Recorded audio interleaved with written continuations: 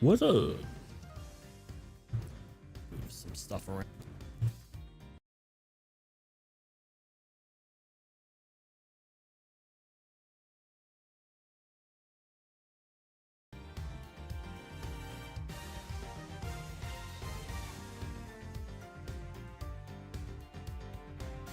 What's up, everybody? How you all doing? Let's start with the second game. I've never played this before, so this is going to be 100% all new. So I have no clue what's going to happen. For once. Well, I guess I couldn't say I really know what happened in the first game because I don't remember most of it, so...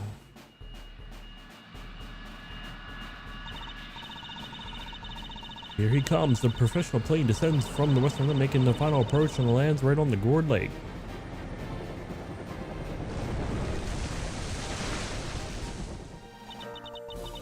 Listen to that crowd. Welcome, Zhang Fa. Welcome, Mr. President. And now, sir, your audience awaits.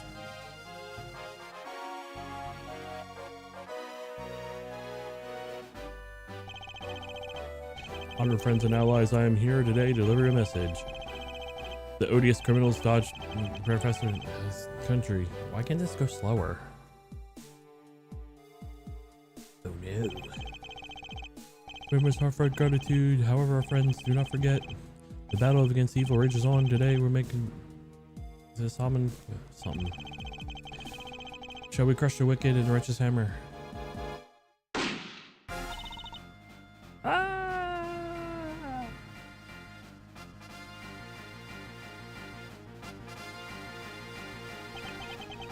Call the prosecutor's office. Get Miles Edgeworth here right away.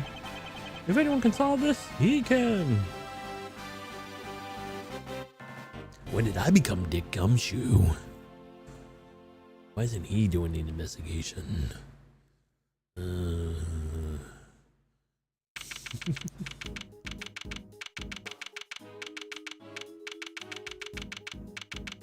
Or back to Gourd Lake, huh? Are you trying to traumatize him? Like, seriously. The news must be halfway around the world already. After all, not every day an attempt is made on the life of the nation's president. My name is Miles Edgeworth, and I work as a prosecutor. I came as soon as I got a call. The moment the phone rang, I knew it was serious. Mr. Edgeworth. Get over here. Come on. What are you doing? Thank goodness you're here, sir. This is Dick Gumshoe. I'm sure we all know who he is. A detective with the local precinct. He's the one usually assigned to my cases. How is the president, detective? We still don't know, Mr. Edgeworth. The medic just boarded a plane a few minutes ago. I see. I hope he's all right. Then I suppose you better show me the scene of the crime instead. Right away, sure. Hey, I said hey. Yeah, you, Ruffles. Okay, I'm not sure. No, it's probably not gay. Who's that? You're the prosecutor in charge here. Case, ain't ya? Can't tell if that's male or female. I want to give you my first impressions. Anything will strike you as odd. No comment. Or no comment. Detective Gumshoe with me.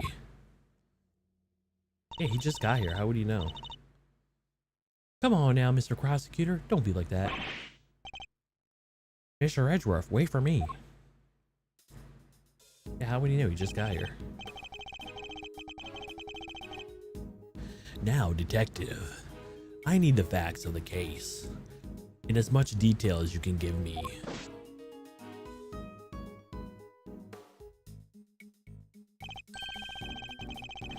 Well, the scene was right here at Gourd Lake, as you already know. He looks like a fighting character than a president. Is this G? If you don't know who that is, Street Fighter 5. He was a DLC character. A bunch of people were gathered to welcome the president of Zhangfa. No, that's not his name. Dijun Wang. Yes, I heard about his visit. It's been all over the news for days now.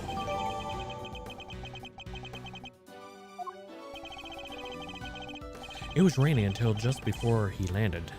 Luckily, it let up, and he went on stage as planned. And then, smack dab in the middle of his speech, bang, a gun goes off, everybody runs in cover, terrified for their lives. Apparently,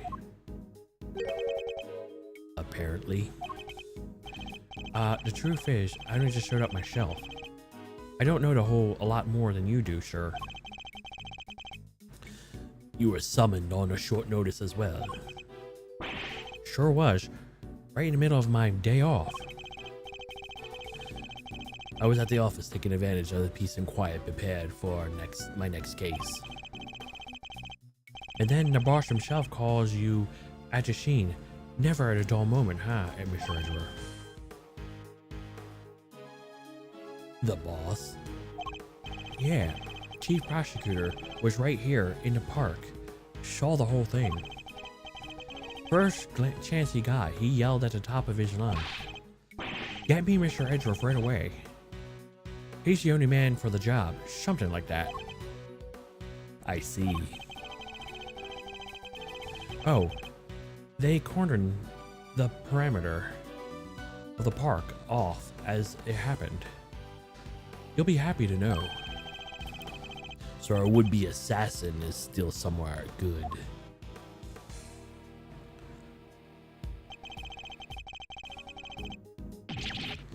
Now you gotta find them in the middle of that crowd before they strike again. You're right. We don't know what else the culprit might be planning. These people are in danger. How did nobody notice who did it? If they're in that crowd.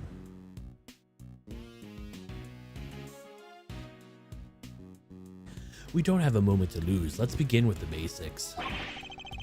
And search every inch of the crime scene for clues, no matter how insignificant they may seem. Precisely. The president was shot at, which means a gun was involved. That's our first clue. Alright, duly noted. Detective Gumshoe. How exactly is the security details surrounding the president's speech organized? Well, sir, our office is mainly focused on securing the perimeter of the park. The president's people took charge of the rest. He has his own team of bodyguards. See, those guys over there. Maybe we should ask him for a few questions. Look exactly the same.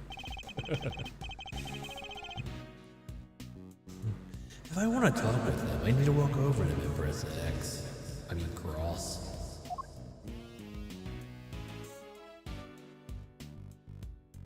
I don't want to talk to them yet, so...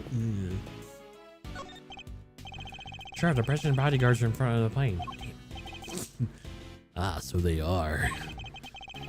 I should walk up to them and press the cross button and talk to them, because they're forcing me to.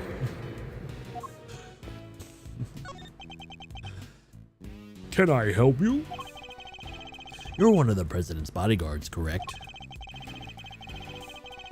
Could you tell me how the security detail was arranged during the speech? Two of our senior operatives were attached to the president. The rest secured the stage.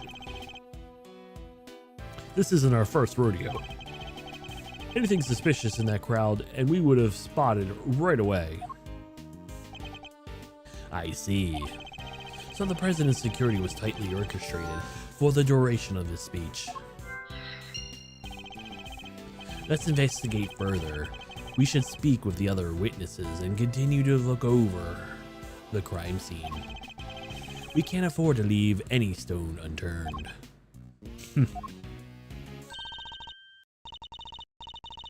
So that's how you all go about it, huh? Sure, something seeing the pros at work. Oh, it's that little kid. Or girl. I don't know if it's a guy or girl yet. Give me a full thing like Edgeworth and Gumshoe. Care to share a little about that? What happens, information once you've got a hold of it? Bystanders. This one seems to be persistent, but I can't afford to get distracted. Hey Ruffles, I asked you a question, dang it. What happens next? Well, if we put the information together and try to find connections, right, sir? Detective. Don't tell him what I know. Ah, don't be so hard, poor guy. Show the connections, you say. And what next? Well, I guess you stay connected to the dots. Connect one piece of information with another. It's Mr. Edgeworth's forte. He's a logic master. I give you information I have with the L1 button, and then connect it with a triangle. I should try it now so they would stop torturalizing me. Just a quick press of the L1 and we'll be off the path of logic. Yeah, they wanted to let me skip.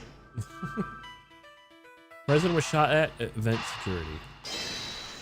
If you fail me, I'm gonna be mad. You're forcing me.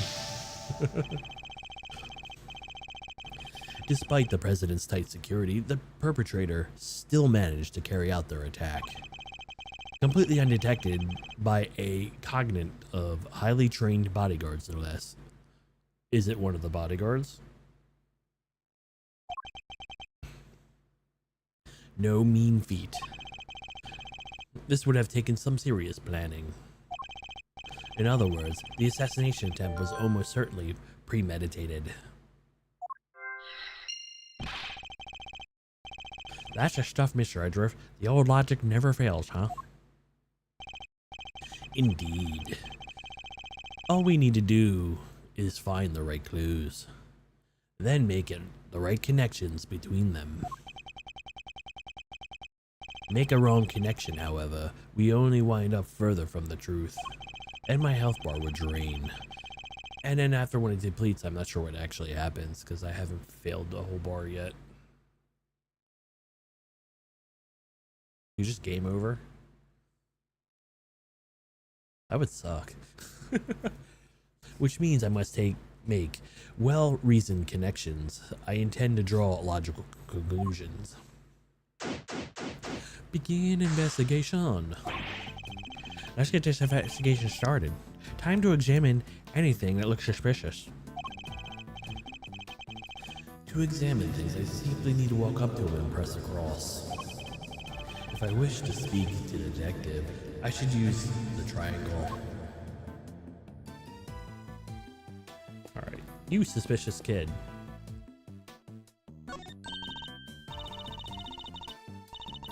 Hey Ruffles, how's the investigation coming along?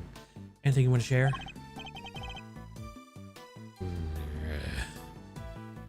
Yeah, here we go again. I am not in the habit of sharing details of the confidential investigations with strangers. Dang, you sure are a tough cookie. But I ain't about to head back to the Chief Lotta's empty-handed. Ooh, Lotta. Works with Lotta, okay. Don't I know that name from somewhere? You sure do, mister. Think back to your case in the first game. No, it must be my imagination. No, you remember Lotta Heart. Or Lotta Hair. No.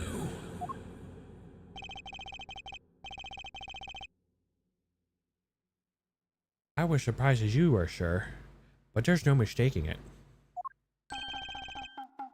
It's the Steel Samurai. The Steel Samurai Warrior Mode in Tokyo. It's a popular TV show. Old, young, it doesn't matter. It's truly something for everyone. Beats me why they have a Steel Samurai balloon at the welcome party for a foreign president. It's a little odd, although, now I think about it, what a better hero to represent our nation. I must scour the scene and inspect everything that catches my attention. Is this Larry's old balloon that he left that here a long time ago? Breaks your heart, don't it? It does. What villainy could have befallen him? Witness said he popped right about when the gun went off. Which would strongly suggest the bullet struck the balloon.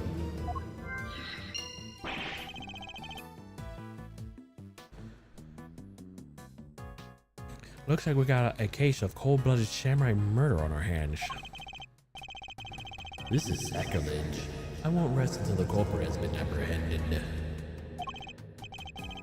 Detective, we cannot let this vile assassin escape. We won't, sir. You can count on it.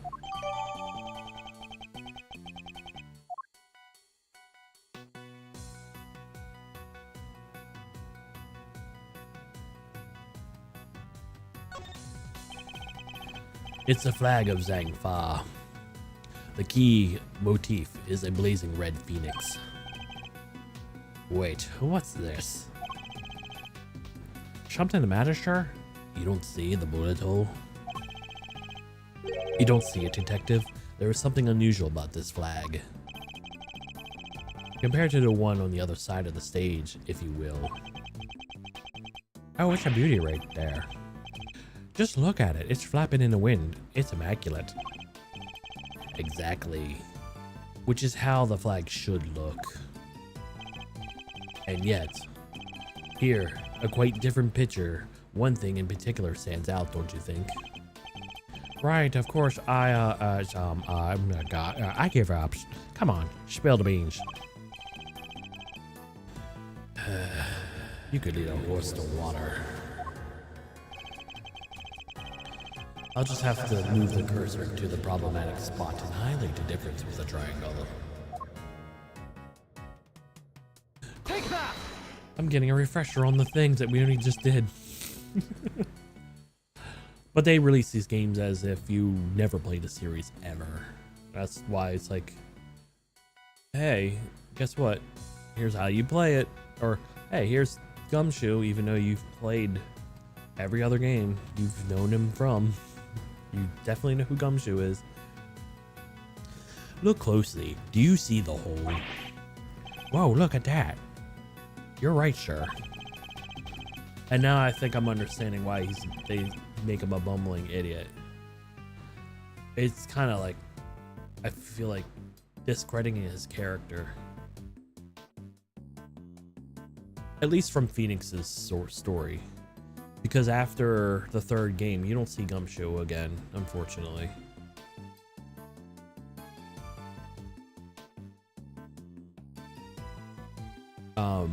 Emma takes over Apollo's games. And they're not technically in the Great Ace, so, okay. You're a descendant of Phoenix's, which is fine.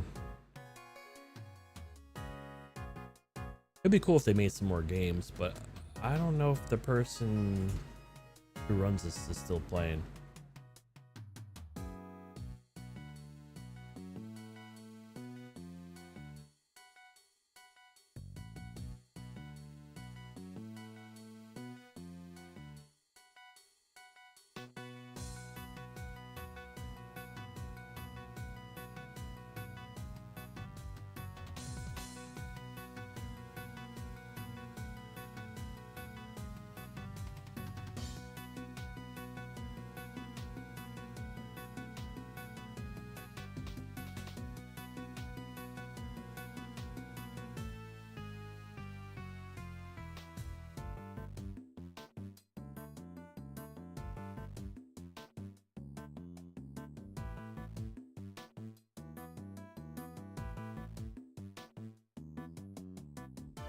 Sorry about that.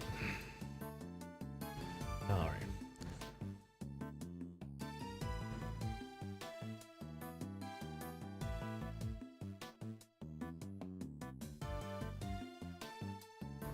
Where was I? I don't remember. Was I talking about? I forget. Whatever. And a note to burn the marks around the edges of that. That's the note the burns around the mark of the edges. That's the bullet hole. There's no mistaking it. A bullet hole? So you're saying a bullet went through this flag? Yes. I think I gathered enough information for the moment. Time to put the pieces together to see what I can figure out.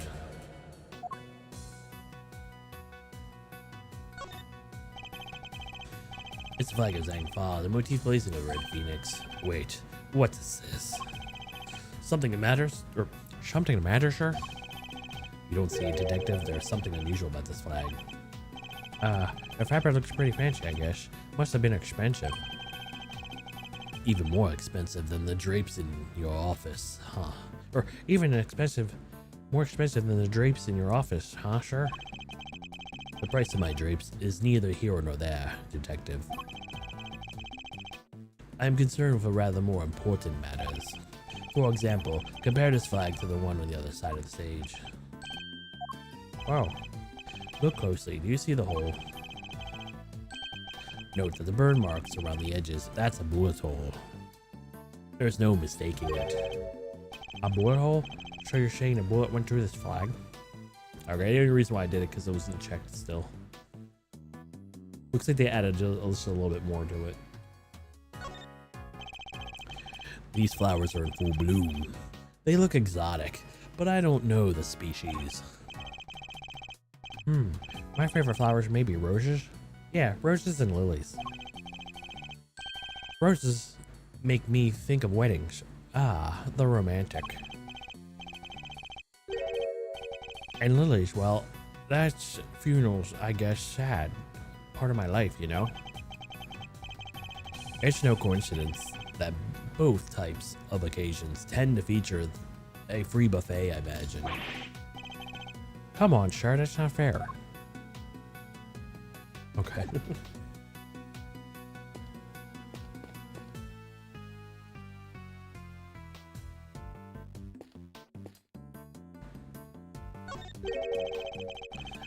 What's the officer here taking pictures of, detective? The wicked will be crushed, or that's for instance not. Oopsie. The wicked will be crushed beneath the righteous hammer of justice. Looks like he's reading those papers here, Mr. Edgeworth. Pro speech tips number 3. Speak slowly and confidently to win your audience around. Hey, this is good stuff. Better get a shot of this one, too. Instead of focusing on that speech, how about you focus your work instead, officer?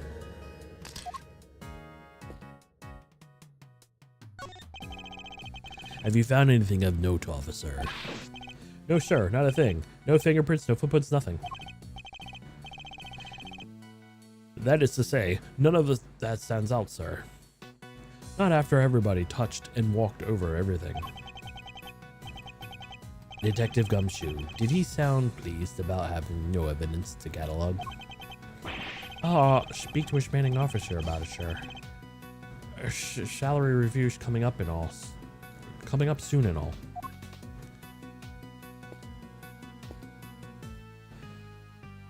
Okay. Why are we worried about pay right now? There is a bright red balloon bobbing on the surface of the lake. Reminds me of sending balloons letters back when I was a kid. You'd write a letter, see? Then you tie it to a balloon and send it off flying. See if somebody writes back. That's quite an ingenious idea. And did anyone write back? No. You kind of need a balloon to actually float first. That's where your plan fell apart.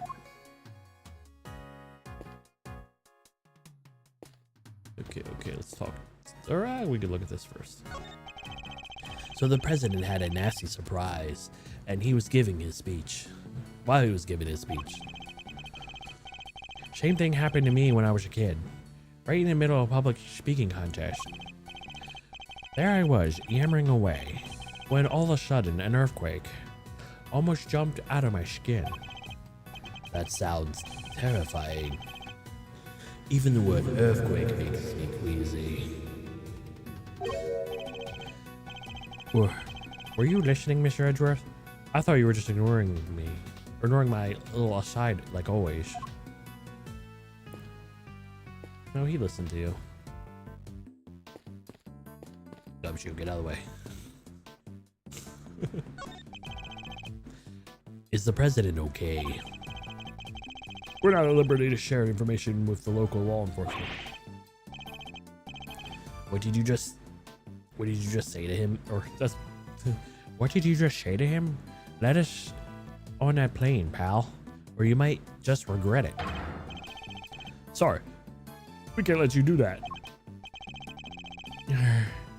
No one expects the badge anymore. I suppose something of an international incident. All the more the reason to kill her as soon as we can possibly can.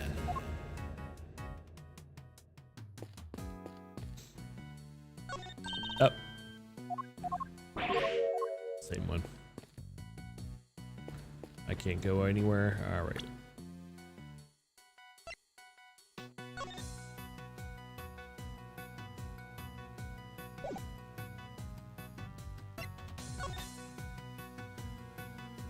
Oh wow, okay. The whole President of Zhangfa attempt made on his life gave the speech at the event held in his honor. Alright.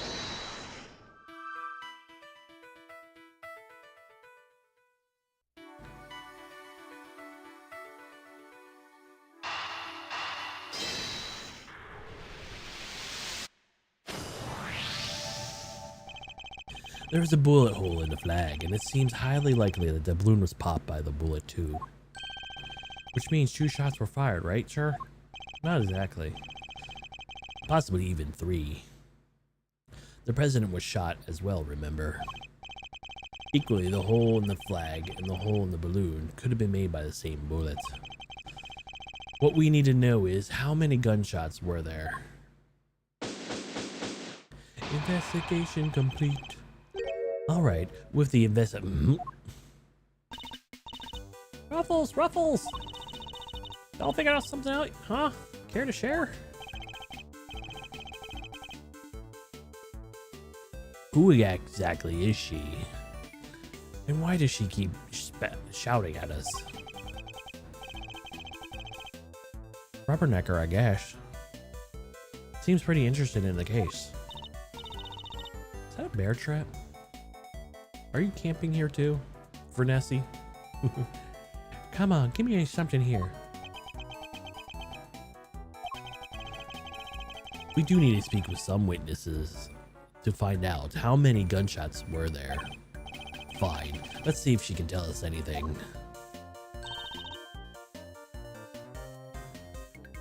There you are. Tabby Lloyd. Tabloid. At your service. I'm looking into the case for, well, just might be me right now, but looking into the case. Mrs. Lloyd, was it? Miss Lloyd, there's... Oh. Well, you can tell me any exclusive details you want to share. How about the perp? Have they made any demands? What about their Ruffles? Ruffles Edgeworth. Where does a fella buy a cravat like that? Hold it! Will you be quiet for a moment? I'll be asking the questions here. Dang, and I thought I could get me something juicy for my piece. I needed to know about the shooting. Can you tell me how many gunshots you heard? Why, I almost certainly cannot. I beg your pardon.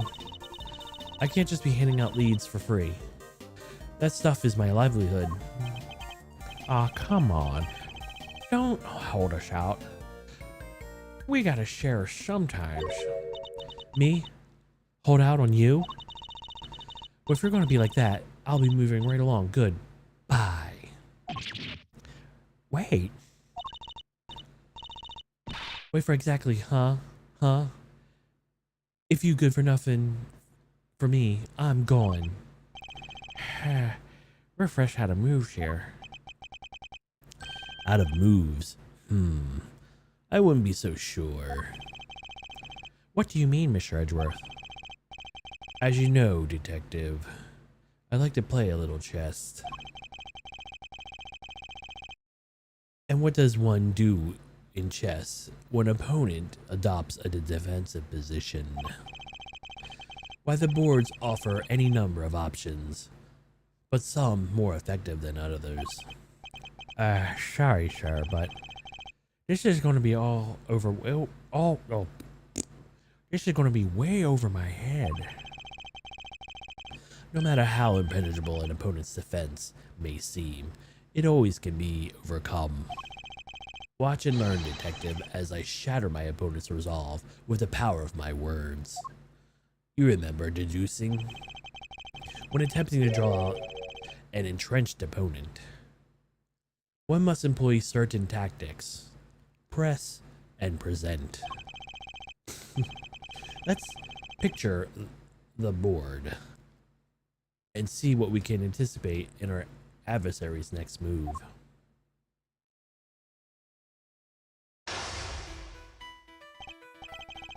Now then, we must analyze the state of play. You ain't getting nothing out of me. Not until you give me something in return. Was there a time limit on this? Hold up. I want to see something real quick.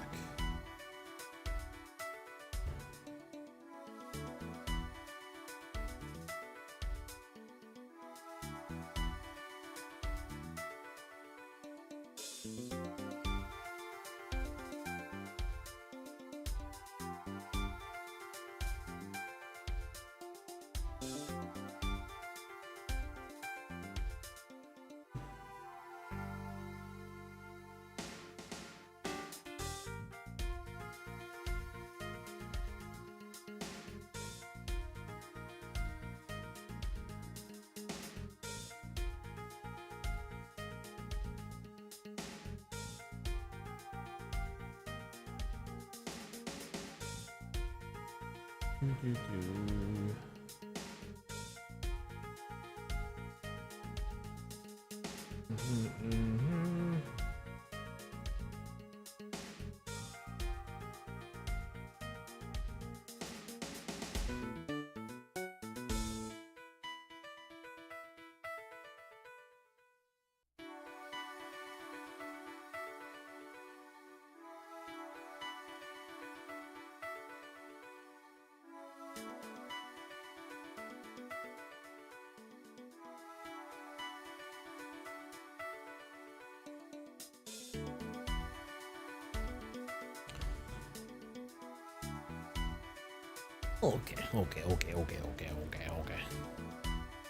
My opponent has dug herself in deep.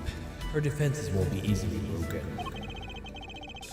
I can't afford to try her patience by taking too long to plot my next move.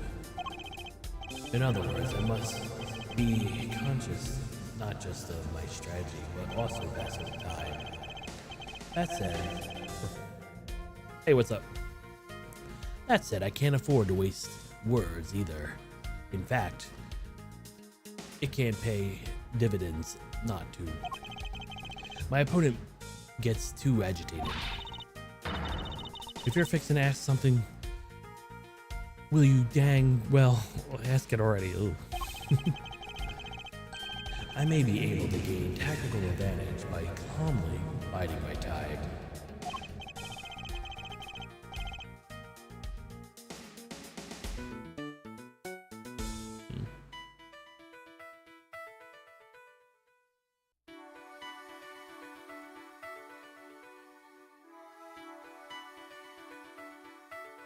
Do I remember you?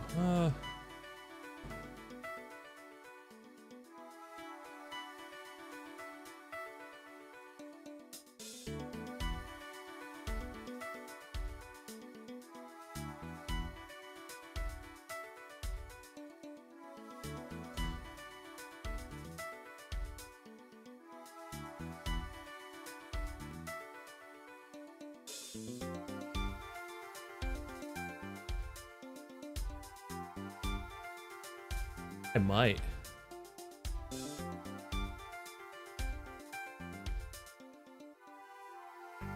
But welcome back. We're here playing the Edgeworth games. We'll go back to Phoenix right after this.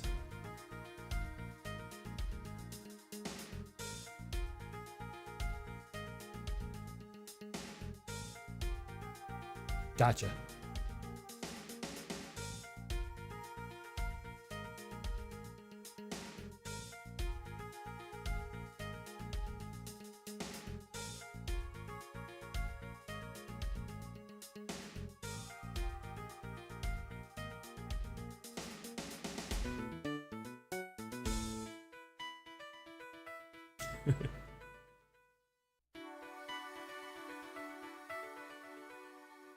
Yeah, we're only on the third game for Phoenix, but since this just came out, I decided, you know what, we might as well just play these, because I haven't played this game at all. And then go back to 3, beat 3, go through Apollos, and then after Apollos, I guess do Great Ace. And then hopefully they re-release Phoenix and Layton. Hopefully, I don't know. Hopefully. I don't know if they will or not. It would be nice if they did.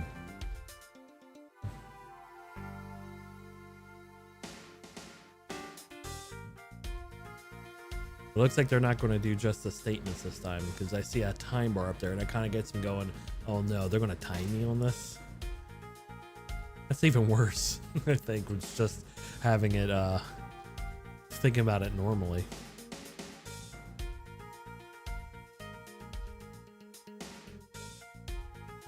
Then when I see a crack in my opponent's armor, I pounce. I should begin finding what it is she does. Alright, time to make my opening gambit. You know what she does, she works for, Lotta. What is it that you do? Oh wow, it's draining. Why don't we begin by telling what it is that you do? Sure. Or I could totally not do that. That's kind of mean, don't you think? Think I don't know when to keep my mouth shut. That's my job. Is it now? So you do something you won't or can't tell anybody about. No, shut up. I ain't no lawbreaker, if that's what you're insinuating.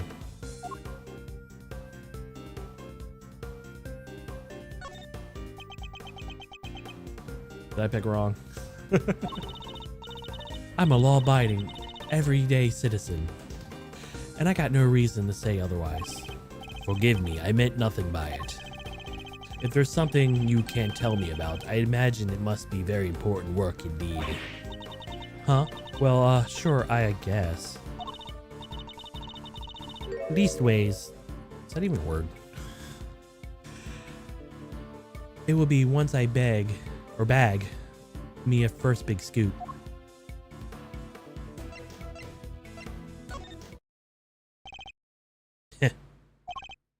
I see. It's a scoop you're after. So you're a journalist, is that correct? Dang. You sure? I'm a friendly neighborhood reporter. It was obvious, dude. The hungriest cub on the beat. You work for Lotta. He knows who Lotta is, kinda. Even though he says he doesn't. Even though he says he doesn't.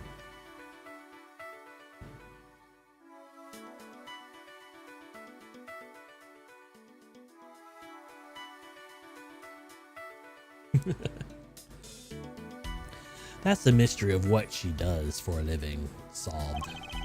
Perhaps our hungry young cub has gathered information vital to the case. Let's make that our next line of inquiry. Oh, I got time back. That's cool. With opening moves concluded in the mid-game approaches, what else does she have to tell us? Where were you at the scene of crime? Let's do that one. At the time of the incident, were you present at the scene of the crime? Come on now, Ruffles. I ain't got to give little Tabby something first. Absolutely not. Then I ain't giving you nothing either. You think I'm a sucker? Think again. Hand it over, you're under arrest. Come on, this is my career talking about here. You gotta give me something. Sadly, the more you know, the more you might find yourself in danger. I ain't scared. I'm a pro. Takes more than the sound of a little gunfire to faze me.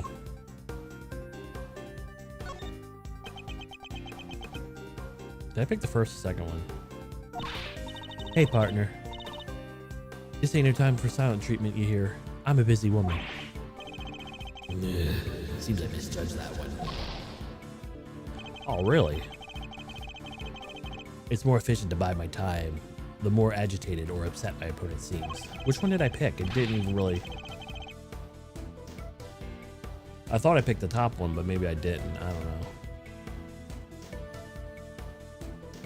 And when they're vulnerable, that's the time to go on the verbal offensive. All right, let's try this again. Crime scene. Skip. Hand it over, you're under arrest. Don't you see? There's nowhere left to hide. Oh, did nothing. I'm rightly sure what you're getting at here, Ruffles. Curses. I should have picked my words more wisely. Okay, that didn't work either. Okay. Is more effective to bide my time, the more agitated or upset my opponent seems. It doesn't matter. Those were both wrong. No matter what I did, they were both wrong. And they're vulnerable, that's the time to go on the verbal offensive. You're a reporter, which means that you must have been making the record of some kind. You got more questions. You gotta give more something first. That's the deal. I am not in the habit of making deals. Now tell me what I need to know. Sorry, Ruffles. Can't help you.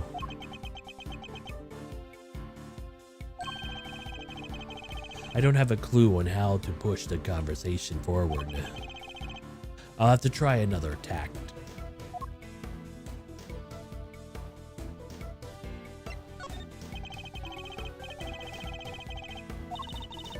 Am I supposed to present something? Can I even do that in this?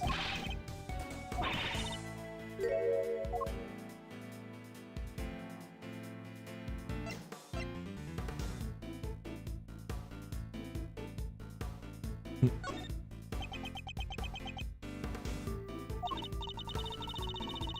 is like you were talking about here. Sadly, the more you know, the more you might find out yourself in danger. Ain't scared, I'm a pro. Gunfire, right? But I'd have to buy my time again.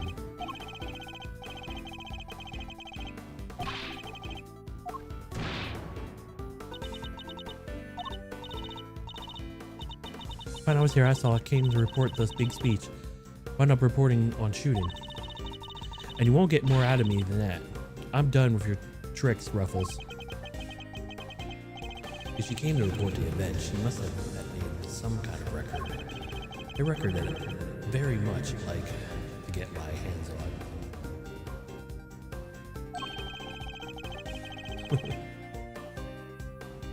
This is quite the clue as to where to take the conversation next.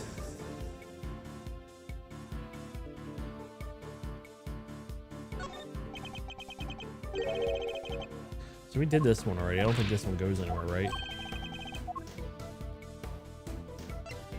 Okay. No self-respecting reporter would leave the house without the means of putting things on the record. So tell me, Miss Lloyd, where is yours? Of course I made a record. I told you, I'm a pro. Dang near wrote my shoes out running around this one. Which is why I'm not about to hand it over to the first person who asks me. I'm not just anyone, young lady. I'm the prosecutor in charge of this case. Don't you young lady me. You ain't getting it. No matter how many times you ask. No offense, Ruffles, but you're done. Lost me a little ways back.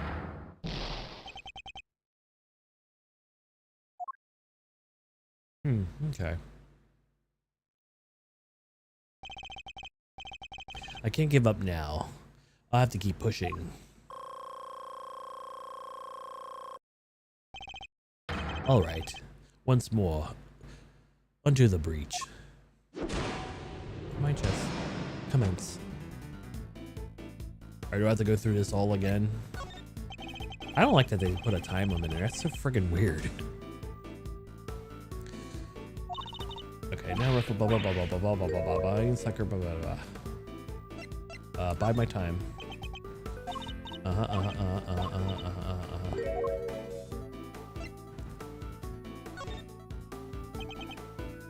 You may be a pro, but you may hear a gunfire. Blah blah blah blah blah.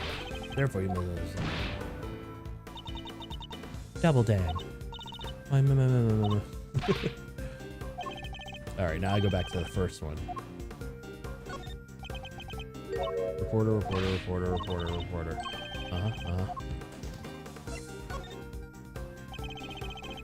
No. How many times do I have to hit that? Of course, I made a record. No.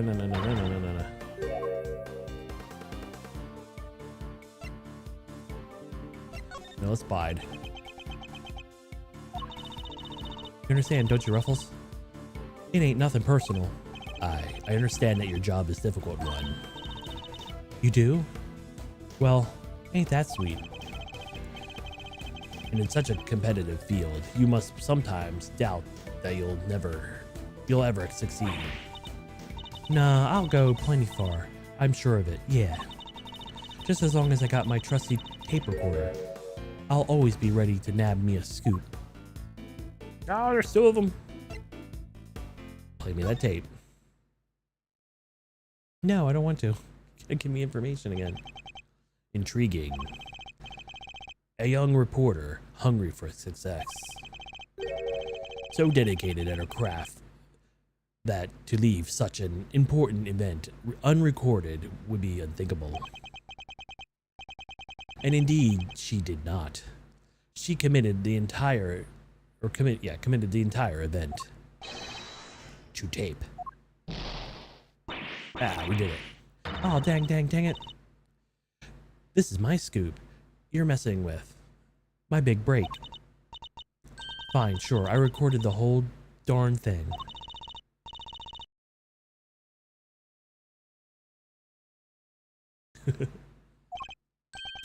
Checkmate. This is so weird. Why not just do the normal give a statement and I just blow it into the smithereens? But no, this new time mechanic's so weird. No wonder this game didn't come out back then. They're probably like, what the heck do we do with this? You're something else, Ruffles. I was trying to be all strong and silent, but you had me singing like a canary. Never mind that. Now play us the tape. This should finally tell us how many shots were fired. Fine, you can hear it, but I got conditions. You played me like a fiddle, Ruffles. Only the chief ever played me so good. The chief? You're...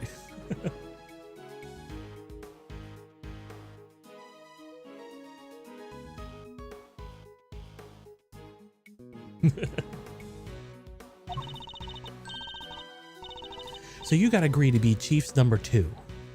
Then be a mentor to the rising star, also known as me. Chief number 2, huh? Kinda like a second parent. That's a big responsibility, sir. And one more thing. I want exclusive reporting rights. The first 24 hours. Play the fifth. Come on, you gotta say yes. What kind of mentor would give me, a star pupil, the exclusive, huh? She's a difficult woman to refuse. And I'll need to hear that recording. 24 hours is more than I could promise. But the story's yours until the case is solved. And the job of Chief number 2? I think not. Ah, you're no fun. But I guess a girl can't have everything, and I'm not Kay. All for the sake of the scoop, huh? Alright, you got yourself a deal. I got exclusive access starting right this second, Ruffles. Good. Then our first order of business is to listen to that tape. Hold on, let's do this.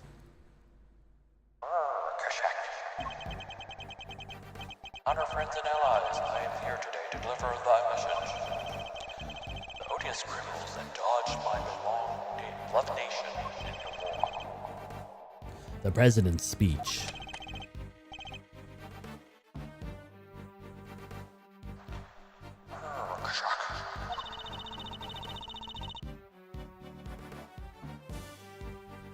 Wait, who's talking now? The president passionately assembled the crowd, as trying to shake off the reports of declining popularity by sheer force of will. There, that's me. Okay. Can't beat a little live commentary to set the scene. The meeting is scheduled just after the speech, correct? He seems pretty pleased to be able to put up a whole Yadagrasu situation behind him. As well, he should be. This is a great day for all of us. Those voices are. Oh, these two old guys standing right in front of me. They're whispering away to each other the whole darn time. I know their voice. I knew their voices from somewhere. Wait, the part where the gun goes off right after this. Kashak. Is that the gunshot? Kashak.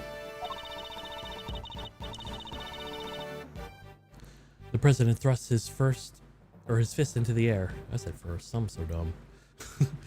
Fist into the air as the excitement reaches fever pitch. The battle against evil wages on. Here today, I make you the solemn promise. We shall crush the wicked and the righteous hammer of justice. 2. Ooh, what the? Ah! Hiss.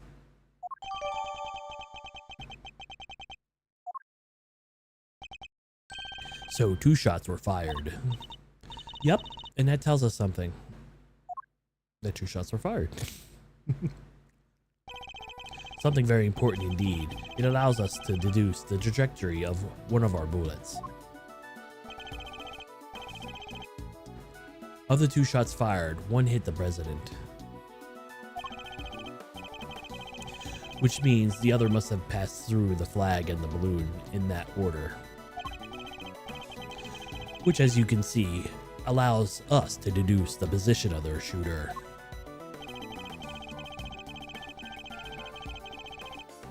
The only possible place from which the bullet could have fired through the flag and the bullet is...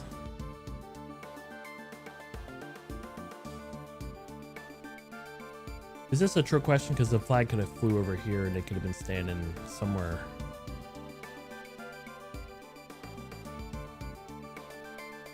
Because you could also say it came through that way.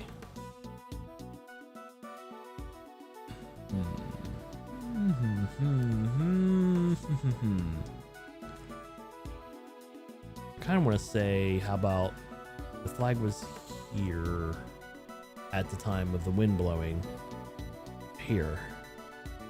Probably not, but if I get dinged, oh well. Here, yes, there's no doubt about it. This is where our shooter was standing. Are you sure about that, Ruffles? Yeah, I got it wrong. Watch your mouth, kid. Mr. Edgeworth's power of deduction never fail. He takes evidence and puts it together. He uses the logic and bam! Out comes the truth every time.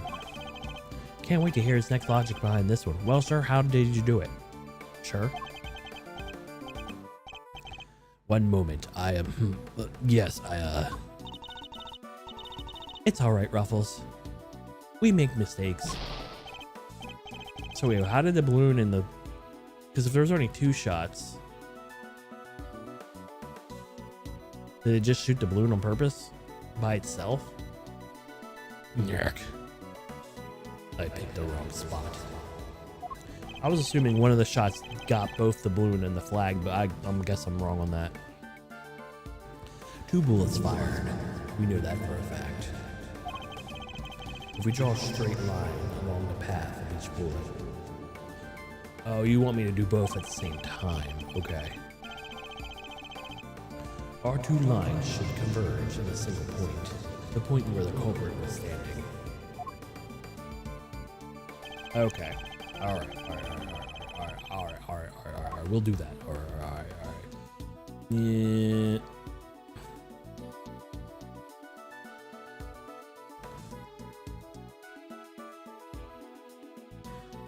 Where did he get shot at exactly?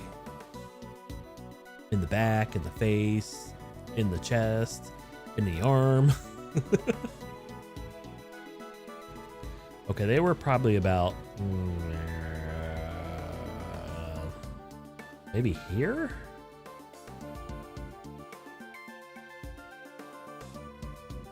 So I don't know exactly where he was shot at. So they haven't told us anything about the president yet. Take that! We'll do it here.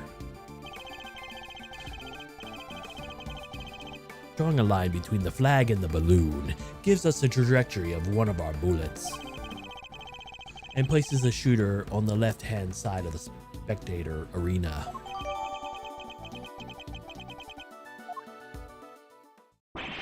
Okay, I was thinking too advanced in what the flag was doing. That's why I got the first one wrong. I assume it was blowing like crazy. I guess it wasn't. But then why did they shoot the balloon and the flag? You're a genius, Mr. Edgeworth. Detective Gumshoe, I'll need you to examine the left side of the spectators area. Roger that, sir. So, you need me to clear those people out of the way, I guess. I do, and the evidence remains to be found may be deteriorating. So I need you to be quick about it. Yes, sure. Chief, hey, I'm talking to you, Chief. I'm not Ruffles anymore. I suppose you mean me, Miss Lloyd. I surely do. You gotta help me out. This stuff is my forte. I'm the best crowd herder you ever did see. I'll prod, pommel, and push them wherever you'd like. A very kind offer, but I think less of a hands-on approach might be preferable. Also, about this chief business, I'm nobody's chief. Whatever you say. Cha. I hope I did that one right. Mr. Edgeworth, sir. Your wish is my command. I somehow doubt that.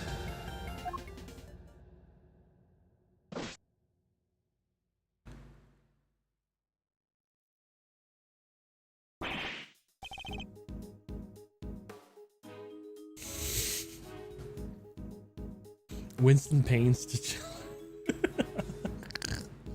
What are you doing here? Are you shooting people, Winston Bane? Here you go, sure. It's ready for you. Miss Lloyd, here, clear everybody out. Just like that. You should have seen it. Oh, you ain't seen nothing. The chief, my other chief. That is, she sends them running twice as quick. Sounds like a quite portable character. Perhaps I should go easier on the poor girl.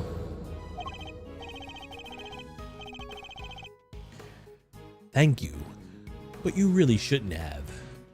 All that running around. Your clothes are covered in mud. Allow me to pay for the cleaning. It's the least I can do. Huh? You mean my jacket? Oh, don't you be worrying that pretty little head about that. She also refused. Huh, interesting. It's reversible. You gotta switch it, or you have to do a switch around and alakazam. No more dirt. On the outside, perhaps, but you still have something problem with the inside. Yeah, you'll get dirt all over yourself. We're ready to get back to the investigation whenever you are, sure. The crowd has trampled the entire area. We'll be lucky to find any traces of our shooter at all.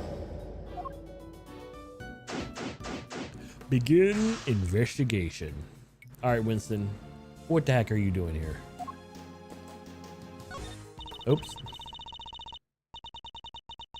You even got to pick up through the trash yourself. A prosecutor's life isn't easy, huh? Detective Gumshoe, you do it. Right away, sure.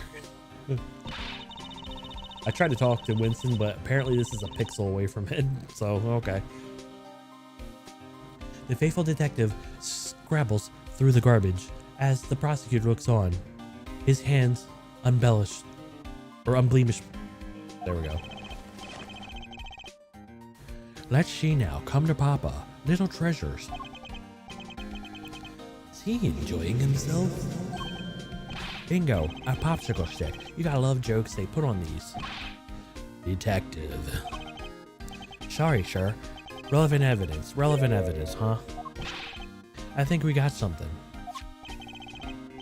Good work, detective. Let's take a closer look, shall we? Pipe. By examining a piece of evidence from all angles, we can uncover hidden details. We sure can. Just tell me which way you want it, sure. We can rotate an item with our right stick. If you want, I can move a coaster further away too. I can use the L1 to examine the object up close, and R1 to move out for a bigger picture. And then when you spot something, say the word. Eureka! I can pinpoint the suspicious areas with cursor, and with the cross button to inspect it more closely. Alright, let's see what we can discover. Okay, nothing on bound. Alright, let's try to open it up. There's your gun. This is a document of some kind. Alright, let's cover for Lakeside now. Eyes on the area. Rook position in the light of the knight's injury. Knight to immediately escort the president to the plane in the case of emergency. Stay frosty. We know who might be in the audience. Who's in the audience?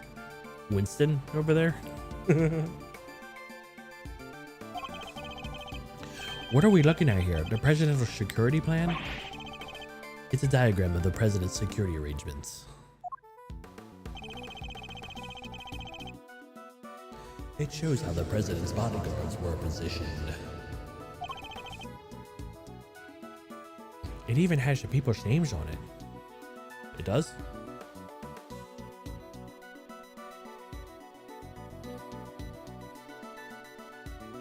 I get a lead rook and second knight.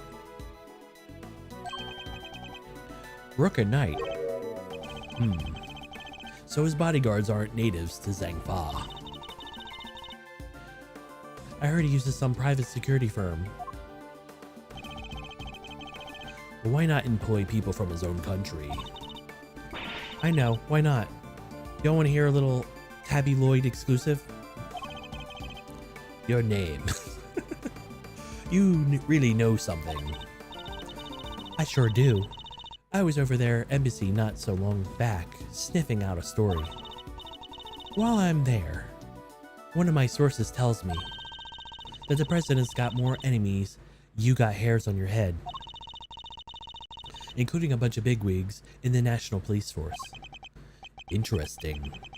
So he's unable to trust his own domestic law enforcement. I wonder if one of these enemies could have been behind his attempt on his life. Most likely.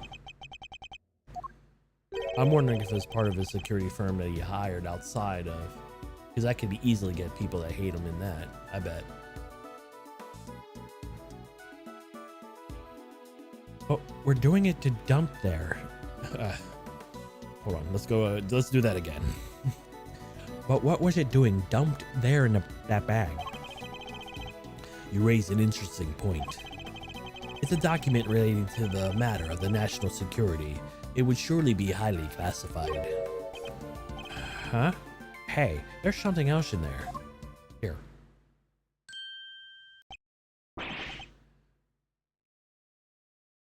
What? My. What's a gun doing in there? Sure, this bag. It's gotta belong to the... Yes. It could as well have been disposed by our would-be assassin. A revolver. It would be taking a lot of nerve to dump it here amid all the chaos. Yeah, how did the people next to this person not be like, my ears?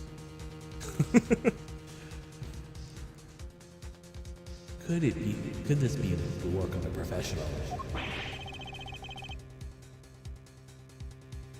That would explain the security plan too. I think we need to take, I think we need to take a very close look at our latest find.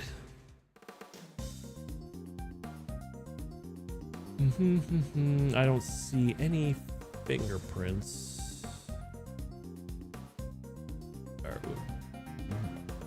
I guess we'll take the shots fired. 2 shots, okay. 2 spent bullets in the cylinder, matching the 2 gunshots heard in the recording. That proves it. This must be the weapon that was used.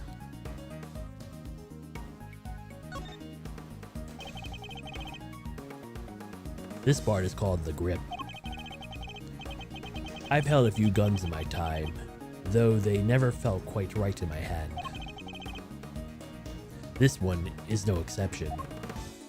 Wait, you guys are just holding it willy-nilly?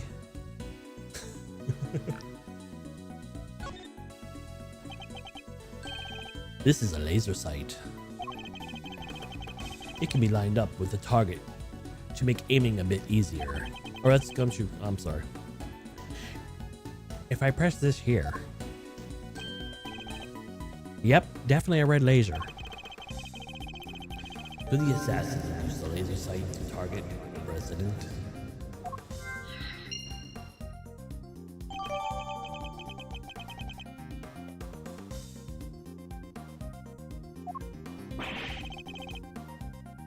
That bag was a real find, huh?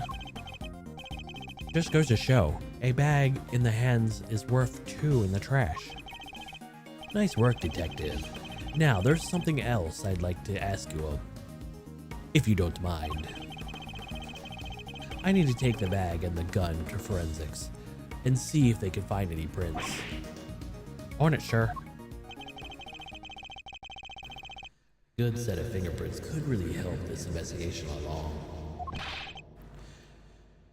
Got the results in 2 seconds, sir. That was quick. You bet it was. I told the techs that it's ultra super high priority. But they came up empty. And they checked everywhere. Inside and out, top and bottom, sure. They even took the bullets out of the gun and dusted them. I should have known it would be that easy.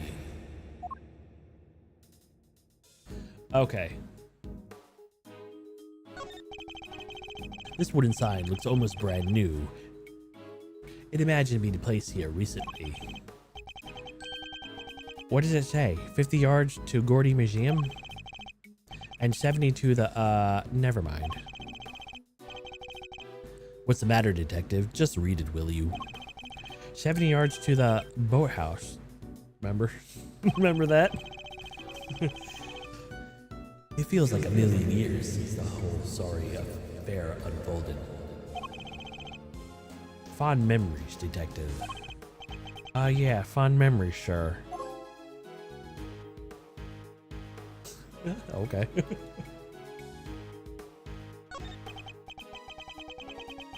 Oh, what voice? It was kind of like a snaky voice I gave Winston. Oh man, it's been a while.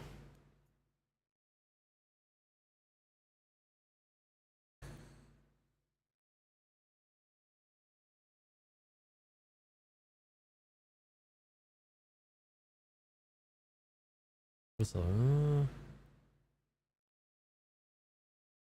Well, this is quite the situation. Not exactly, but we'll go with it. What do you say, Mr. Edgeworth?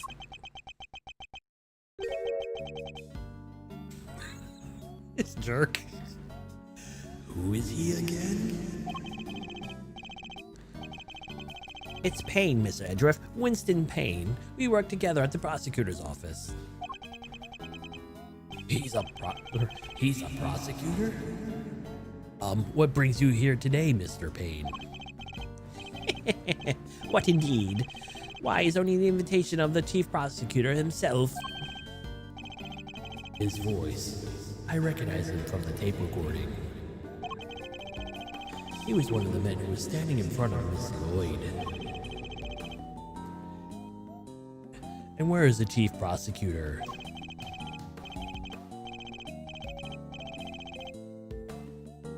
Wait a minute. Aren't you the chief prosecutor right now? When does this game take place? After the third game, right?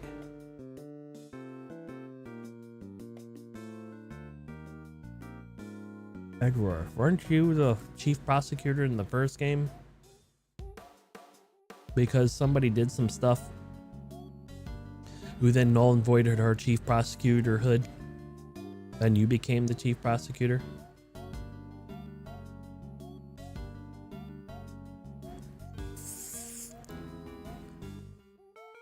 Anyway, he had to leave, I'm afraid.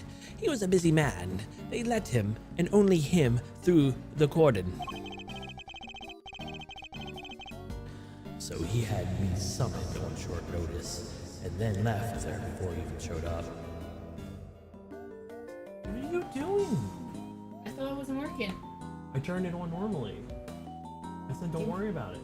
I went to Target, took care of that order while... It's not working. Hold on. Are you trying to add it on? Through the computer. You doing it this way? No. You're not doing it right. Yes, I was. You're supposed to do it through here. Look. You're supposed to do it through here. That's not gonna work. I think it's not gonna work. On the outside. It's not gonna work.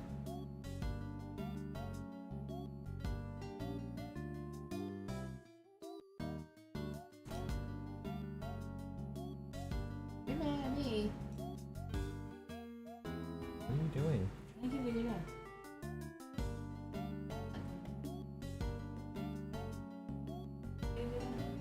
Huh? You get it go down so you can hit the button.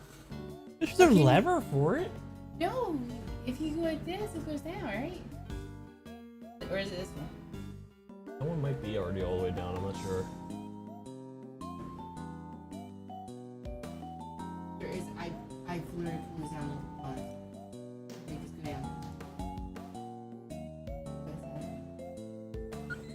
No, please calm down. Alright, hold on.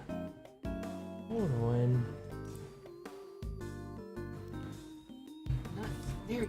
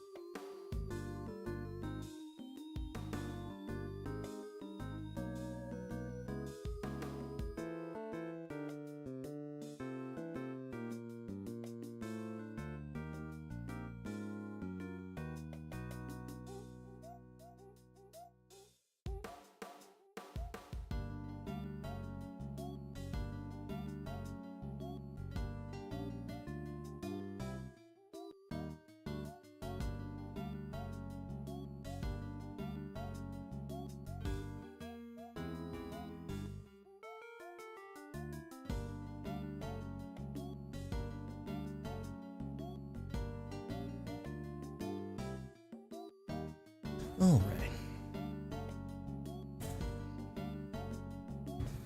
So he had me summoned on a short notice, and then left before I even showed up. Rude.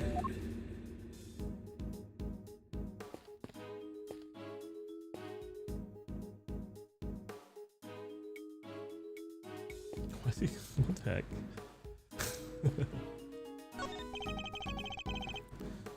You're with one of those news channels. Yep. Can I help you?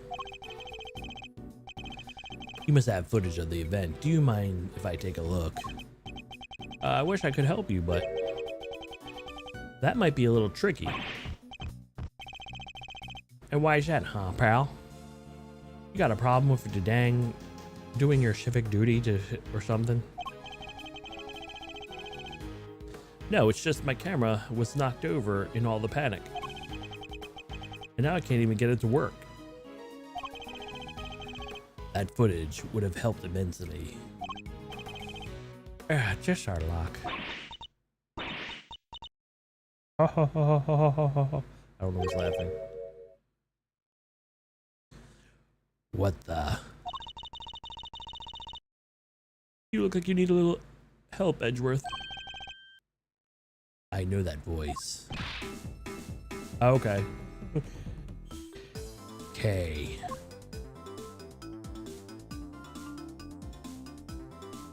Why didn't you? Honestly, I leave you alone for 2 seconds, but don't worry. Your hero is here to save the day. That's right. The one and only Kay Faraday. Hero? Only you would give yourself a little title like that.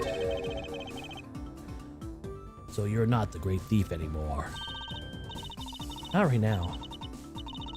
But it's not like I quit. I'm just on a sabbatical.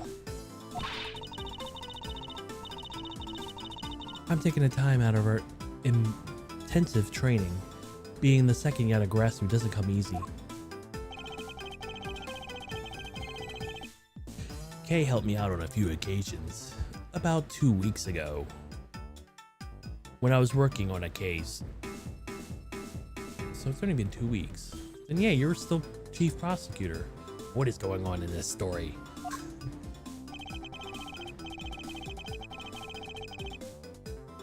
The case of the Yatagarasu, a mysterious thief who seemed to appear and to disappear at will. And who claimed only to steal the truth. She calls herself the second Yatagarasu, the successor of so-called Great Thief. There's not a lock I can't open or trap I can't escape. And when it comes to stealing, well, I'm still in training, but I'll get there soon enough. What are you doing here, Kay? What do you think I'm doing? I've been enjoying the festivities, of course. I suppose you didn't mention being fond of such things. And afterwards, I was thinking of dropping by your office to see you guys, but I don't have to. Good to see you, kiddo. You're as bright as breezy as ever. Hey, Gummy, how you been? You're looking pretty full of beans yourself. So, Kay, are you really here to save the day? Yep. Prepare your jaw for the hit the floor. Your best pal in the world, here and only went and took pictures of the whole shebang. You did now. Then you better show them to me. Wow, your jaw didn't even drop an inch. What's a girl gotta do to impress you, huh? I know, right? Mr. Prosecutor here is about as much fun as a dang toothache. Won't even let me call him Chief. Aw, but I'm forgetting my manners. Tabby Lloyd, ace reporter, at your service. Nice to meet you, Tabby. You're right, he's no fun at all. This one time You two can chat later. Kay, can I see those pictures? Ooh, fine, here.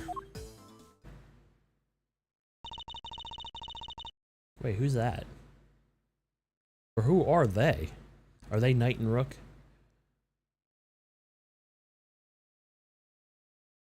Is that a neck brace? What is that?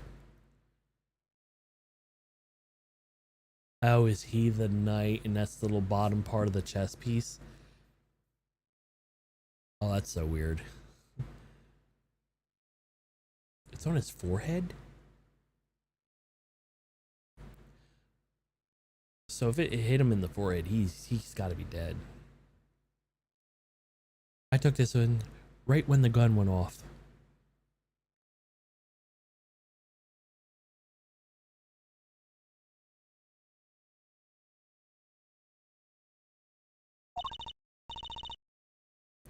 It was total chaos, people running everywhere.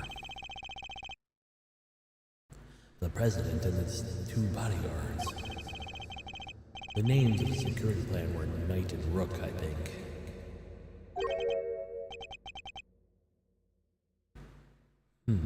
What's that? Thank you indeed, Kay. I think you've provided us with a vital clue. Hoo-wee! Your eyes just lit up with a pair of dang old Christmas trees.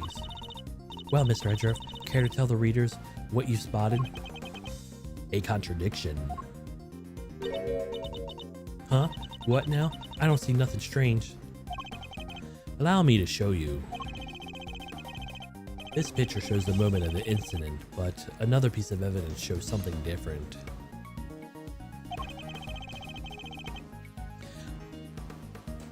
I need to highlight the point of the contradiction, and there to employ my powers of deduction. First, define the contradiction of the photograph. They look like they're already at the ready, so this has to be the second gunshot, even though they said it was the first. So they shot the flag in the balloon first, okay. Because he looks like he's at the ready. Even though there's nothing, okay. You look like you're at the ready too. You're looking this way, so you know the shot came from that direction, possibly. Yes, this is it. Simply press the triangle to make my deduction.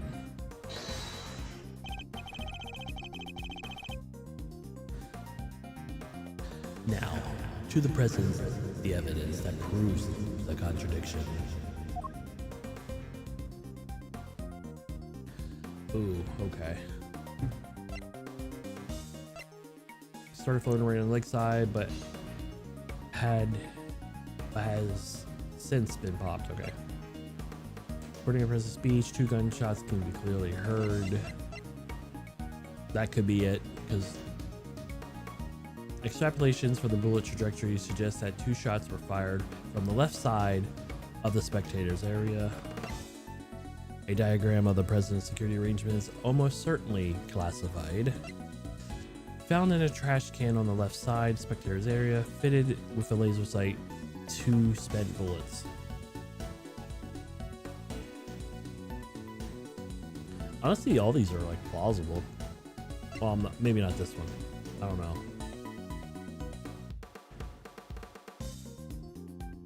Maybe it is this one because they're not okay. Eureka! Nope, I got it wrong. If you say so, sir. I can't see anything myself. You don't see it? Something so obvious that the contradiction in itself. Mr. Edgeworth, you know you made it a mistake.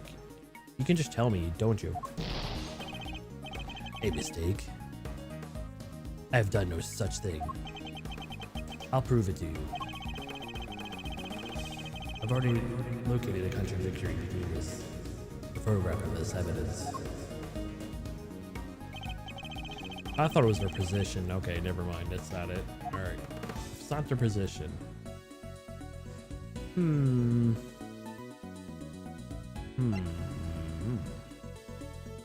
It's not their position.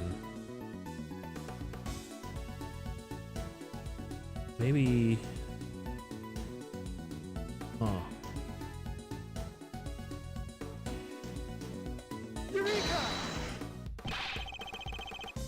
Really, not the trajectory either. Alright. Yeah, I'm probably gonna kill myself with this one. Because I have no clue. Because all these seem plausible. 2 is the thing. The gun isn't either? It's the second shot. That's all I can tell you.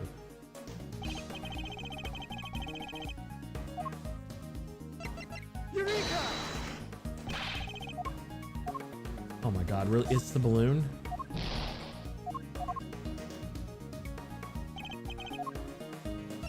Eureka! It's not the balloon. What is going on?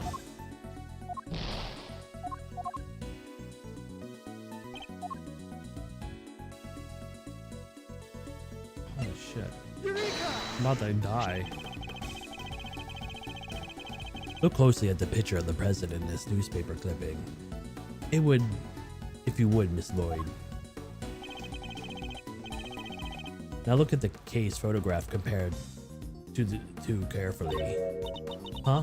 What am I looking for here? Yeah, I don't know either. He is like, oh, well, I'll be.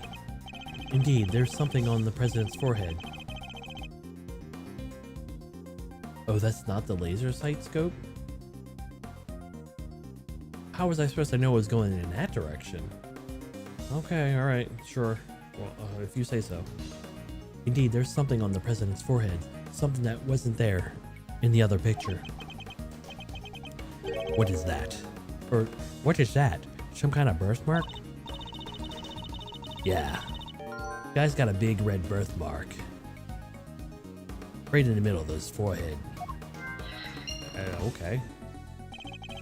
I highly doubt the birthmark has just sprang up there since the other picture was taken. Did he get bitten by a bug then, maybe? Yeah, that's it. That right there, a big old bug bite. And they're thought to be something more important. Look on your face. You should know that the road is the truth. It is paved with such seemingly trivial details. Oh, again with that face. Alright. Duly noted.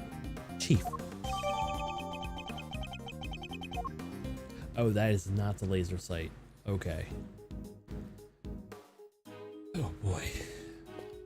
Got me looking like a fool up here. Hey, Mr. Edgeworth. Why are you one of the selections? Alright, sure. Did you like my big entrance? I bet I'm really your hero now, huh? Well, your evidence helped things along, certainly. Hey, I'm the second year out of grad school, remember? All in a day's work. Kinda wish I could have showed you how far I've really come with the whole Great Thief thing, though. Your training you mentioned, about that. Don't worry, I haven't stolen anything yet, I promise. So the whole Great Thief thing is just on hold. For now, anyway. That's a relief, I suppose. Yeah, I wanted to get out there and start stealing back the truth like my dad. But I got ways to go with my training, and I need to find some partners in crime. I hope she means that figuratively. I can't be the only girl who would be looking to pull off the most daring heist ever attempted. True, but not many people are looking to pull off a career in larceny either, I wager. Yep, no doubt about it. If you compare the pic that I took with the newspaper clipping, the red birthmark stands out like a sore thumb. That's a contradiction, alright. Indeed. Though I very much doubt that due to a birthmark suddenly appearing. Oh, that reminds me. I might have to steal a line of yours. The road to the truth is paved with seemingly trivial thefts. Funny, I don't remember being that exact sequence of words I used. Why just rob a house when you can rearrange the furniture too? You may call it rearranging, but I call it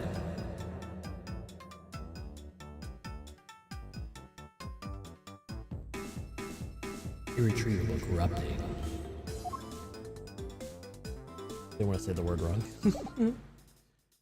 You dum-dum. I know. television truck. It appears to be stuck in the mud. Reminds me of the time I pushed your car out of the ditch, sir. Then you just drove away and left me there. Gotta admit, it felt kind of lonely. Did I do that? I think I might have. You came back though, Miss Edgeworth. You only left me there in the mud for maybe about 15 minutes. You know, you never forget about me, sure. Of course I wouldn't. Barring those 15 minutes anyway. Edgeworth, why'd you leave him? My dude. About the incident.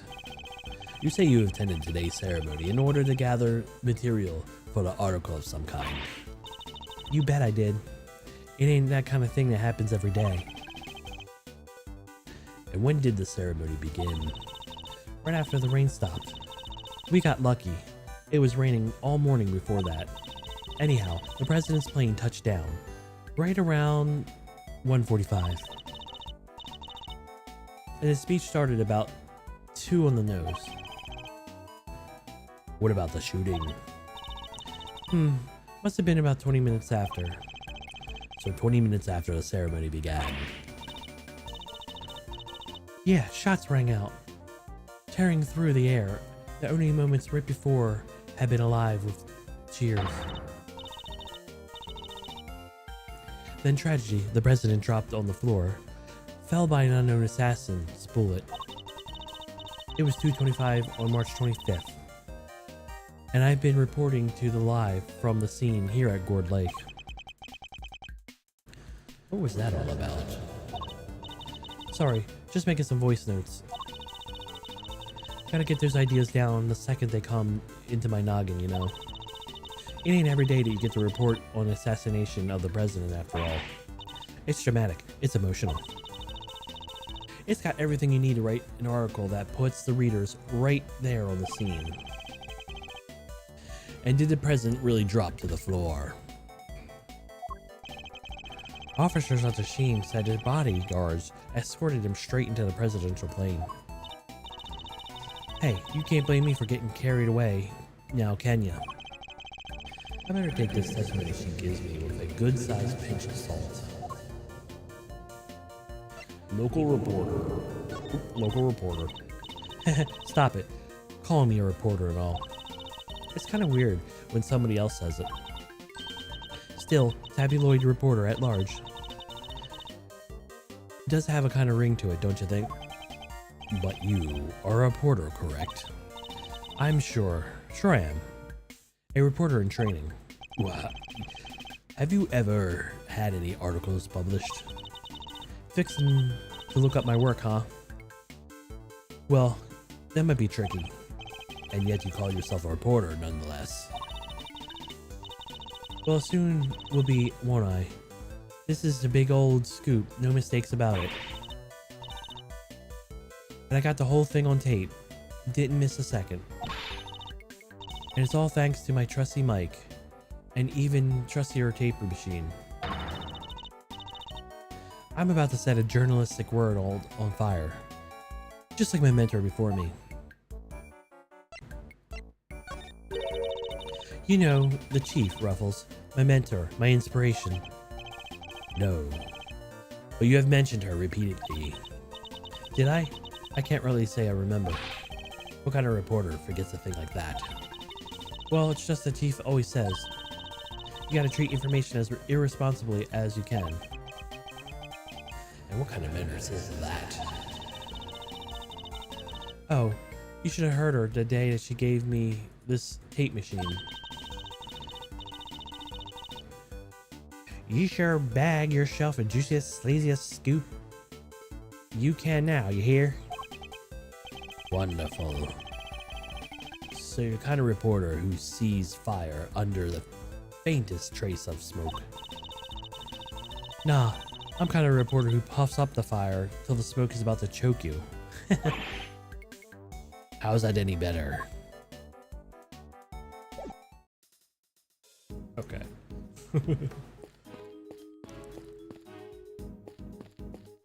Nothing.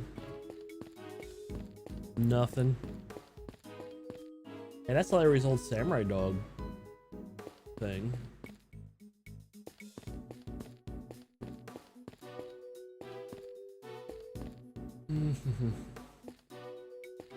Guess I could also talk to Gumshoe as well. Yeah, sure. All those flashing lights and clicking cameras. Why do they need pictures of the crowd anyhow? Stupid noisy news hounds. Well, I'd rather be newsworthy event detective. Don't let them get to you. While you're taking your picture, sir, and mine, I never signed away my image rights, and neither did you. Wait there, I'll be right back. He ran off before I could stop him. Now he's looking at whoever photographed him, and annoying everybody in the process. Will he ever stop finding new ways to surprise me?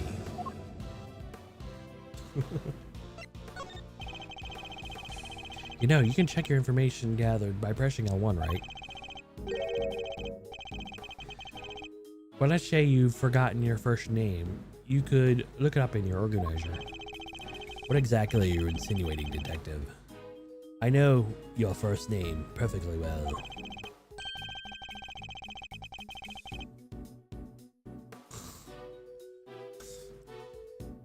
If you say so, just remember the evidence you gathered in your organizer, okay? Including stuff like people's names and backgrounds, even mine. I suppose I should take a look over L1. Evidence is no good sitting in your pocket, sure. You gotta use it. Representing to people who see what they have to say. Yes, I'm aware of that, detective. Sure. You gotta look over it too. In the devil in the details, as I say. Prod it, poke it, look it up, look it down. Heck, even lick if it helps. Do whatever it takes. Smash it to pieces. And put it all under a microscope, if you have to.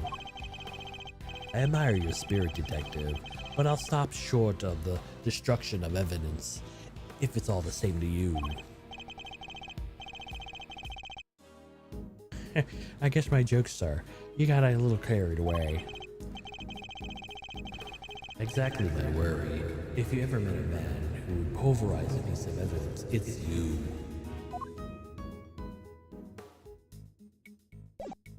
Alright, let's present something to Kay.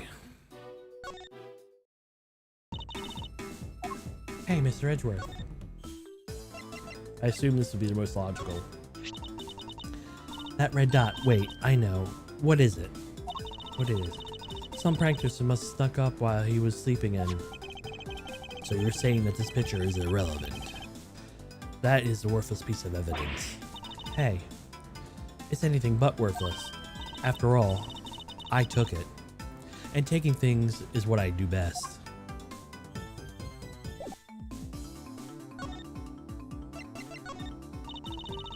Hey, I'm a great thief. I'm totally sympathize. If you feel like you gotta grab something, then you should just go ahead and grab it, even if it's worthless. She doesn't think to see much of my little treasure. So that's probably her, it has nothing to do with me, so it don't matter. Yeah, sure. How'd I get you? You're behind me.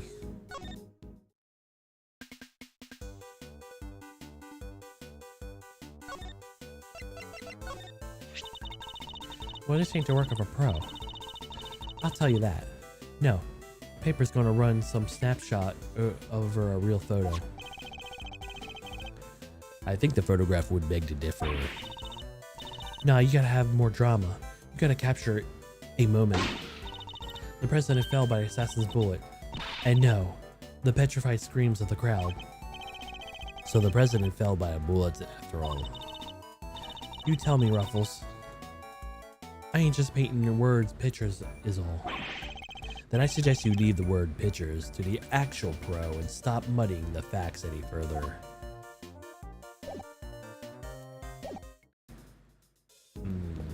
Okay, did you get a new thing of lines?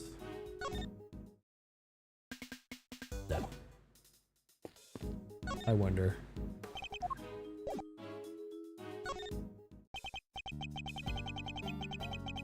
Well, this is quite the situation. When you say, Miss Edgeworth. It's Payne, Miss Edgeworth. Winston Payne. And work together as a prosecutor office. What brings you here today, Mr. Payne? When I need His voice. Okay. Do you not have a... Oh, he doesn't have a talk sequence. Alright, never mind. I was gonna present stuff to him too, but... It looks like it don't matter. Okay, yes sir. Present.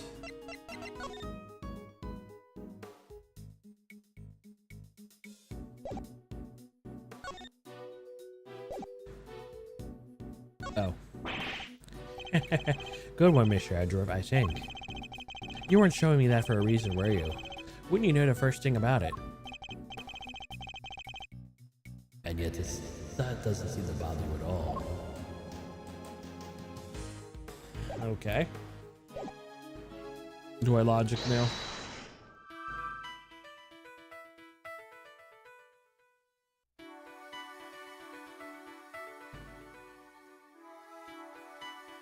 If I do, I'm not sure where to go with this.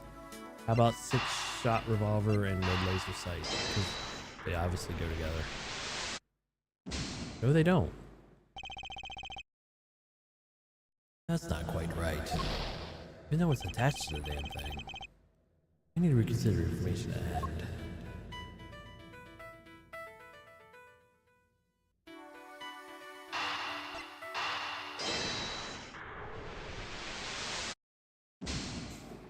Damn it.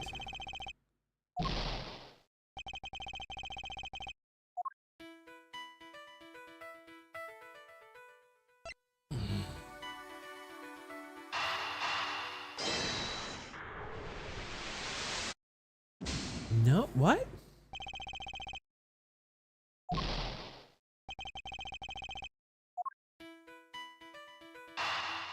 Did I do this one already? That's probably not gonna work. None of them go together.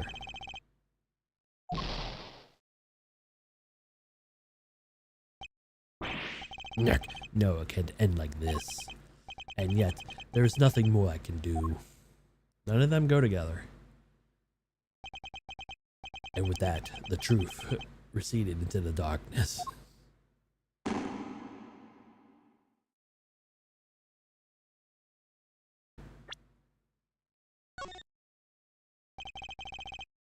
I better think it again. Yeah, none of them work. How far am I down?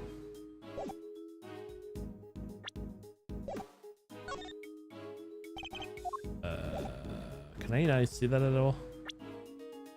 I guess not. That sucks. Alright. There's nothing over here I can examine or anything. Not at all.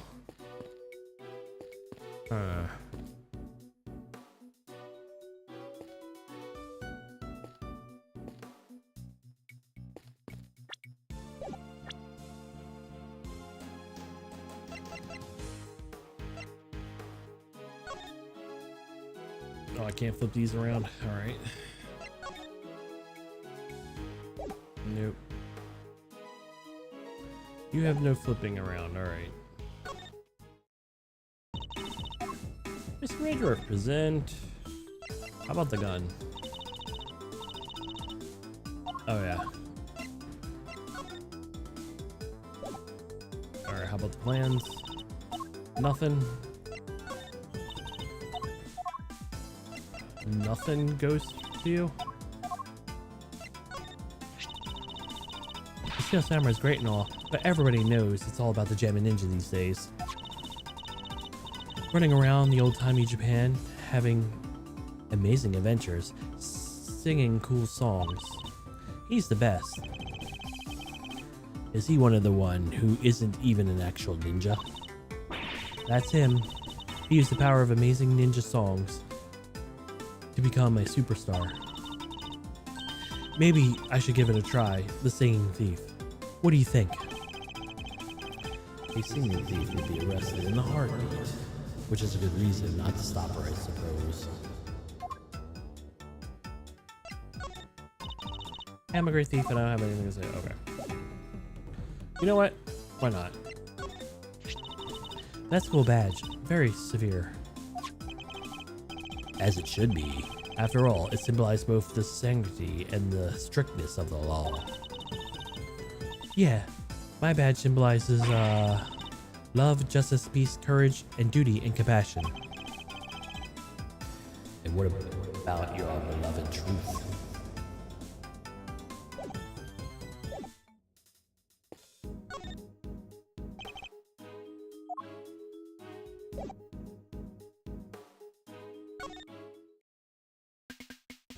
Alright, your turn to get all the other items. The prosecutor delves in his pockets, and after considerable fumbling, he reveals, sorry. You're gonna have to help me out, Ruffles. Never mind. I guess she knows nothing about that.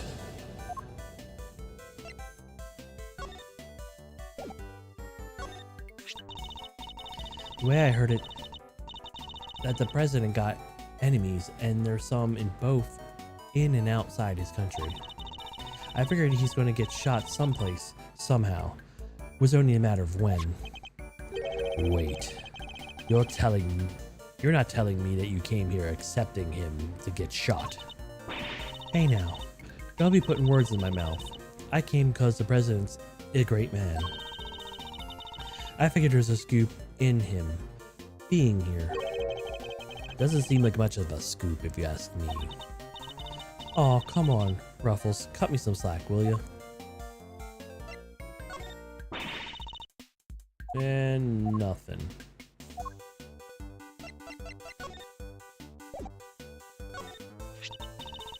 Hey, you never did pay me for that vital evidence. Alright, let's get some basics down first. Favorite food. Favorite drink.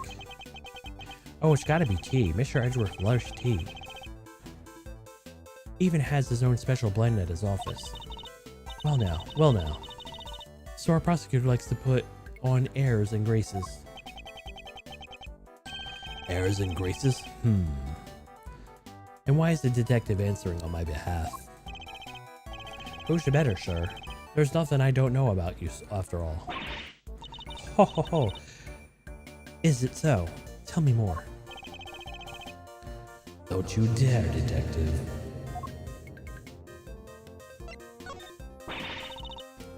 And nothing burger. Still can't believe that they just handed me the chance to bag myself a real scoop. So, it was this article that brought you here today. You bet it was. I've been prepping for days now. 2 whole days, in fact. So a member of the media had to rely on the media to find out even about this event. Hey, I'm still getting started in this business. If you give me a little more work with next time, maybe I'll be on the scene sooner. She certainly doesn't lack for tenacity. Hey, I've heard about these. How come it ain't stuck to your jacket or whatever? Because that's not the custom. Is it, too? All lawyers wear them. I've seen it. So what's the story of yours? No comment. Huh, I guess these eagles gotta make themselves feel superior to us regular folks somehow. I would like it to be on the record that I made no such comment.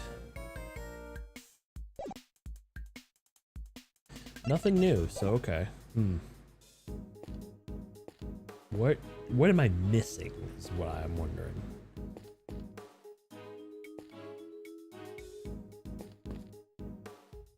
What am I missing?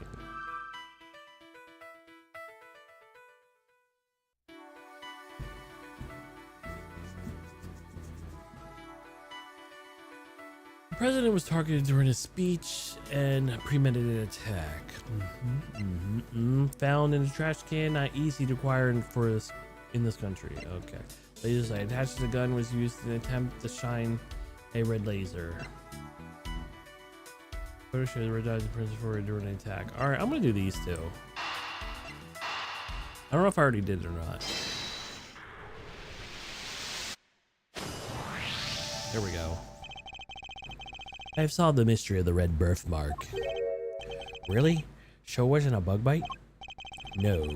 What we're dealing with isn't something that would itch for a day and then disappear.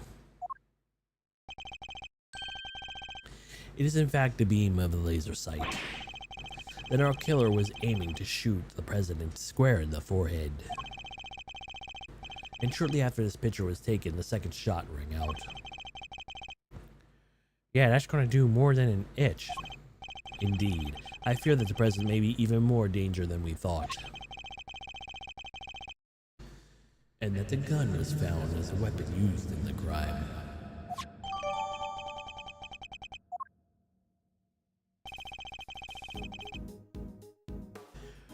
Why would the perp use a laser sight though? He's right. You sound like a crazy using something like that. Pew pew pew pew. It's not like you can just go around shooting lasers all over the place. No. Anyone who saw it could trace it right back to the shooter.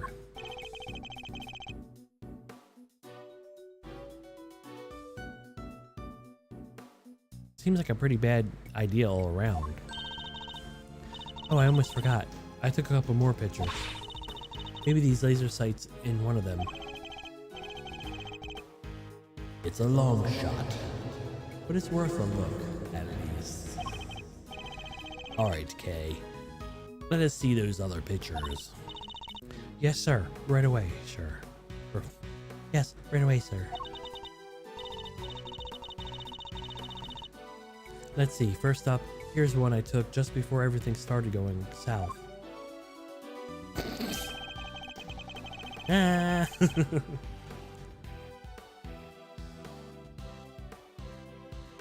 I don't know, the hooded one looks suspicious. It might be more useful than a half frame.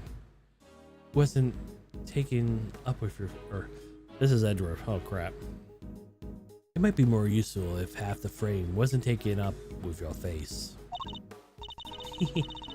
Hey, can you blame me for wanting a selfie for the president? Lucky for you. This wasn't right before the gun went off. Yeah, it is the dude, because now I see the laser sight.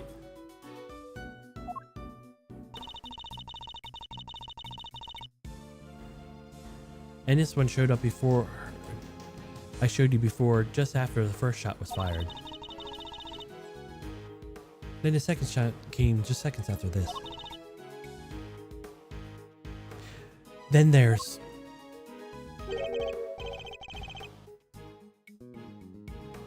What's this?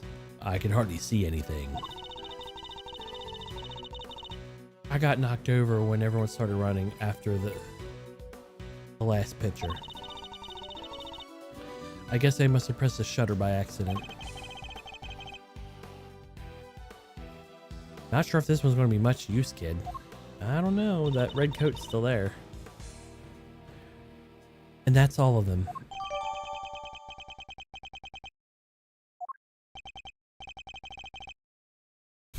Time to take a closer look. Let's examine each picture from before the shooting.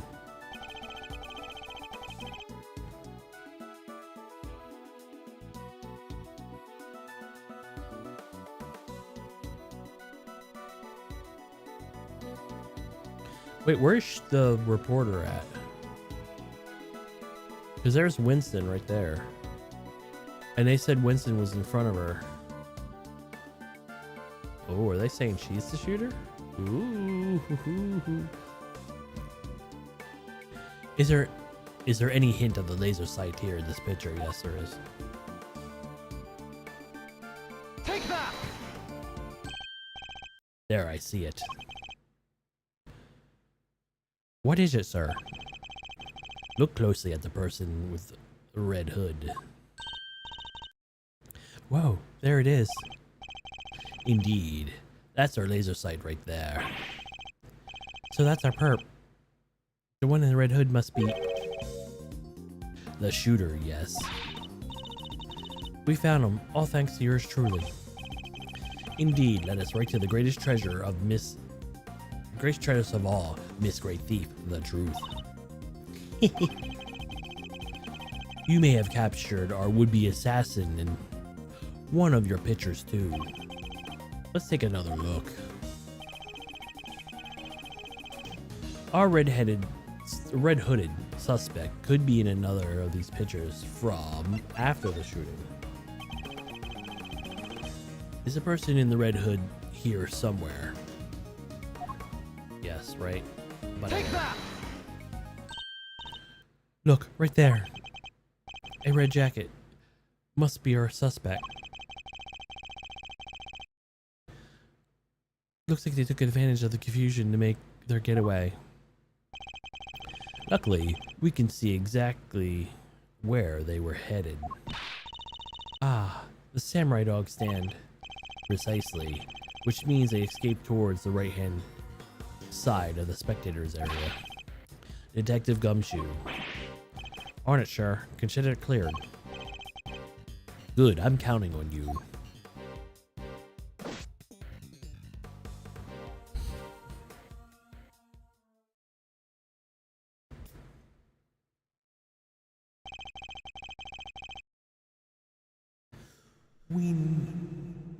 We have you now, my little Red Riding Hood. The entire park is cordoned off, and we'll know which way you went. Now it's simply a matter of hunting you down. Is it the one girl? Like, she has a reversible. It looks red from where her neck is, so it might be her. Oh, this is the first time they did the verse, I think. You're just usually not the first person you meet. Now, let us continue our investigation. There's evidence here somewhere. There's evidence here somewhere. All we have to do is find it.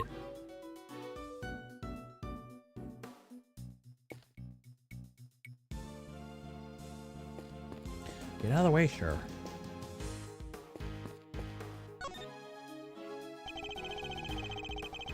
It must be the scene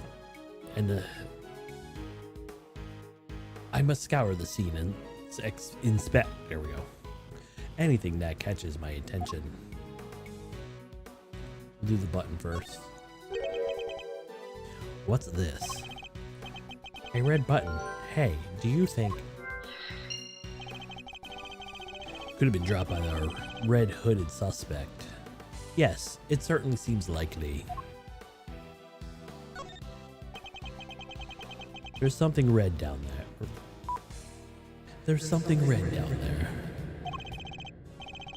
Detective Gumshoe, can you see what's under the stand, please?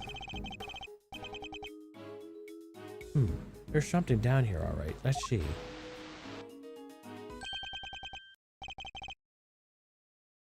A red raincoat.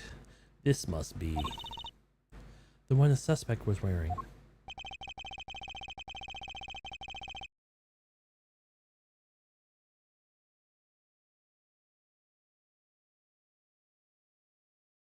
They must have taken it off and hid it under there before they made their escape.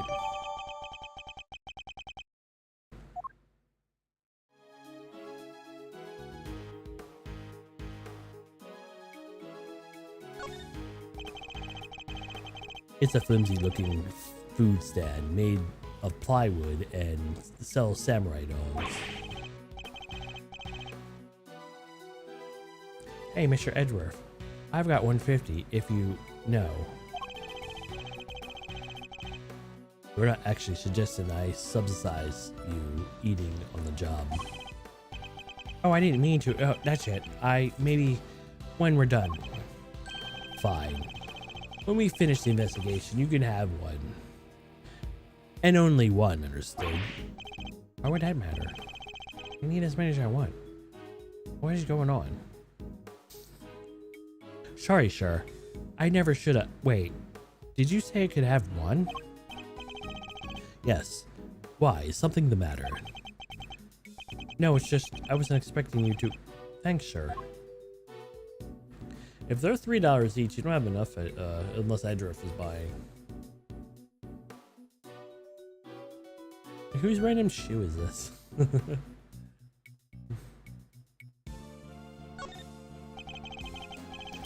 It says Samurai Dogs, now with Sakura relish. Just in time for the spring. Sakura, huh? What does that taste like? Well, Sakura is a cherry blossom, so I guess maybe cherries. But blossoms are blossoms, and cherries are cherries, sir. It's totally different things. But I suppose you're right. You're right, I suppose. So does Sakura really taste like? This, or what does Sakura really taste like? This is kind of a mystery. Probably nothing you need to worry about.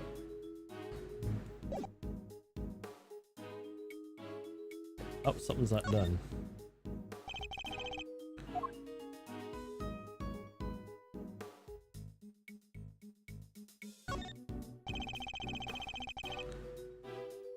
There's nothing unusual about the left sleeve. Nope, it's not inside out. And the button is still attached. It seems the other two need to have been removed in a hurry, thrown onto the ground.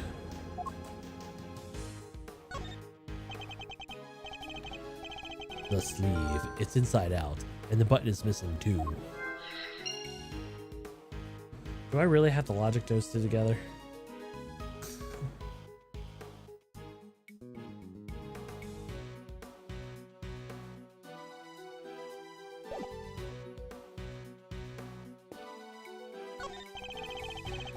There are toy rifles lined up along the counter. Oh, it's a rifle range. I'm good at these, sure. A regular sharpshooter. I thought you said you hated guns. Oh, I don't hate them. I just don't really like them.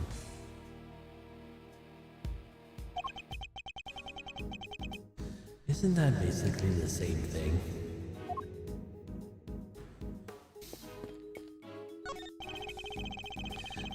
The banner advertising the rifle range has fallen over. It must have been knocked down in the crush. And it's covered in footprints too. The crowd must have really panicked. Hey, you know where I can buy one of these? Why do you wish to? Don't tell me you were thinking of writing gumshoe on it and wearing it on your back. What? How'd you guess? Are you a mind reader, sir? Is that it? It was a joke, but I should have known nothing's impossible when it comes to a good detective.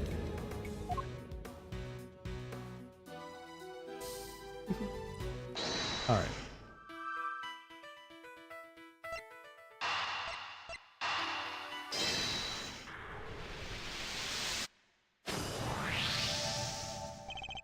The button we found seems to have come from the raincoat. It must have been pulled loose when the killer took it off. Huh? The right sleeve's inside out too? It seems it was removed in a hurry, fast enough to tear the button off no less. I surmise our assassin would dispose of their gun and bag in the trash immediately after shooting the president.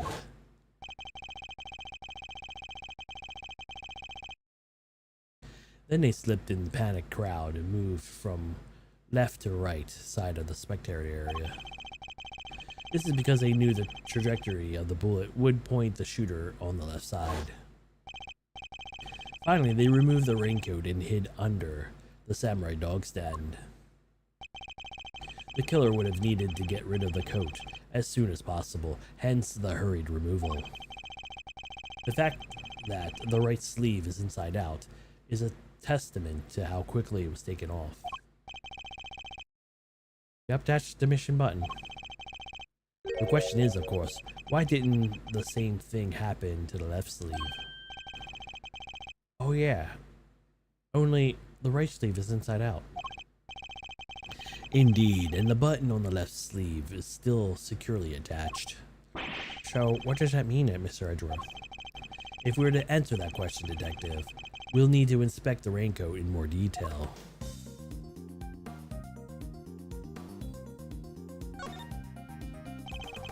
Let's take a closer look at inside the raincoat. Detective Gumshoe. Yeah, sure. Oh.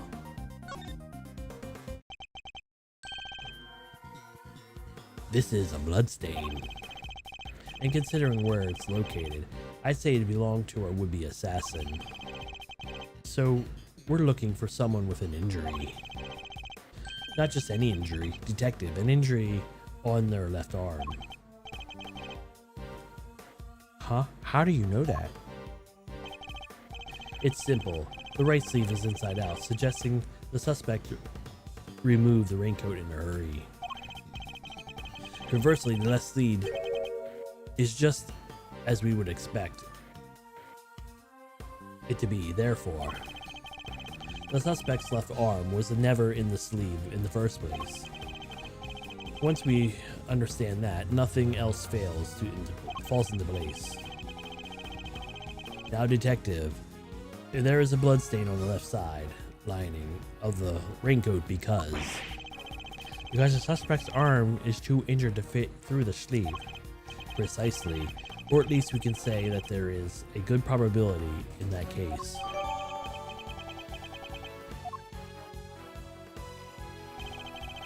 The pieces are starting to fall into place. Investigation complete.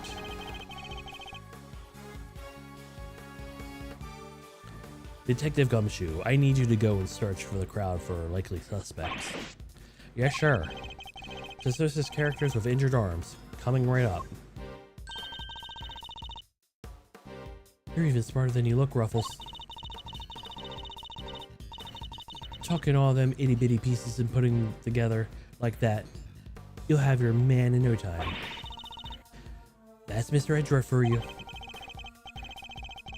The park is still cordoned off. So our would-be assassin be in that crowd somewhere. Don't let me down, Detective Gumshoe. The only problem I have with is she's not in the picture. She should be behind Winston Payne because that's who's on the recording. And who's behind the thing is... That's probably just a red herring, but I don't know. Mr. Edgeworth, we found someone who fits the bill perfectly, sure. We didn't have the assassin, Gummy. Hold on, Kay. It's a little too soon to be jumping to conclusions. For the moment, they are a person of interest, and nothing more, understood? Okay, no jumping.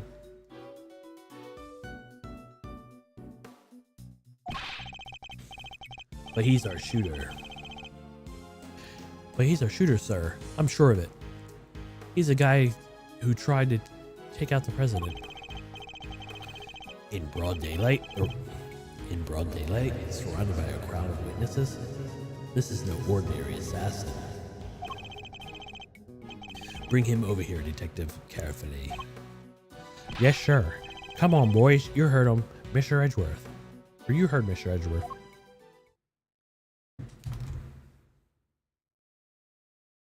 Alright, he did it. Shut up. How are you even here?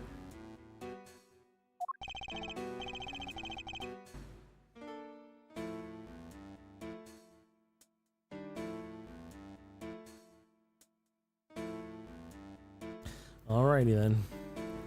No umbrella and bandage on his left arm.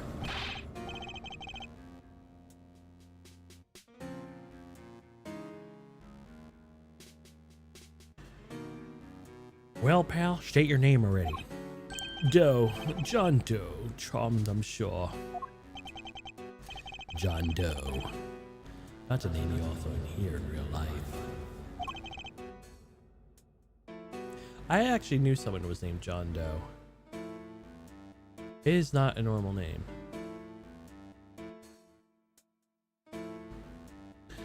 That's correct. I know this man from somewhere, I'm sure of it. You do. And you are Prosecutor Edgeworth. You know my name. Of course, I've been following the day's developments with some interest. Now, perhaps you care to explain why you asked to speak with me. As you've been following our investigation, you're no doubt already aware who we're looking for. So let me ask you, do you recognize this raincoat by any chance? Forgive me, but I'm afraid I do not. If it's not Shelly, then I don't know. I see. Well, I believe it's the owner of the would-be assassin we are seeking. My, well, isn't that just shocking? And this same would-be assassin happens to have an injured left arm. Just like you. I can't tell you, I had nothing to do with this unfortunate affair. The two adversaries stare at each other down. Their eyes, deadly lasers. Can you tell the readers what happens next? A showdown, that's what. A battle of which? A battle of words. Dare I let him explain any further what he thinks of the upcoming battle will entail? You know what, let's let him talk. In a battle which you never know when the other guy might be just lying or just plain mistaken. But if you're on a spot and inconsistency in a statement of their, you gotta present evidence that proves it. And to do that, I need to first open my organizer both R1 and try to present the evidence.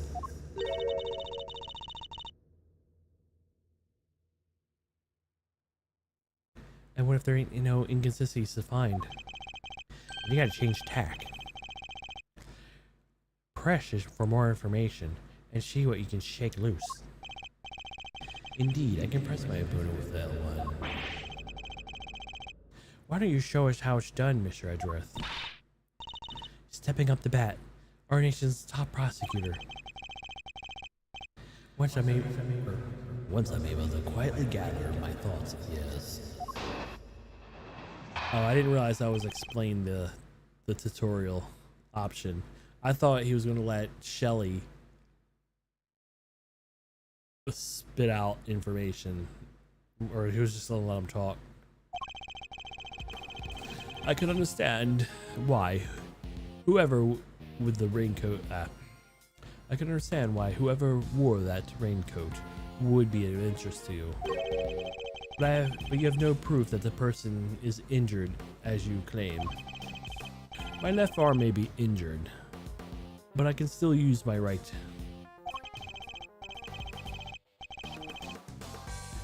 And when it started raining, I simply opened my umbrella. No raincoat required. Where's your umbrella? So you contend that you were wearing a raincoat, is that correct? It is. And is that so strange? Not everyone wears one, after all. I happen to prefer an umbrella. Team raincoat over here. They're perfect for when a girl really needs to move. Heck, I don't use neither. Come rain, sleet, or snow, or shine. That's my trusty parka, every time.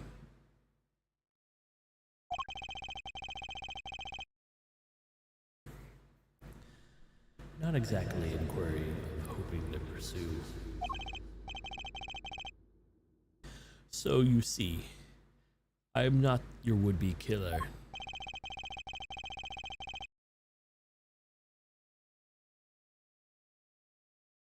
And I'm not in the habit of making baseless accusations, Mr. No. Please, I'm just...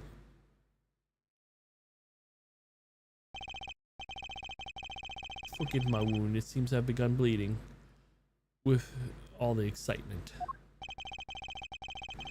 The owner of the raincoat is definitely our assassin. And said owner has injured left arm. Yeah, you wouldn't be able to use your left arm with a raincoat. I'm on to you, Mr. Doe. It's only a matter of time. Your real name is Shelly the Killer. We know.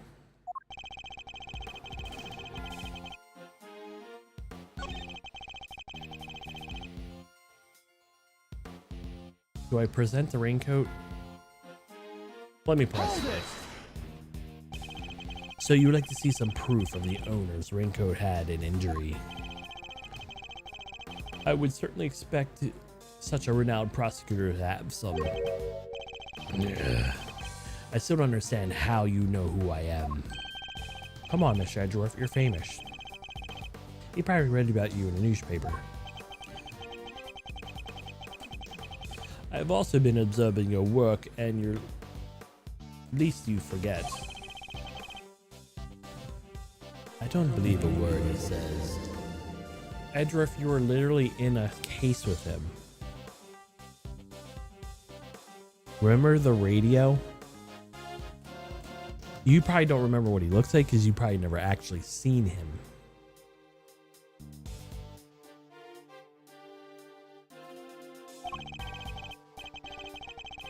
If I can prove he's lying, we'd be one step closer to apprehending our shooter.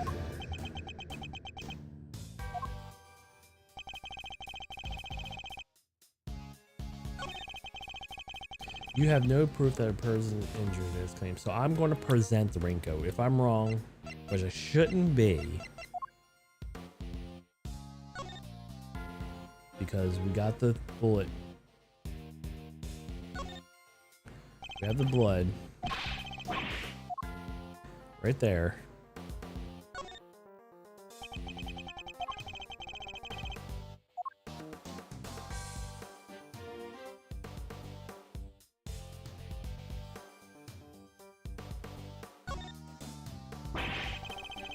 There's your bright red raincoat, sure. Red as red can be. The shade is getting me kind of fired up, I gotta say. With the raging bull, aren't you, detective? That's me, sure. I'm ready to charge into action. Yes, all to my defense.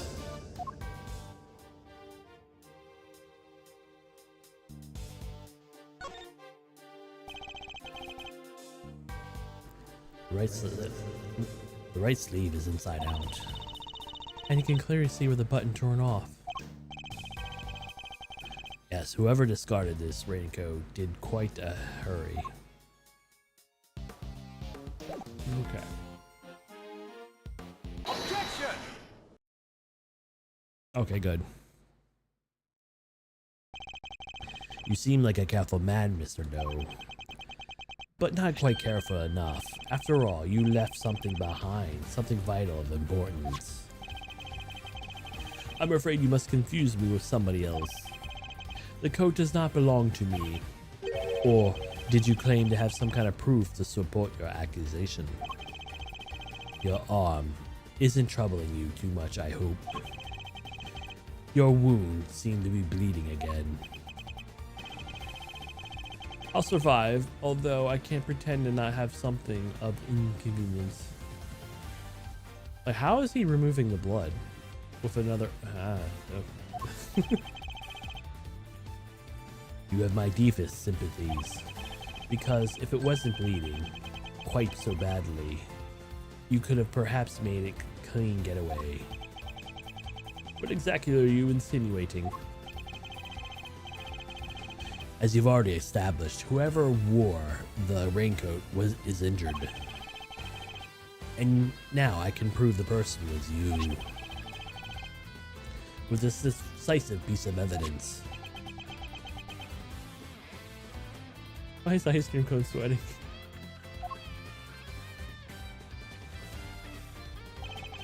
You see, Mr. Doe, There's a small amount of blood on inside this raincoat. Blood that belongs to our assassin.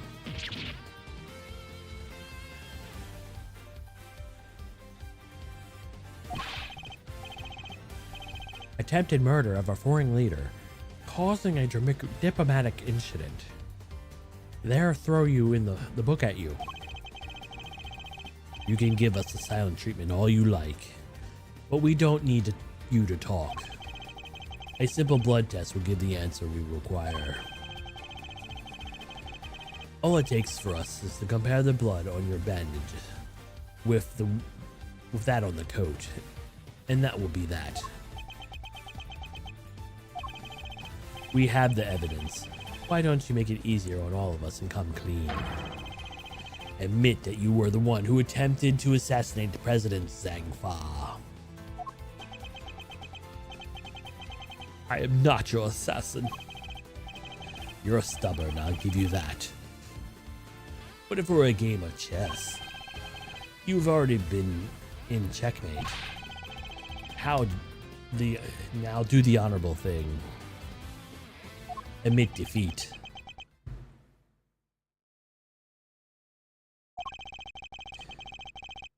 He doesn't look like a man with no moves left to play. Very well, you have me. I admit it. I was wearing the raincoat. He confessed. Say the word, and I'll slap the cuffs on him right now. But I did not shoot the president. What? Mr. Edgeworth. The only thing I have proven that I was wearing the particular raincoat. As far as I'm aware, that's not a crime. You say so. I'm no assassin.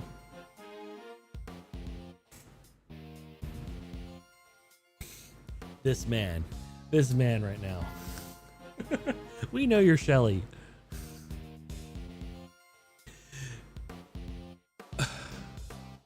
Do you not remember killing Juan Garita?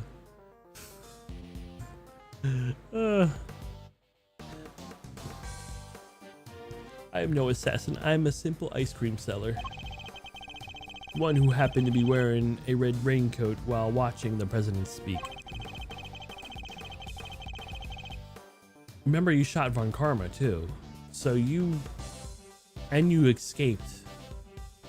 So you were good enough to escape a bunch of police officers. Which I'm surprised Gumshoe doesn't remember you. Although I'm not sure Gumshoe was in that raid of your place. In that case, so I don't know. I just know he was... No, yeah, I don't know if he actually... if he did take stuff from your place, so yeah, I don't know. It's hard to say. I was surprised as anyone when his bodyguard sprang into action and the shots rang out. That's when the spectators panicked and started running and screaming for their lives. Now, are you finally satisfied that I'm telling you the truth? As if your story stinks.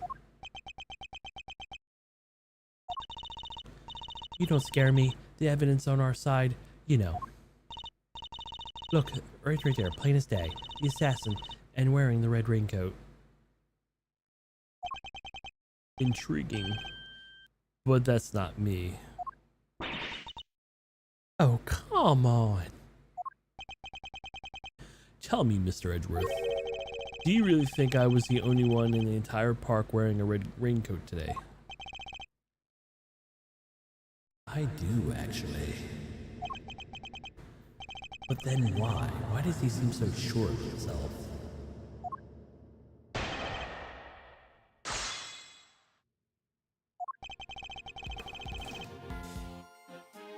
Okay. The one who had been wearing the red raincoat, watching the president speak. I was surprised when any of the rest rang out.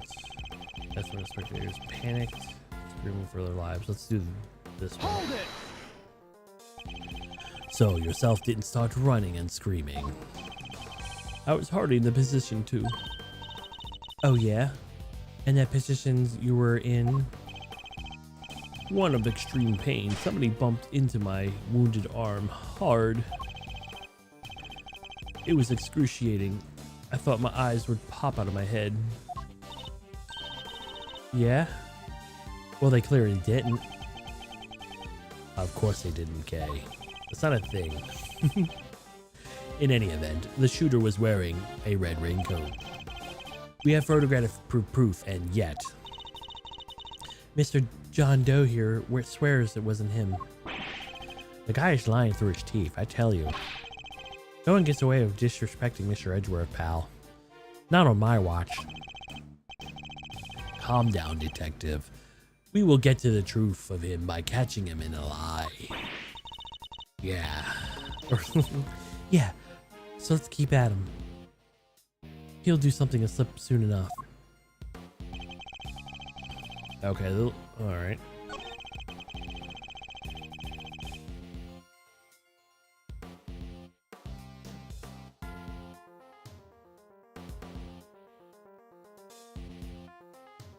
Hold it! Why a raincoat? Why were you not using an umbrella? Is that so strange? It was a rainy morning, and most people were wearing jackets of some kind. Well, I'd say it's a pretty strange choice considering you couldn't get one of your arms into it.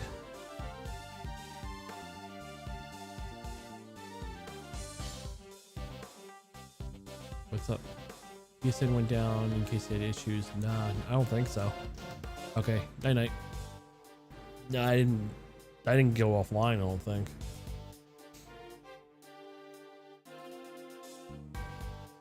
Well, you say pretty strange choice considering you had one of your arms, well, I'd say it's pretty strange considering you couldn't get one of your arms into it. Better that than have my hand occupied by an umbrella. I had ice cream to serve after all. Boy.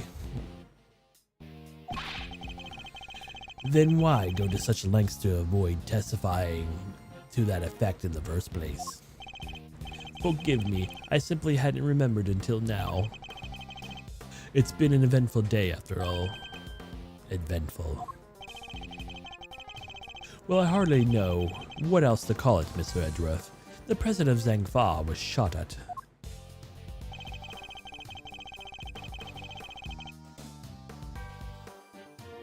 Hold it!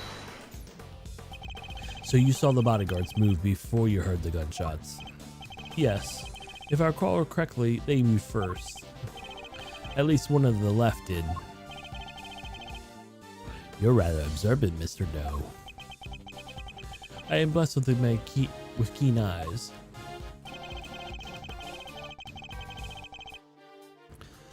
The names of the bodyguards are written here at the top left corner of the security plan. And one on the left was Rook.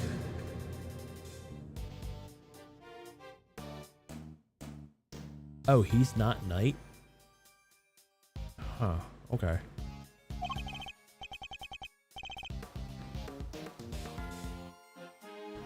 That's correct. Bastion Rook, I believe. I suspect he noticed the light from the laser sight. The man is no amateur. Mr. Doe knows a little too much about the business of being a bodyguard for my liking.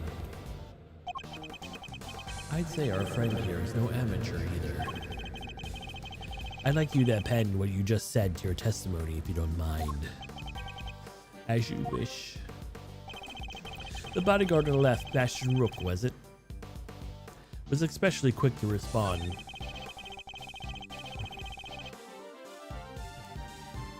Okay. I'll press this first. I'm not exactly sure what I should present here. Hold it! Maybe the picture. So the bodyguard on the left was first to move. By the smallest fraction, yes. He reacted mildly swiftly. His name was Bastion Rook, did you say? It appears, Or it appears you have dressed the situation quite astutely.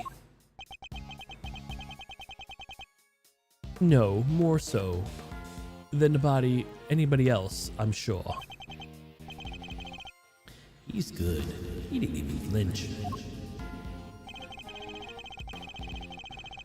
Alright.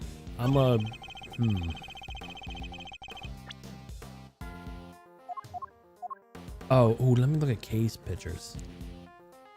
Real quick. Okay, he is on that side. If that is... But I thought he'd be the knight, right? Because he kind of looks like a horse. How the little like mohawk he's got would be like the horse mane. Isn't that the knight? I don't know chess super well.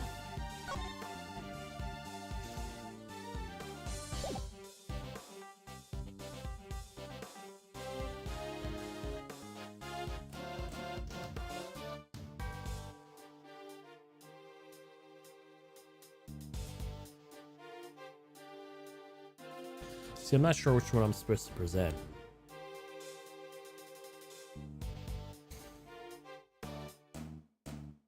Because it could be this one. Could be the second one.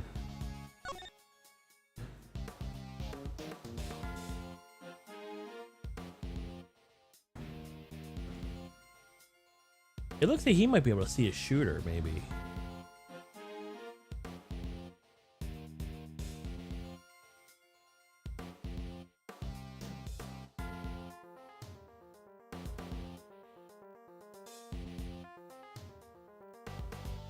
See, I'm not sure if that's a neck brace or not.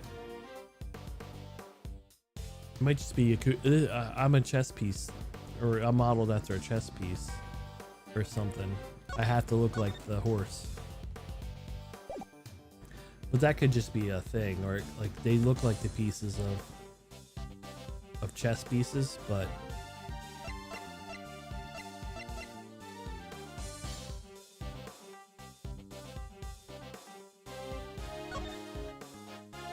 yeah, because his hair, he has like a flat top, so it looks like it would be the rook. All right, let's cover lakeside for now. But eyes, rook is positioned in light of the knight's inquiry. The knight is immediately to escort the president to the place in case of emergency. Stay frosty. We know who might be in the audience. Maybe I should present this one because it is definitely the knight on the. Okay. Let's present this one. Objection! All right. Yes. As I expected, you are more than what you claim to be, Mr. Doe. You're overestimating me, Mr. Edgeworth. Oh, then can you tell me how a simple ice cream seller knows one of the presidential bodyguard's names? What? You jest, surely. You are the one who spoke of their names aloud.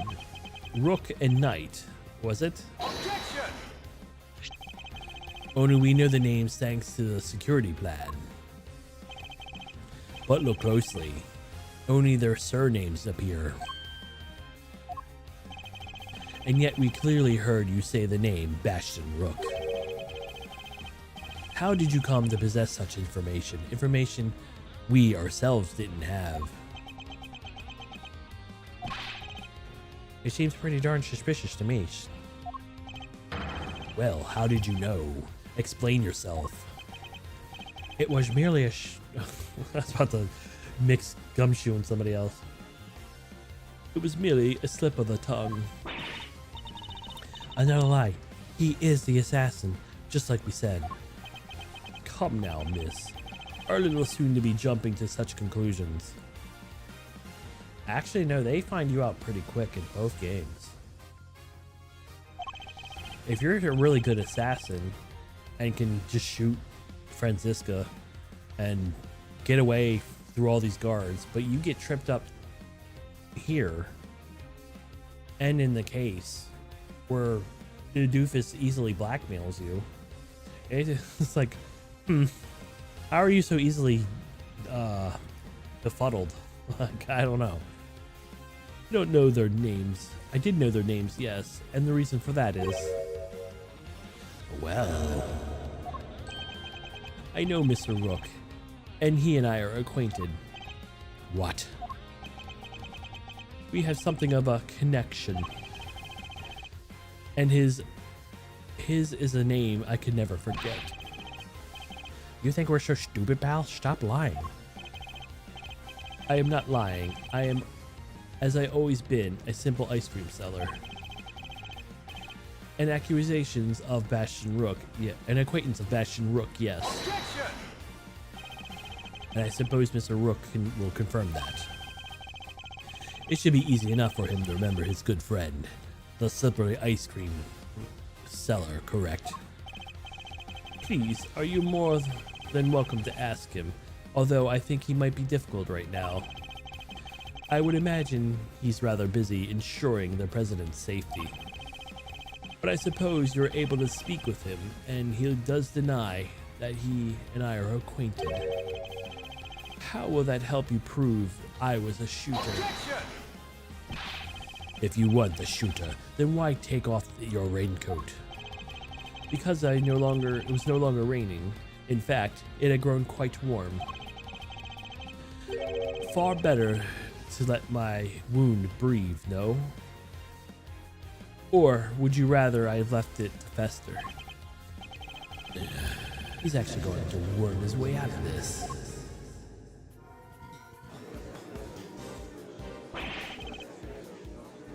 What are you waiting for, Miss Edgeworth? Hurry up and arrest the man. He's clearly guilty. And if I were you, he'd be in jail already. You might be willing to arrest a man without sufficient proof, but I am not. No, come on, Mr. Edgeworth. There's got to be something you can do. Shocking scenes here. The culprit seems all but certain to escape justice. It seems that the court of public opinion has spoken very well. As you clearly viewed with suspicion, no matter what I say, I might as well share what I know. What you know? What is this angle here? I saw them. I saw another person with a red hood. What? Are you kidding? There's a person you captured in your photograph. I first noted them before the president's speech began. It was still raining then. Their outfit was the same color as my own, which is what drew my attention, as did the laser beam that was aimed directly at the president's head. He's claiming there's another red-hooded person. Preposterous. I knew that anyone who saw me dressed similarly to this is an individual I could fall under suspicion myself. Also, what gets me, Miss Edgeworth does not remember the shell pitcher. Like that card, like how would you forget about that card? And so naturally, I removed my ring. Not only did you see the assassin, but they were wearing the exact same thing as you. How very convenient. I had thought you might find it far-fetched, hence my not mentioning it until now. I know that you law enforcement people are very skeptical types. You would never have believed me, especially not if I had that the shooter was standing right next to a certain prosecutor. Well, I know you don't mean me. I wasn't even summoned until after the shooting. No, not you, Mr. Edgeworth. Mr. Winston Payne right there. Your colleague over there. Huh? Me? Or, me? Yes, the photograph will prove it, I'm sure. You see right there in front of the person with the red hood.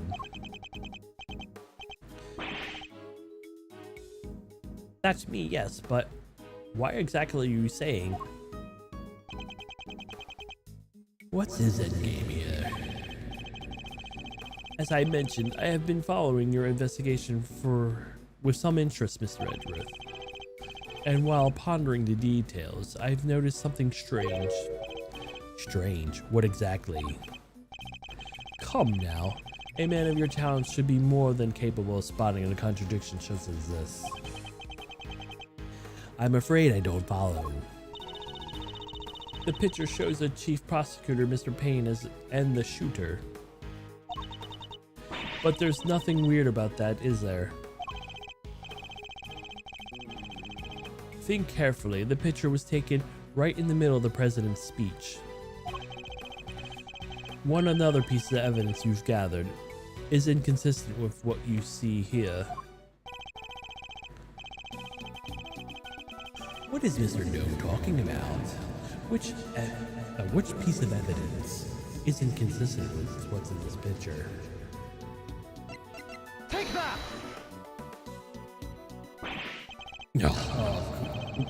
Of course. That tape contradicts the photograph. So you've noticed at last. What's going on, what is he going on about, Mr. Edgeworth? Someone is missing. Someone who should be here. Huh? But who? Who indeed? Or who indeed? The person that is missing from this photograph is... Take that! Huh? Mrs. Lloyd.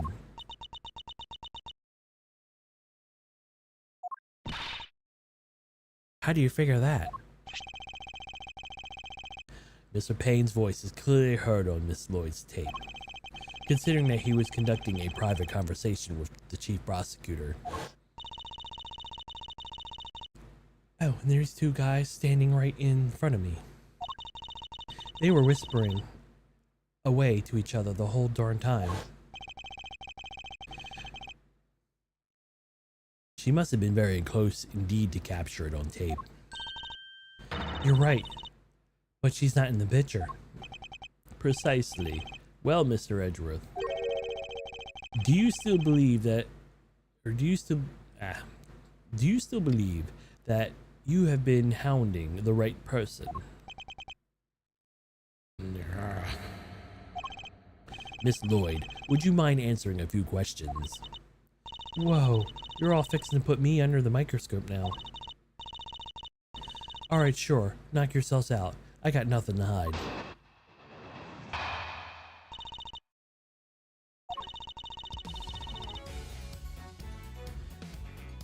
It ain't like I was standing here the whole time. No, I was running around all over, reporter style. And that's the big old crowd. I guess the picture must have been taken when I was in one spot and the tape from when I was in another. So quit giving me the evil eye. Ain't nothing but a misunderstanding.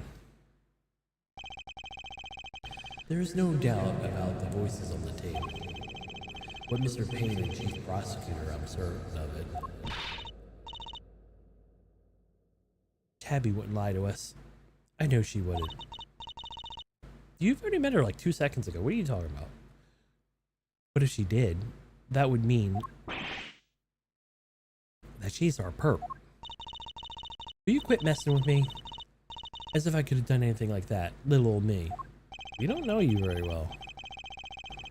I might be inclined to believe you, if your testimony didn't contain a glaring inconsistency. It does?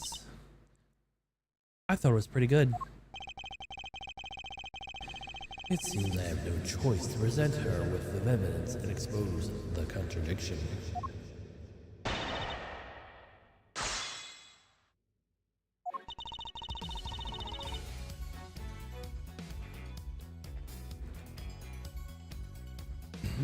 So where would her lie be? I'm not 100% on this one.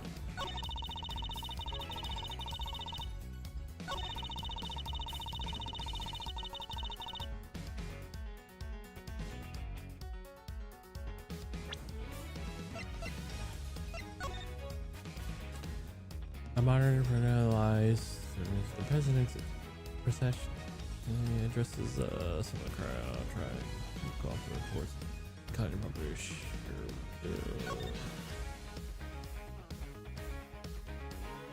The meeting is scheduled just after the speech, correct? Yes, the president wants us to personally thank us personally. He seems to be pretty pleased, able to put the whole Yadagrasu situation behind him.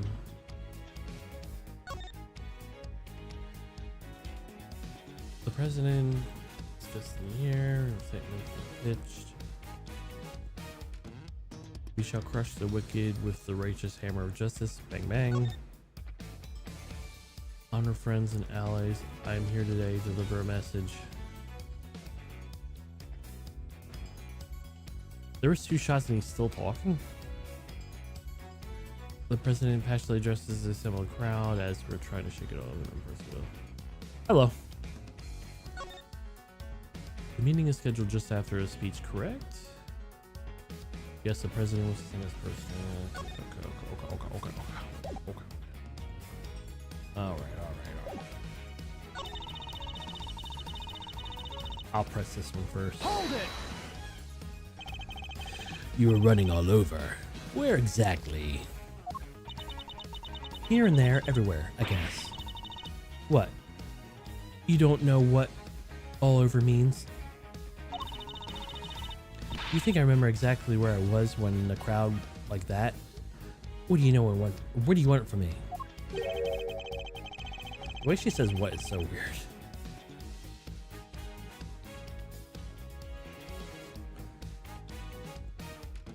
I'd like you to at least tell us whether you were to the left or to the right of the stage. Left. Yeah, left, I think. The suspect in the picture was on the left side. 2 coincidence? Guess the picture must have been taken when I was in one spot and the tape is from when I was in another. Hold it! So the fact that you are not in the picture is to be expected. Is that what you're trying to tell us? Surely is. I caught your pals, the prosecutors, on tape while I was in one part of the crowd. And that picture was snapped when I was off in someplace else. Look at it that way. It makes perfect sense. Your assertion, then, is the picture you're recording where you're taking different points in the speech. Yep, the timing's everything. You'll learn that soon enough in this line of work. So can I prove that the 2 things did happen at the same time? Her entire defense has come trembling down.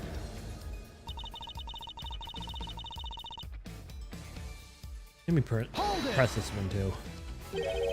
Evil Eye, are you suggesting that I might be attempting to intimidate the witness?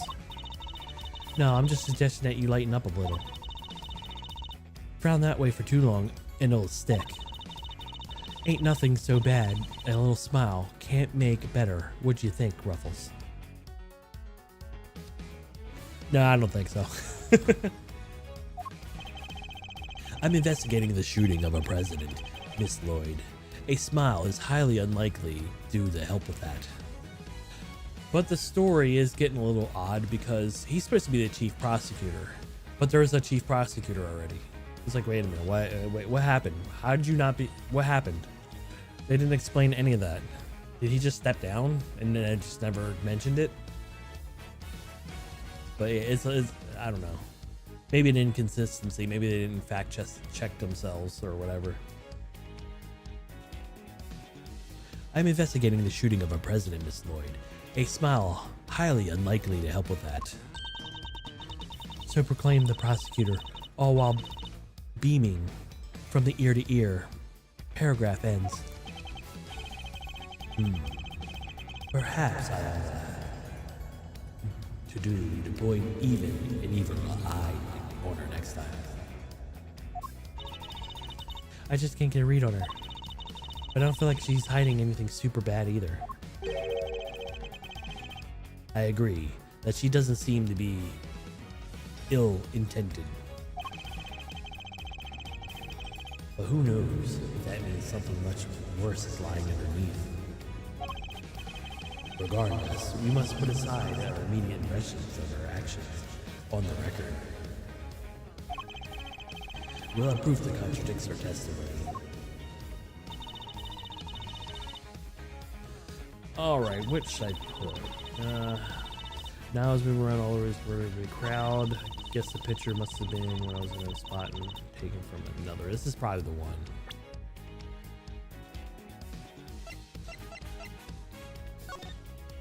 These don't have timestamps, do they? No. Alright. I don't think our thing did either. No, it does no timestamps, so that's there.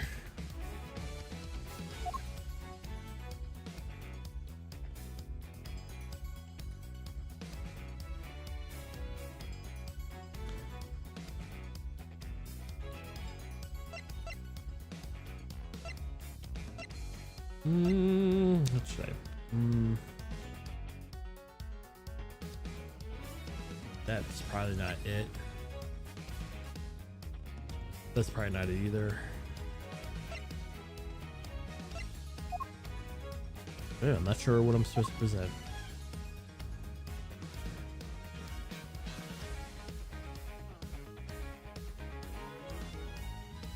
It could be this because this is 3 different photos. Let's see. Hold on. Let's take a look. If that's her, then she'd be standing behind Winston, which she was at some point in time.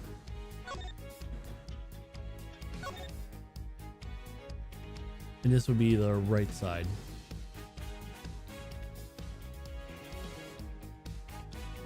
And you can't see legs or anything because then that'd be too obvious.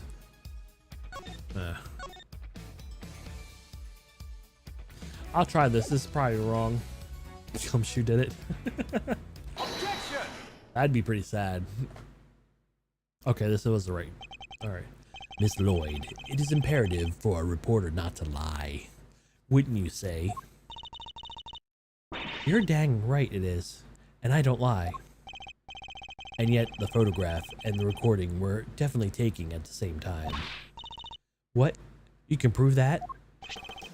Oh, but I can. The evidence is right here in these pictures. This one in particular shows something that lines up precisely with when you were making a recording.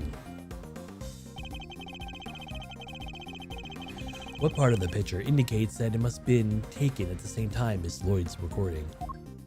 I'm assuming I have to put it on Mr. Payne. And this is supposed to be the chief prosecutor, which is weird because Edgeworth is supposed to be the chief prosecutor. Take that! But whatever. Whatever. I'll overlook it.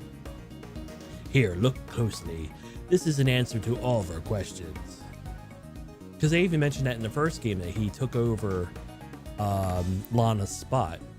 And then in this game, no, there's another chief prosecutor. It's like, wait, what? When did that happen? This game takes place 2 weeks after. At least that's what they said a little bit ago. What? I don't really know what that is. Oh, did I pick the wrong spot? Here, right here. Look again. It's faint, but it's there. Is that a speck of dust maybe? It happens all the time when amateurs think to wipe their lens. What do you think you caught up in a ghost on a camera? You, into that kind of thing, Ruffles? Yuck. That's not what I meant at all. So it's not Payne. Okay. I should listen to this Lloyd's tape again. The recording was right when the photograph was taken. Sure of it. And that's why I picked Payne. I just need to point out the part of the picture that proves it. Do I pick the shooter?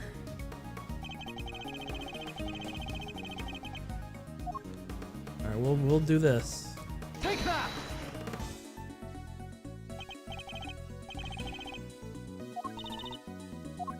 No.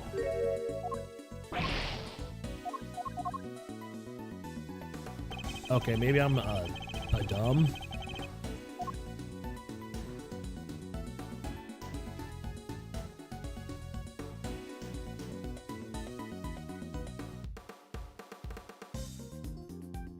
It's not Mr. Payne. Or did I not technically pick Mr. Payne because I picked his hand?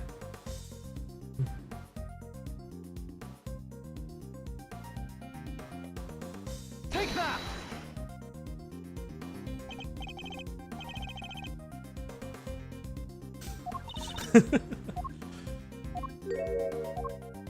Are you not standing behind him? Is what we're trying to say.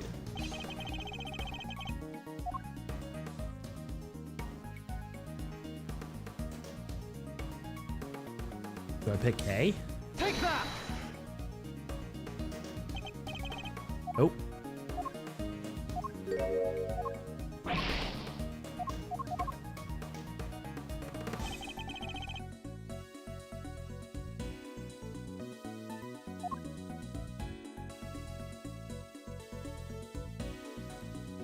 If it's not the president, then I'm just Take that! dumb and super dumb.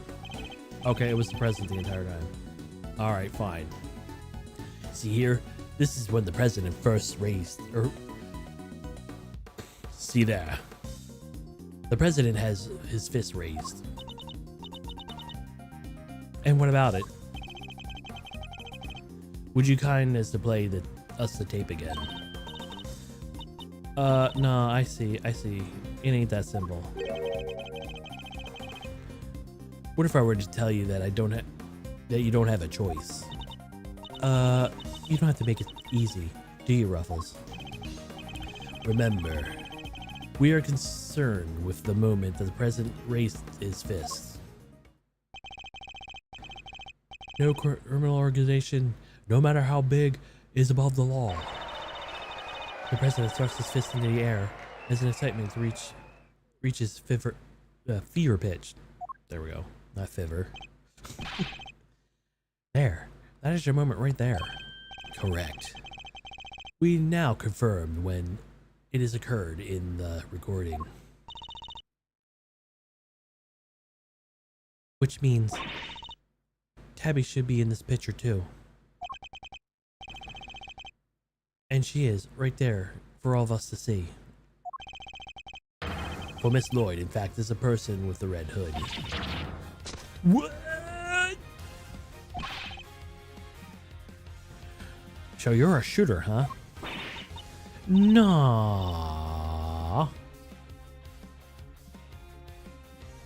I don't even own a jacket like that. Shut up. Reverse your jacket. That's right. From everything we know here, the owner of the red coat is... Ooh, should I pick John Joe or should I do neither of them?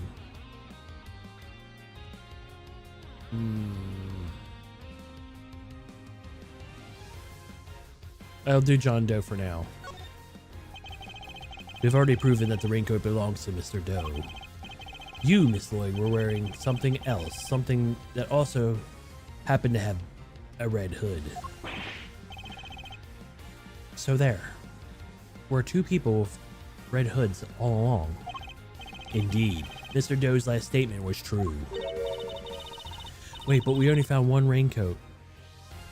Where's the other one? Take a wild look at her sprite. Well, I guess it's not a sprite now, it's a drawing. Our ice cream seller never mentioned a raincoat. Only a red hood. So tell us about your jacket again, Miss Lloyd. Huh? This whole thing? Well, the best thing about it, like I said, it got mud on it and such. It's reversible, see? So just don't go turn inside out and it'll leak. Yeah, we can tell it's red. Just as I thought. The inside out of her hood, it's red. That's right. And the incident occurred. That's the side of the hood was reversible. What's going on here? What were you really up to, huh, pal? Wait, I never even wore it that way around. Perhaps, if you would allow us to examine it, we could confirm it that ourselves. And you're going to confirm it how exactly? It was raining up until the president's speech, correct? That much has been established already. And as yourself said. Heck, I don't use neither. Come rain, sleet, snow, or shine. It's my trusty parka every time. If you haven't reversed your parka since the rain, then the inside should be dry. Wait a sec now. I've got a big old backpack, see? So I can't just take off my jacket. Yeah. I maybe could have showed you some other time. You think an excuse this week is gonna wash this with Mr. Edgeworth? Oh. Well, what are you waiting for? If you're so incident, take it off and show us. It wasn't me, I swear. I never shot a dang president. I could never. If that's true, Miss Lloyd, then your best option is to cooperate and tell us the truth. It's their particular reason why you choose to wear a parka instead of a red hood here today. I'm sorry, Ruffles. There was something I never told you. Something I couldn't. But I'll come clean, I promise. Just go easy on me, you hear? Who said that?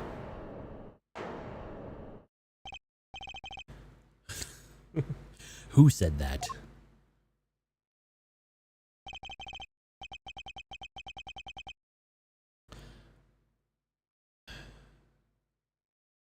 I doubt it's Payne saying that, because he just looks like he's like, oh.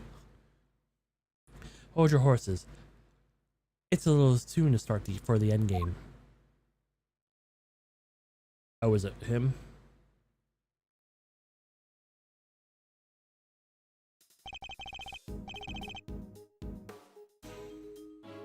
Alright, what kind of voice should I give him? Alright, let's see.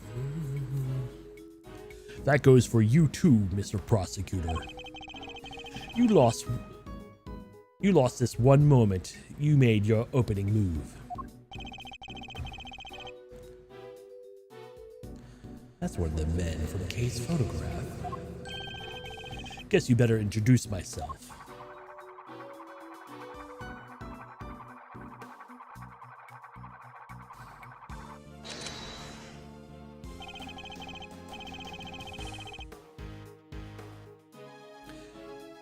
The name's Bronco Knight. I'm the president's personal bodyguard. And second in command of the security detail. Eek! Point that thing somewhere else, pal. What the heck is wrong with you? Sorry, can't help myself. I'm just too much for being this good.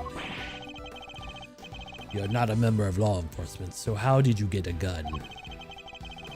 This old girl is on loan from Zhang Fa, temporarily issued for the presidential bodyguard. Anyway, never mind that. I got 2 tidbits of news for you.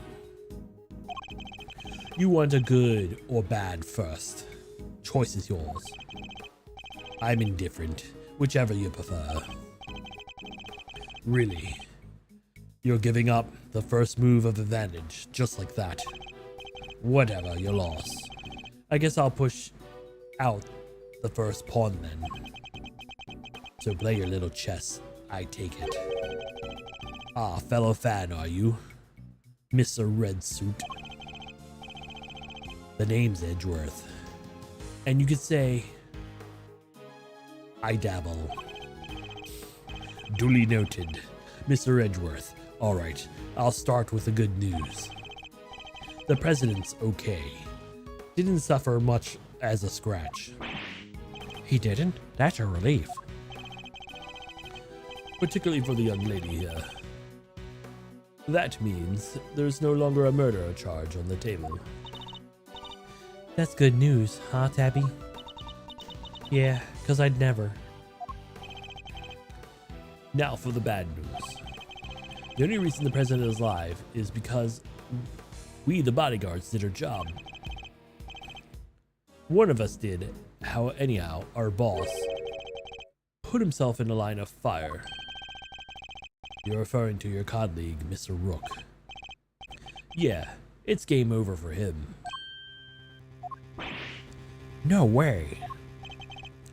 Rook is dead. A genuine loss. So you're saying that Tabby... Yeah, your friend here killed my colleague. My brother in arms. Oh, heck no, I didn't kill anybody. I could never. I'd shut my mouth if I were you, murderer. Sure, we did what we had to do. Sacrifice one of our pieces to protect the king. But to lose someone like him during a castling is a real shame. Cashling? What do you think that mean? It's a chess term. I would have known that.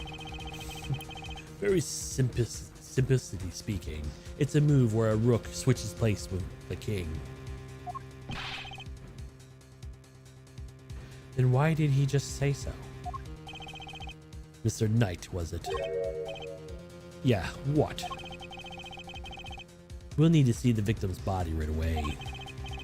If possible, I'd like to ask the president a few questions. Sorry, no can do. Why not? That's the third piece of news, and the piece you're gonna like the least. I thought you said there was only two. The National Police Force of Zhangfa will be handling things from here. What? You better be kidding, pal. This investigation was assigned to us. We're not about to hand it over.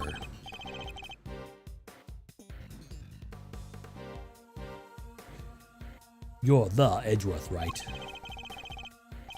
The one who saw the Garasu case. The president mentioned you. I am honored to have warranted his attention. Makes sense that the chief prosecutor would assign this to one of you. Wait, did the chief assign me to appease the president? But that was a mistake, a big one. He should have gave the case to somebody with a spine. You're free to take up with the President Wang. If you enjoy diplomatic incidents, that is. Merc. You're coming with me. We will continue this on the presidential plane. No. No. I never did nothing, I swear. We can do this a hard way if you like, but in Zhangfa, justice is served one way or another. Ruffles, come on. You gotta help me out here, please. Miss Lloyd.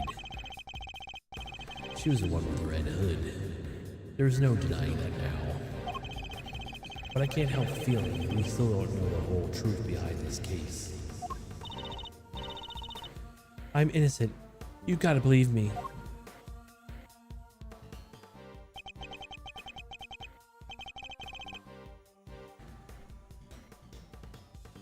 Actually, what if the gun was shot the flag and the samurai balloon and nothing else?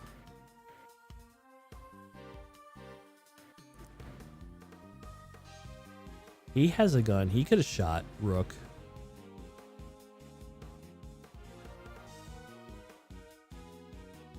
Maybe that's too early to say, but no, who knows? Who knows? We'll find that out if it is or not. Can I really let this happen? Is this really how it ends?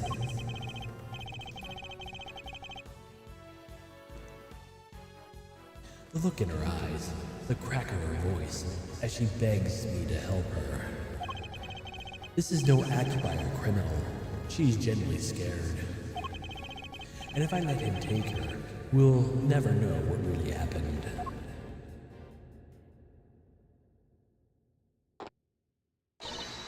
Eek! What? Huh? What the? Get your filthy hands off. Quite now. Is that any way to greet me? Your neck has barely begun to heal. And you've already forgotten who I am. I'm disappointed. It's you. It's you. Ah, so you do remember. What do you think you're doing, pal? Put the knife down and give up. You've got some nerve pulling a stunt like this in a time of a... You have the nerve pulling a stunt like this in front of a bunch of police officers. Don't even think about it. You don't even stand a chance against this guy.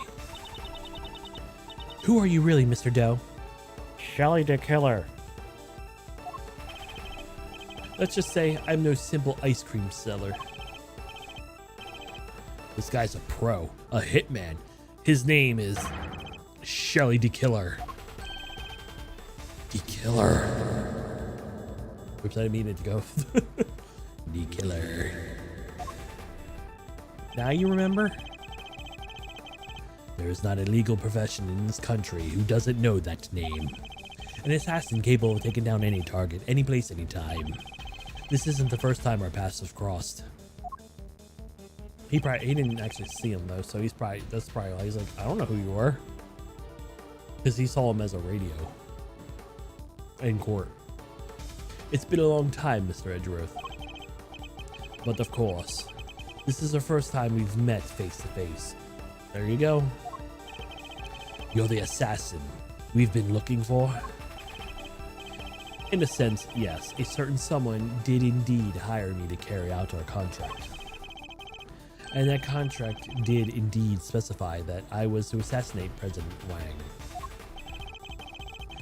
I swear I've seen his picture in one of my own files before, but how could I have been so careless? My bandage proves useful for bringing a knife into the park undetected. But I miscalculated certain other regards. You stabbed yourself, I'm guessing? He didn't bring a gun. Now he strangled Juan Carita, so there's no... He shot Francisca though. So I guess he could do either way.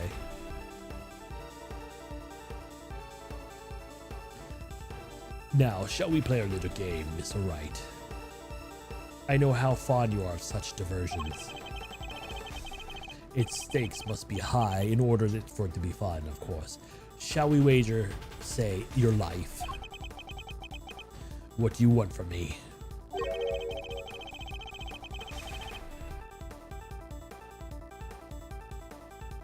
I would like you to allow Mr. Edgeworth to remain in charge of the case. He what? What are you up to, D-Killer? I would simply like our mutual friend to see things through to their conclusion. Huh? But why? Bastion Rook was a man of great skill, the one whom I felt a certain connection. It is only right that the truth behind his death be brought to light. With Mr. Rook's departure, this case is now ours to investigate, is not Mr. Knight. By simply asking you to transfer the authority to Mr. Edgeworth. It is not something worth losing your life over, surely. You're just using this investigation as an excuse to get close to the president. Am I really? I suppose it's true that in order for the investigation to proceed, we will need to enter the presidential plane. You think I'm going to let you near him? I am his chief bodyguard. Are you? And here I thought you were only the second in command. Rook's not around. That means I'm number one. I wonder if you have what it takes to step into such capable shoes. Of course I do. I'm the leader now. Me. If that is indeed the case, then I would ask you that you make a choice worthy of a leader. Will you needlessly throw away your life, or allow you to investigate to continue? Yeah.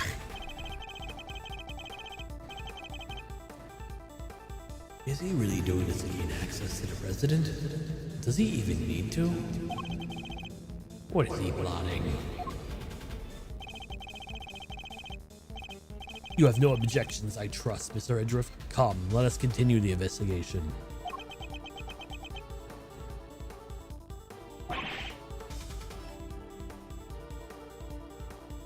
What do we do now, sir? It would seem we have little choice to do as we were told. That said, listen, detective, listen well.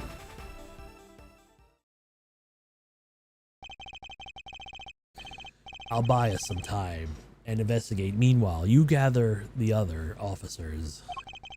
Have them surround the plane and make absolutely certain there's no way he can escape. Yes, sure, you got it. To be continued.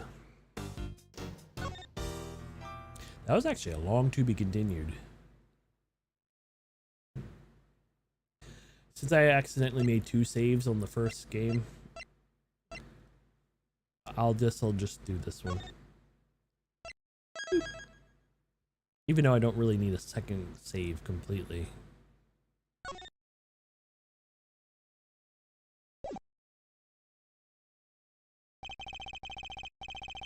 With the death of Bastion Rook, and the revelation that Shelly the Killer was in our midst. We all knew that, come on. But they do make these games for, let's say, you never played the first game or the second game of Phoenix Wright, which would be a little weird. I wouldn't lie. Like, oh, I'm gonna pick up this random one. Red's my favorite color. I'm gonna go with the red. Yeah, or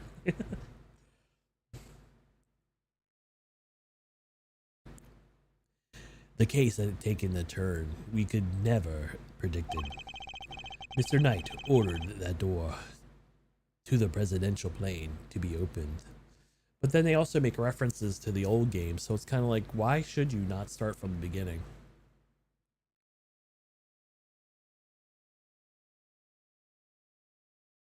They reference the 4th case so many times with just Edriff alone. Even when it's not even needed, it comes out of nowhere. You're like, oh. They got a lot of mileage out of Gregory, Young Edgeworth, and Yanni Yogi. Like, big time.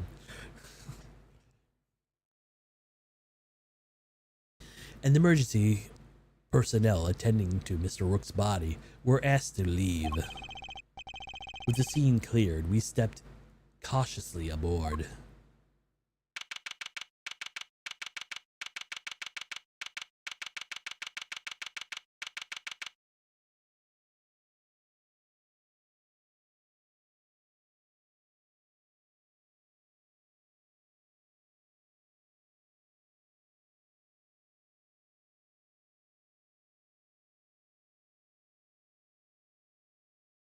I'm just looking at the background. Just give me a sec. They have gas masks too.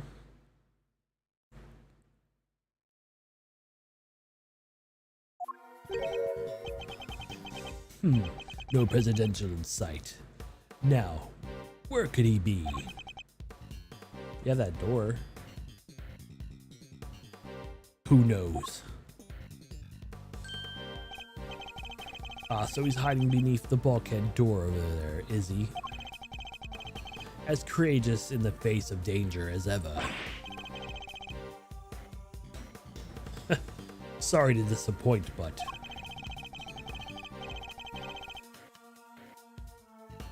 he was shot in here, I think. Because here's the thing. Well, I don't know. He could have just laid down and bled out.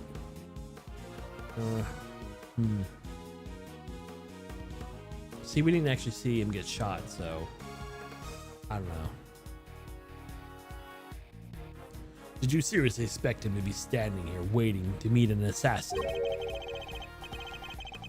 As we have already established, my arrest lies only in successful conclusion of this investigation. Now, Mr. Edgeworth, if you would be so kind as to examine the body. All right. My only option right now is to play along. The rest is up to you, Detective Gumshoe.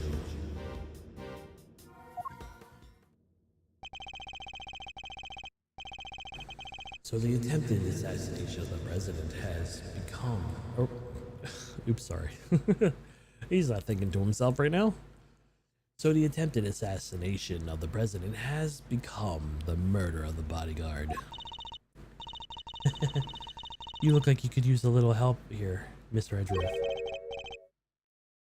Not that I need it, but yes. That's what I thought. Then there's nothing else for it. Kay Faraday, the great thief extraordinaire. We'll just have to take it from here.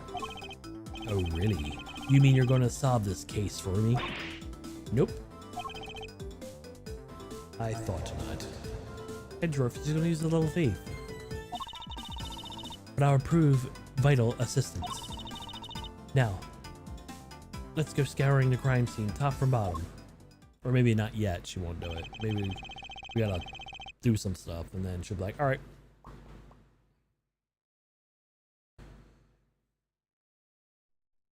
It will take Detective Gumshoe a while to assemble our backup. So we need to draw this part of the investigation out as long as possible. Begin investigation. Alright. Are they going to tutorialize me again? Let's find out. 2 gas masks in case of poison attack, I suppose. The president certainly seems to think he's at risk of assassination at all times. Wow, the gas mask. I've never seen one before. I've heard plenty about them, of course. Oh, from a fellow thief, I presume. No, from the Jammin' Ninja. You know, my favorite kids' TV show. Princess Murasaki was getting married, but a toxic ninja, Wolfsbane, showed up to lay down some sick burns. Time to tune out. Wait, save his cell phone brain cell or two.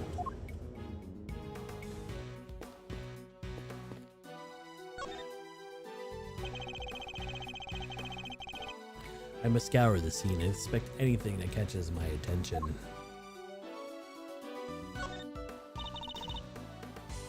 That looks heavy. So this is what the president wears, huh? Must be made of something super special. Yes, to protect him from bullets. What? It's just not for show?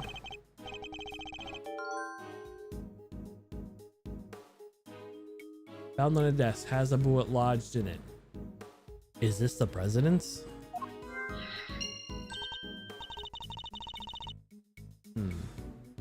I wonder if it's Rook's.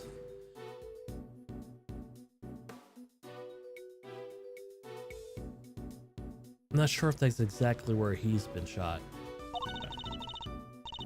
Why didn't you just say so? Now I feel silly. Documents of some kind. We could always steal a glance. Another security plan. Also covered in the case, ambitious assault. The president's safety is paramount. Spectators area should be covered at all times.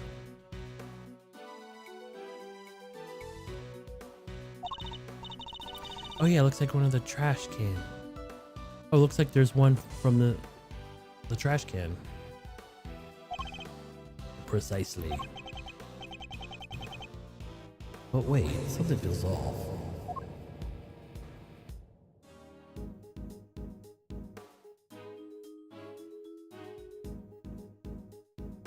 Oh, am I supposed to do knight or rook? Because one of them might be wrong.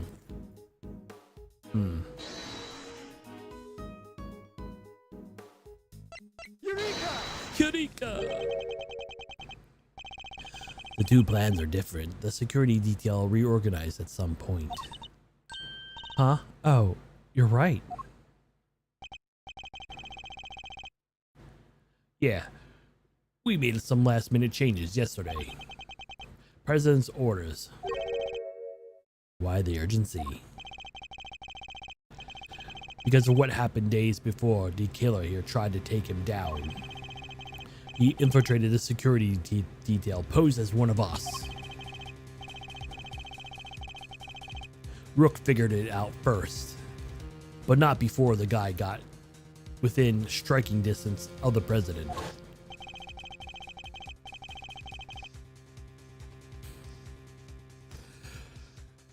This guy has some crazy artwork with him. I would actually love to have an anime of him. Of how in the hell he looks like an older guy. How he slips through all this crap and is strangling Knight right now. Like,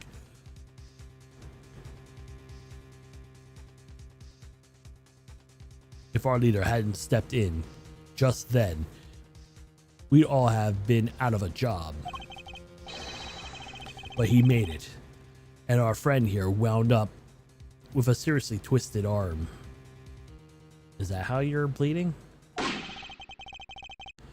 Rook put a bullet in it for good measure too. Oh, okay, that would make the blood.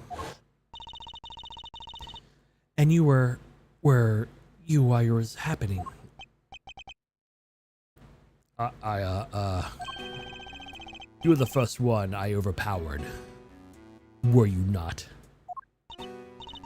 Oh, that's embarrassing. Shut up, kid. Now I get it. Now I get it. Your neck has barely begun to heal. You've already forgotten who I am. I'm disappointed. It's you? Busted up my neck so bad. I can't even look at my neck. Or I can't even look right now. I was somewhat astonished to have sustained an injury at all. A testament to Mr. Rook's skill. He had truly mastered of his craft. Unlike a certain other someone I could mention. I'm just as good as he ever was. You were a pawn to his queen. My young friend. What the heck do you know? So that's why you remembered Mr. Rook's name. You admired his skills as a bodyguard.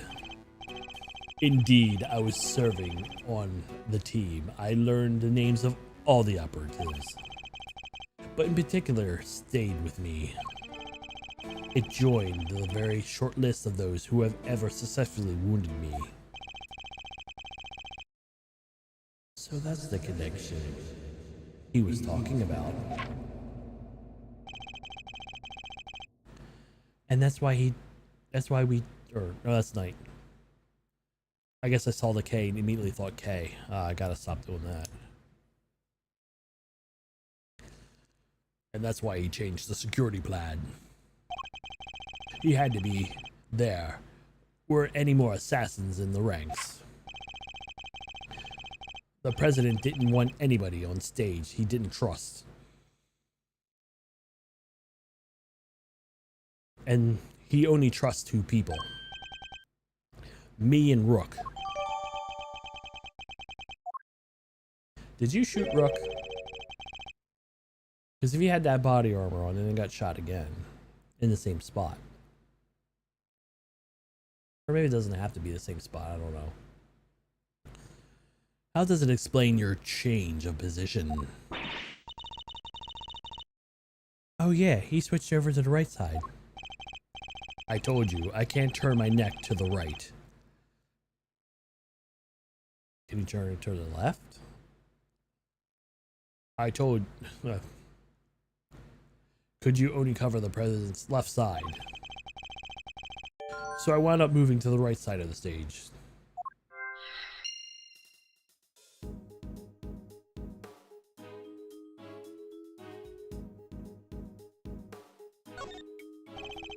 A curious figure of a curious animal with a curious expression is staring straight at me. Are you, Fun Karma right now? Franziska? And look, there's a big lever right by its butt. Don't even think about it. Oh, I wasn't thinking of anything, I swear. I imagine the lever opens up a panel beneath my feet. Ah, I see. So he's standing on a trapdoor. I strongly advise you not to pull it. Do so, and you will regret it. You know, I'm okay with taking some advice, especially when it's from a professional killer.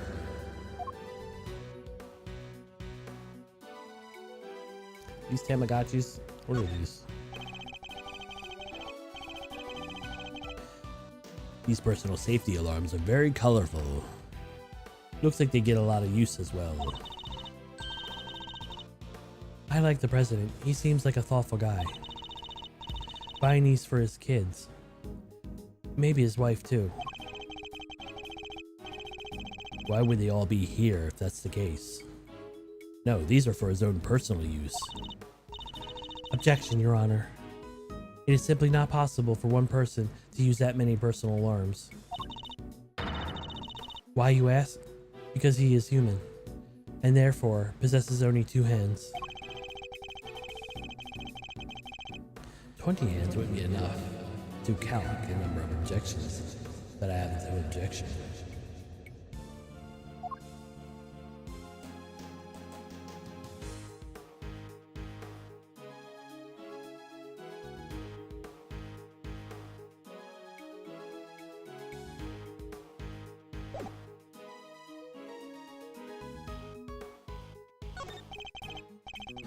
A riot shield, and next to it a canary in a cage. Aw, she's so sweet. I want one. Did you ever see a cuter partner in crime? Partner in crime? Yeah, well, she can help me with lockpicking and stuff like that. A great thief has no greater ally than nature, Mr. A great thief has no greater ally than nature, Mr. Edgeworth. Sadly, such birds are most commonly used for detecting poisonous gases. Wait. This one actually for that, is it? Makes sense. Will you examine the body already? No. It's a bank of monitors displayed camera feeds from it and around the plane.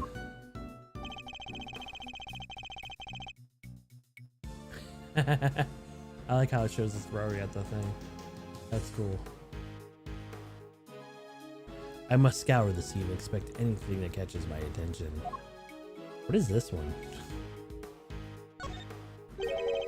What on earth is this? Oh, that is the presidential's favorite plushie. It is a it's a memento of something. Anyway, don't touch. But if that's the case, then why has it been left up here like nobody cares about it? Yeah.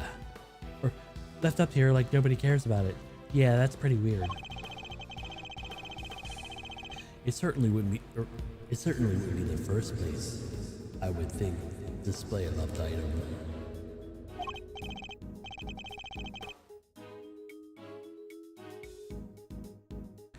Wait, are those glass shards underneath? I thought something seemed strange about this cubbyhole, but now I'm sure of it. There's supposed to be certainly another monitor here. Yep. This monitor is displaying the feed of this very room. They didn't go cheap when they thought of these, huh? Very high res.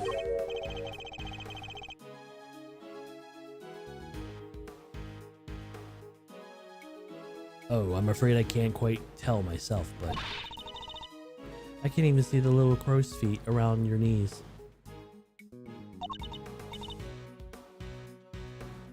Oh, my bad. They're just unusual, deeper etched lines. You know, on your forehead. You've got to... it feel quite finished.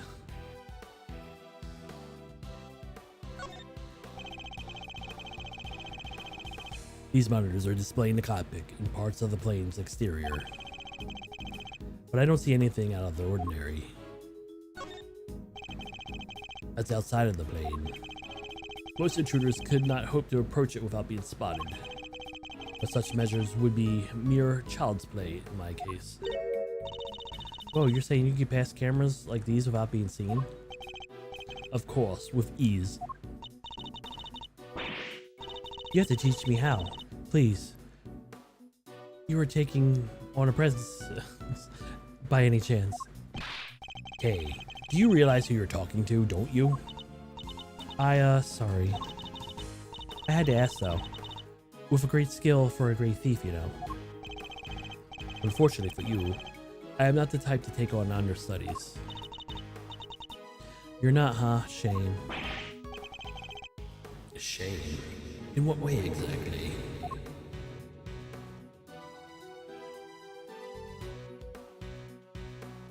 Okay. Cool.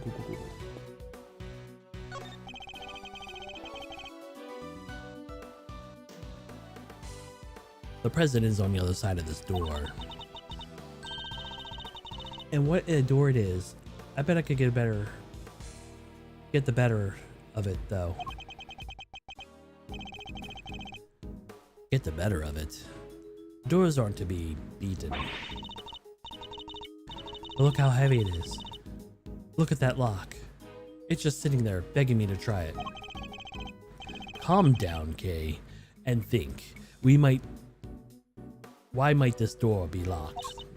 For me to open it, of course. Precisely. For you to open it, of course.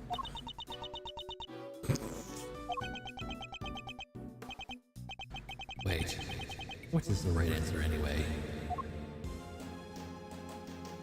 It kind of looks like a door from one of the Resident Evil games. It might have been in Dino Crisis as well. I'm not 100% on that. It definitely looks like a door from at least RE3.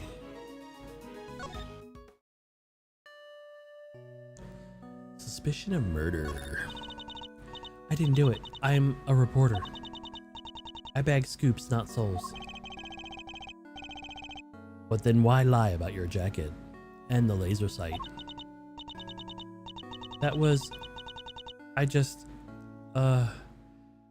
knew y'all would think it was fishy. Is that really all it was? Please, you gotta believe me. I could never do something like this. I'd like to tell you everything.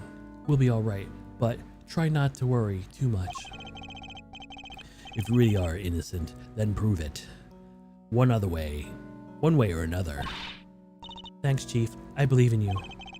How many times must I tell you, I am not your chief? Oh, sorry, Ruffles. Clean forgot you were Chief number 2. That's not what I meant.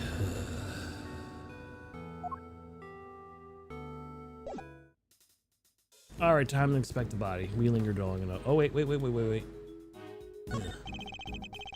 Someone's left an inflatable boat and an oar here. Probably so it's ready to go anytime. Wait, but there's only one oar. You can still row with one oar, you know.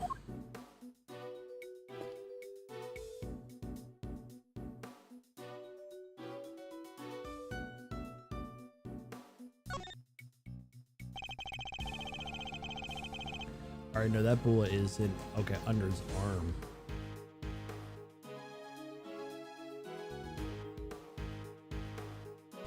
I must scour the scene and expect anything that catches my attention.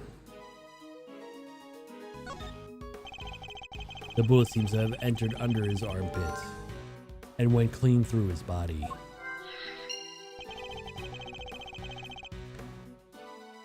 He was hit in an area his bulletproof vest didn't cover. Like it was on purpose or something, huh? Cause of death would appear to be loss of blood. Attempts were made to staunch it, but to no avail. Well, if he was killed in this plane, it was either Rook or the president. Unless there's somebody else that was in here. The medics must have been fought in and tried to save him. Sadly, it was a little too late. It's the victim, Mr. Bastion Rook, bodyguard to the president of Zhengfa. He's one guy that brought the president inside, or he's one of the guys who brought the president inside as soon as the shooting started. Which means he continued to do his duty right up until his dying breath. At least he'll get posthumously.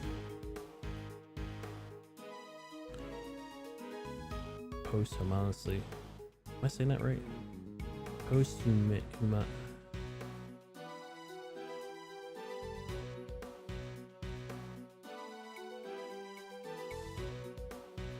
Posthumously promoted. Okay, it's better to know when you say nothing at all than end up with your foot in your mouth. What do you mean? I mean, bodyguards don't even operate on the same rank promotion system as the police in the first place. So the victim also carried a revolver. It looks like he was trying to use it. He probably drew it on instinct. Or he probably drew it on instinct when he left the threatened. We should check to see if he managed to fire any rounds off. All three. And no other signs of the weapon had been used.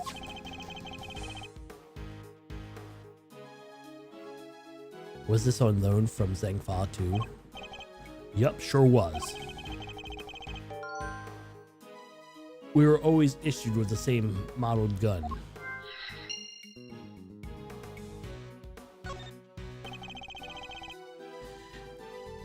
It's a bulletproof attaché case. Bodyguards use them to shield their clients from gunfire.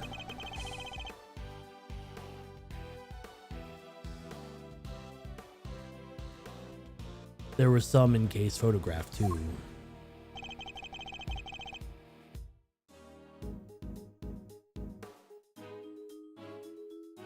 Looks like Rook and Knight each had one.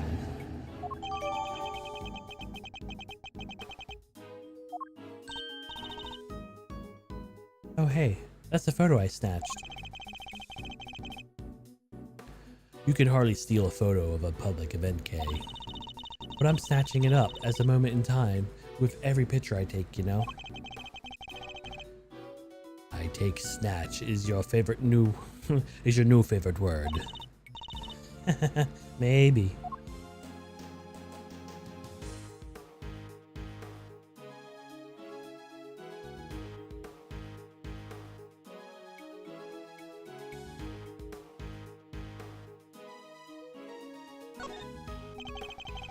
It's a trapdoor connected with the lever. That is curious figure. If someone were to open it, everyone would fall through, Mr. Rook and Mr. the Killer. Don't even think about it. I wouldn't dream of thinking up ways to take you down. Might I suggest you keep your monologue internal? Nothing on the blood, huh? Okay.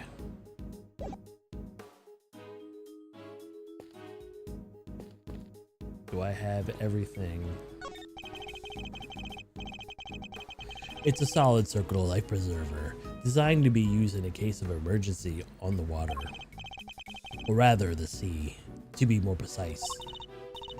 Oh, the sea. I love the sea. We should go sometime. Sorry, but you'll have to make that particular trip without me. Oh, don't be like that. Come on. It'd be fun. We can have lobster rolls, ice cream, all that good stuff. Something tells me the sea isn't the main attraction for you, is it? Okay, anything else? And I probably start slamming things into each other. Okay, I get to talk to them. All right, we'll do that in a second. Okay. I have high hopes for your investigation. I do hope they won't betray my trust in you. A mutual understanding. Things are to progress well, I hope. There's no need to worry. Things are progressing just fine.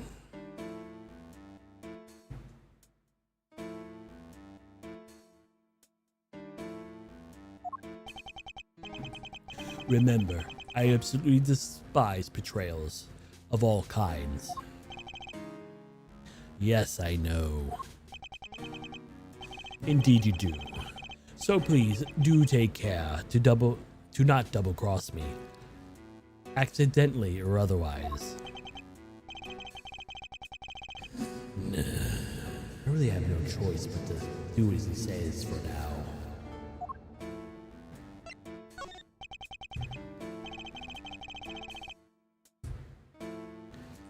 Can't believe I let an assassin onto the presidential plane. You know very well it was for the good of the investigation, Mr. Knight. Don't give me that. I know what you really want. You do indeed, because you heard me say it already. I wish to know the truth behind Mr. Rook's death.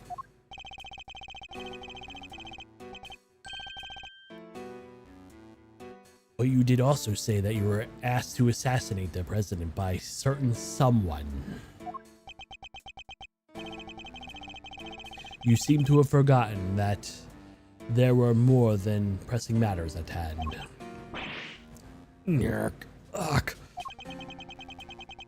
I don't often carry out unpaid work, but it's not entirely unheard of. Fine. I'll get back to the investigation. Good. I'm expecting great things from you, Mr. Edgeworth.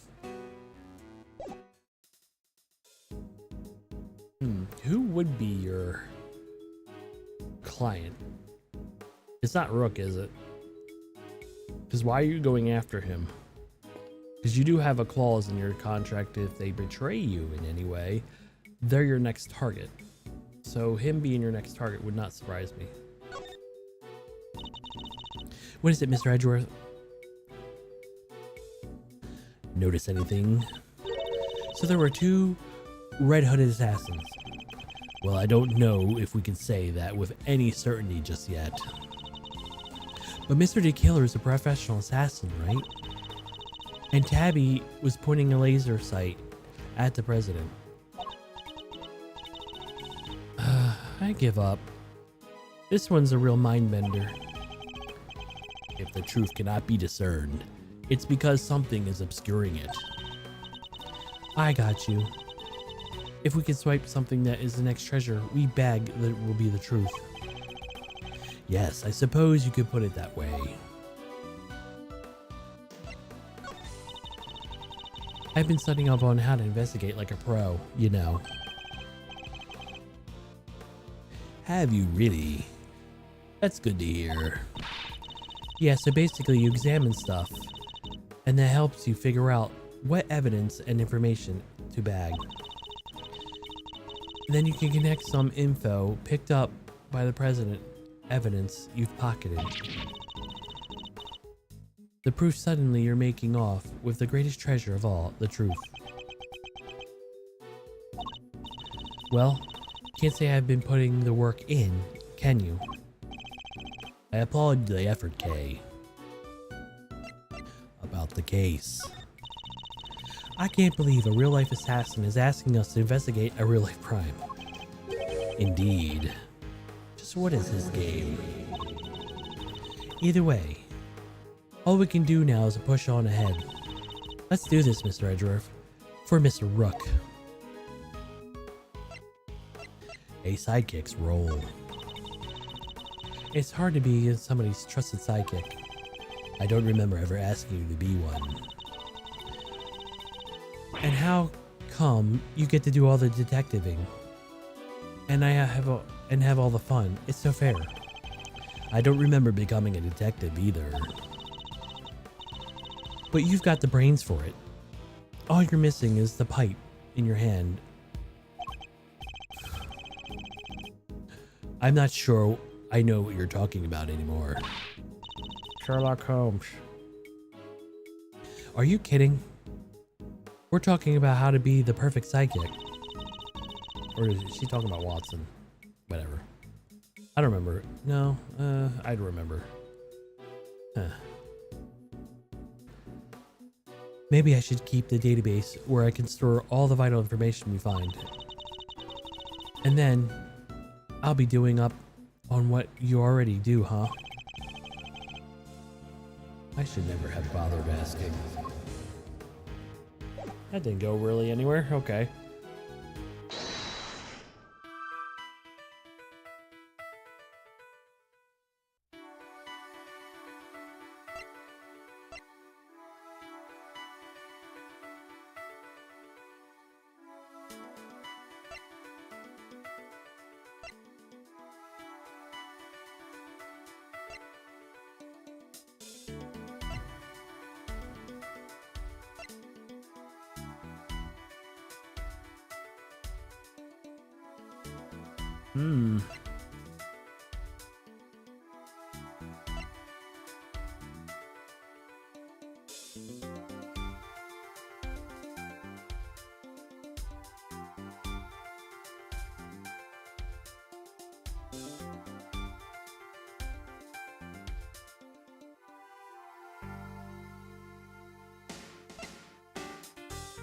Who passed through the victim? Where did it end up?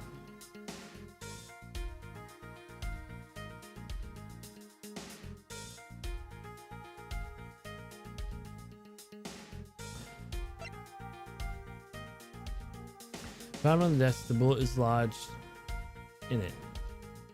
Is it the president's?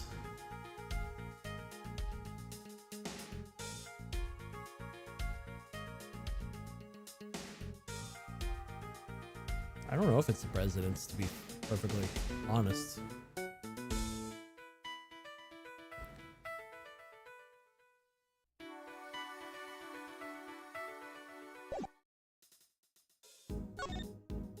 Let me make a save real quick, because I'm probably going to start fumbling this up.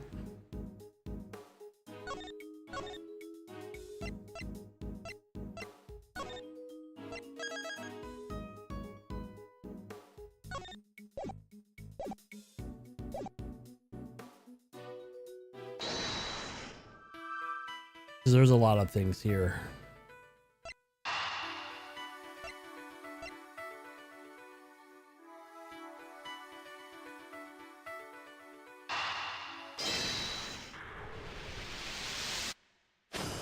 Oh, it did go together. Okay. The 2 bullets were fired in total. We knew that because of the 2 shots we heard. One traveled through the flag into the balloon, and the other took Mr. Rook's life. But that bullet in the president's vest too, right? How is that possible? How indeed? The numbers don't add up. I'm assuming Rook got shot in here. However, there's one possible explanation. There is? After passing through his body, the bullet that took Mr. Rook's life found itself lodged in the vest. In other words, 2 of our bullets is in fact 1. No way. He's right. If the president hadn't been wearing that vest, things could have been a lot worse. And wasn't he injured at all by the impact? Even when obstructed by that vest, a bullet can inflict serious damage. Sure, I've known guys that got broken bones that way. But the president's okay. He's made of strong stuff. Sounds like you didn't even need a vest. Let's not get carried away here. I want to hear the bullet's ballistic markings analyzed. That reminds me. What are those again? Guns leave unique patterns of grooves on every bullet they fire. By examining these grooves, we can use them to identify which gun it came from. To think of them as fingerprints of some sort.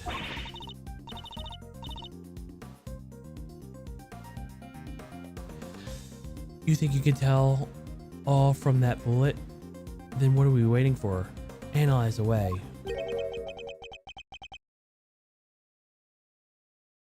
Might be easier said than done. That bullet hit solid armor. The impact will have completely flattened it. You'll be lucky that there's anything left for forensics to find. What? But I was all set up for some analyzing.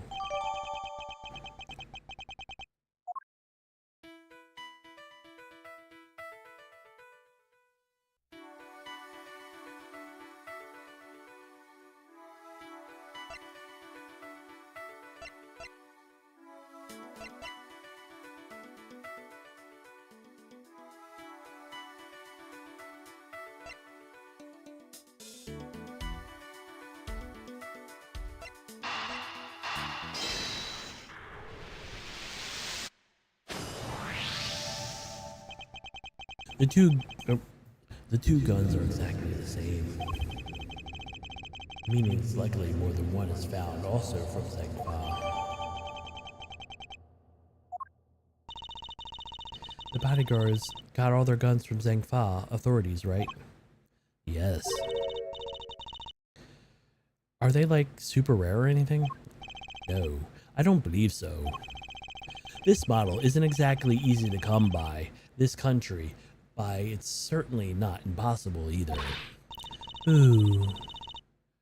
And here I thought they might be valuable treasures. Yes, it is something of a shame. Whoa. I just mentioned treasures, and you actually responded for once. I mean, I do need to point out that if the guns were rarer, it would be much easier to trace them. Which would have made them treasures of the evidence variety, I suppose. Ha, see, everything's treasure. Hunt one way or another, including the investigation. You could say that. Alright then, it's treasure hunting time. On investigation. She certainly seems a lot more enthusiastic all of a sudden. That's quite enough investigation for now. What's taking so long, Detective Gumshoe? Well, Mr. Edgeworth, have you solved the case? No, not yet. Is that so? Then perhaps interviewing is another key witness and might help you do so. Another witness? Who? You don't mean... The most important witness of all, the man on the other side of that door. He really intends me to question the president. Now, if you would be so kind to summon him, Mr. Edgeworth. Stop right there, D-Killer. You're nuts if you think I'd let him anywhere near you. Well, Mr. President, I'm sure you are watching us through the security feed, aren't you? In which case, I politely request that you show yourself. That is, if you value your bodyguard's life.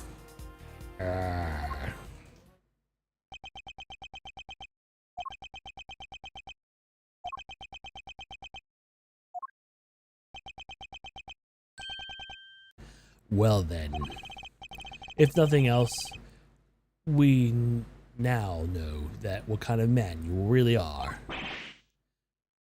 Mr. President, stop. You can't do this.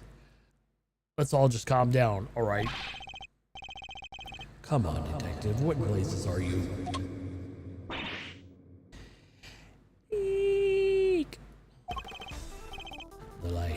What's happening? Listen well. Do listen well, Mr. Edgeworth. I would advise you to stay very still. It seems I would not be granted my audience with the president after all. Even with Mr. Life's Knight as a bargaining chip. No, stop. Eek! Okay. You won't get away with this, the killer. I have seen enough, and I now know the truth. What are you? Where did you go?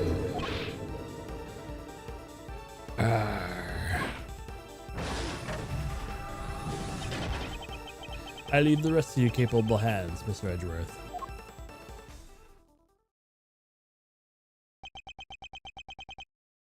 Worth. Sir Edgeworth. Detective Gumshoe? Sir, Mr. Edgeworth, sir.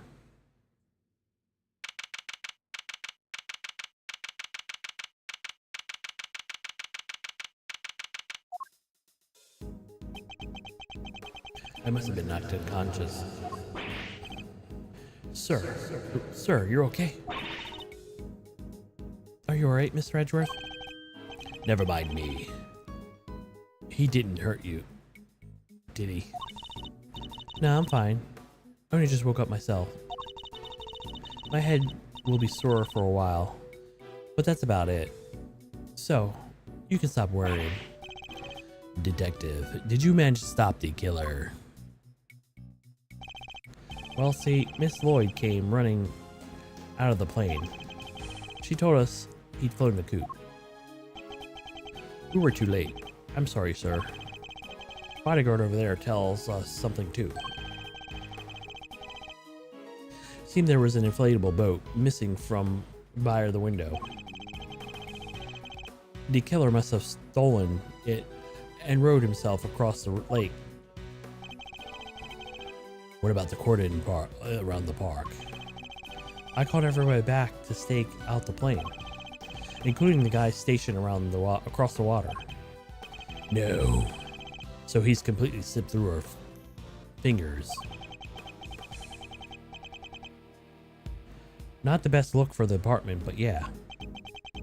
Hey, Edgeworth. Mr. Knight, you're alive. Yeah, no thanks to that murderer. Oh, that reminds me. I found this lying on the ground next to you, Mr. Edgeworth. A calling card, marked with a seashell. Oh crap, I remember this. I guess he wanted to leave you a message.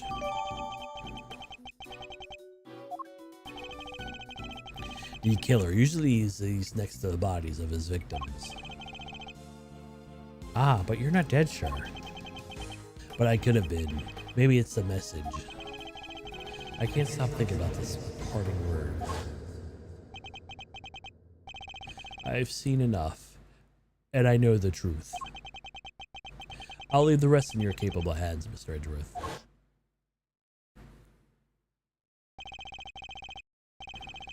And now I know the truth. The truth about what? Roger that. All clear out here, sir. Over. What's going on?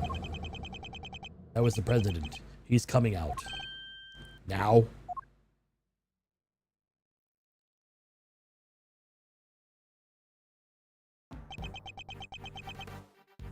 He looks like he should be in a fighting game, I'm telling you. Are you G in disguise? So he's the president of Zhangfa, Mr. D. Jun Wang. And you are? It's an honor to meet you, Mr. President. My name is Miles Edgeworth. The honor is all mine, Mr. Edgeworth. I am D. Jun Wang. Your efforts on behalf of Zhangfa have not gone unnoticed. You averted something of a crisis. He must be referring to the aggressor case. Thank you, sir. But all I did was solve a few local cases of murder. You are too humble. You have been observing your investigation. You are impressive, you're impressive operator, Mr. Edgeworth. Even if the killer got away. That's very kind of you to say. So he was watching, though, his security feed. Sadly, I must inform you, this is far as your investigation goes. What do you mean?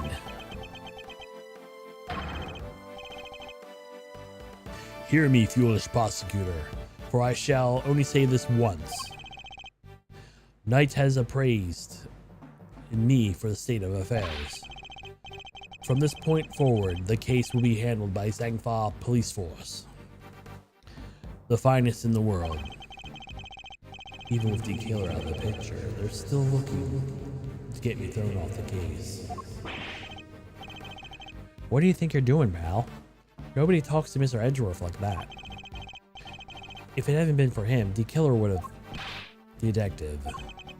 Forgive him, Mr. President, but I must confess to somewhat confused.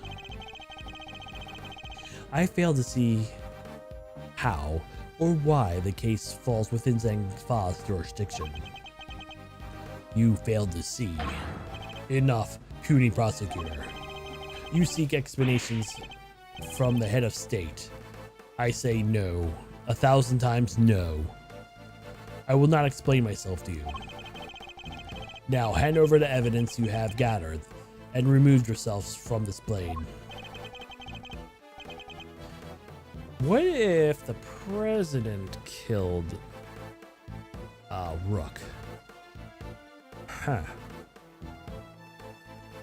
Because why is he just trying to get me away from the investigation? That's a little weird. I figured it might be Knight at first, but I don't know. I don't know.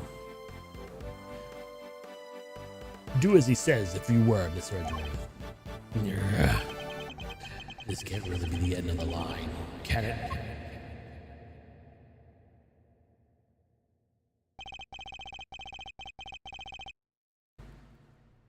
Case evidence handed to Mr. Knight. Why? Why did this come so far only to pull the case from under us? Now you may leave. Knight, detain the suspect. Yes, sir, right away. To make an attempt on my life. To murder my faithful servants. The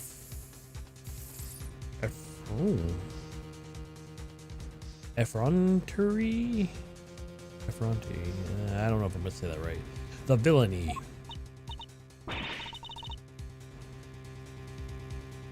I didn't ever murder nobody. Cause I... Shut your mouth, Miss Journalist. I... Answer me this. In a world already lousy with lies, with deception, with a sin in inquiry, can we stand by and suffer yet another crime to go unpunished? I say no. 1,000 times no. There can be no forgiveness. There can be no surrender. Why, you ask me? Then I will tell you. He's hiding something, I'm certain of it.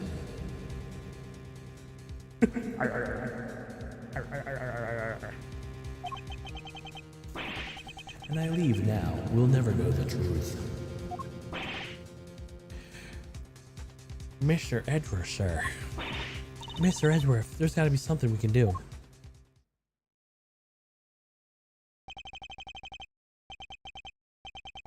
Think, Miles, remember.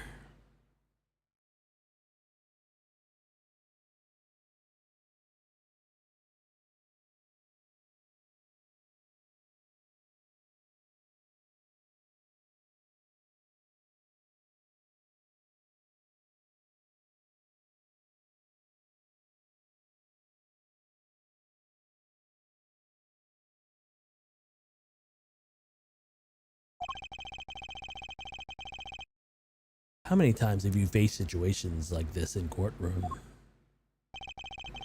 You've confronted the lies of witnesses and countered the arguments of other lawyers. Has the critical evidence always been laid out at your feet? No. And yet you always got the truth of the situation in the end. With your greatest weapon of all, your words.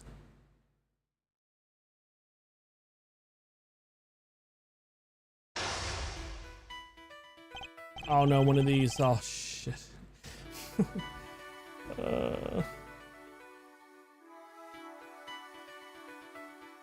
Now let us analyze the state of play. Be gone, puny prosecutor, or dare you defy the direct order of the president.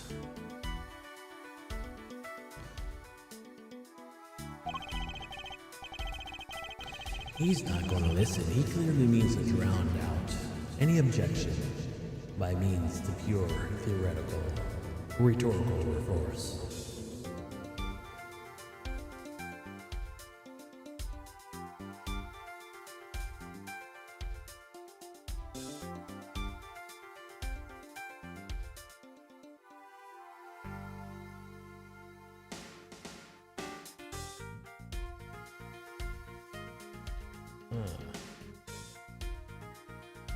Okay.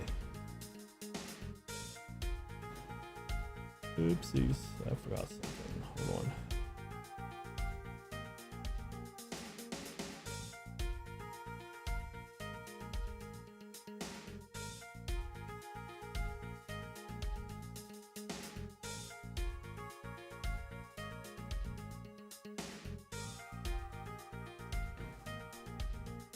Not going to listen. He clearly needs to drown in objection in your pure rhetorical force.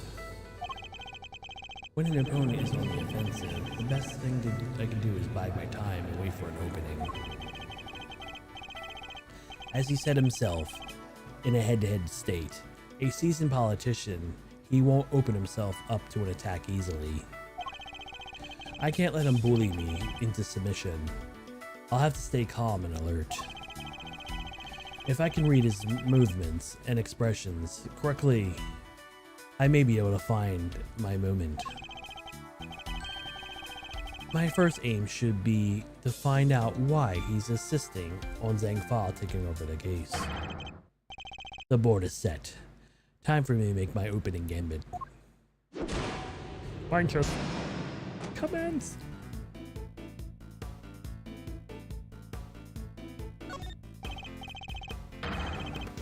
Please permission to speak. No. 1,000 times no.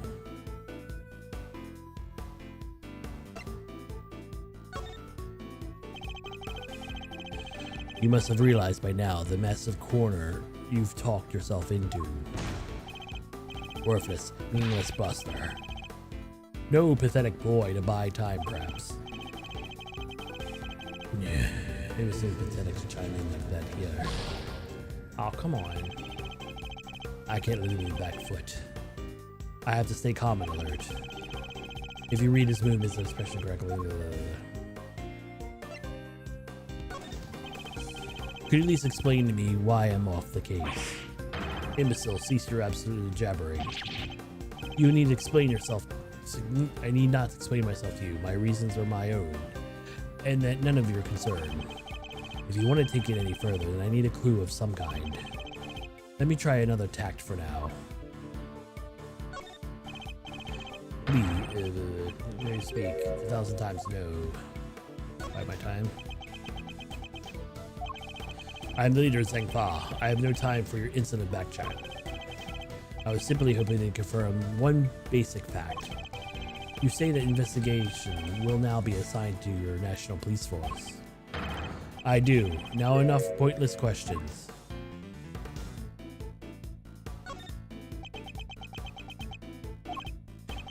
Good boy. The interior of this plane is the sovereign sovereignty of Zhang Fa. You have no rights here. Is that so? Could it be that our current location itself is significant somehow? I should keep that in mind. It could be a useful clue.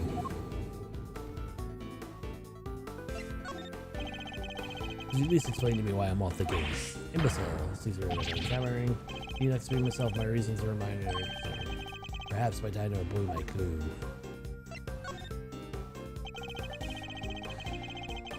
In the course of our conversation, I deduce a certain facts from your behavior, Mr. President.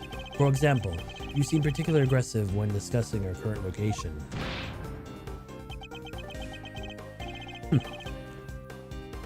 You smart Alec. As you said yourself, the presidential plane is the sovereign territory of Zhangfa. And from that, we can infer that you believe that the rules of extraterritoriality. Oh man. Apply inside here, is that correct? Enough. Cease with your now I can't even, I'm all tongue-tied now. Objectable whining.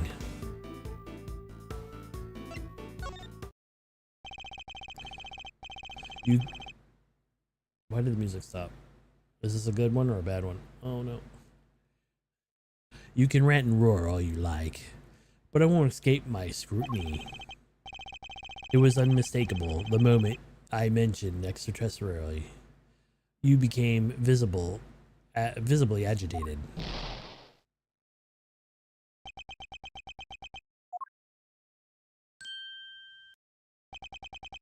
You think you're clever, don't you? Let me answer your little question. It's true, extraterritoriality applies. Your laws mean nothing here, which means he shot him. It has to mean he shot him. And why does that matter, you ask? It matters because it means you're powerless. You neither influence nor authority here. Interesting. So extraterritoriality issue does have something to do with it, all this. Let's dig a little deeper into the claim that the plane is sovereign territory, shall we?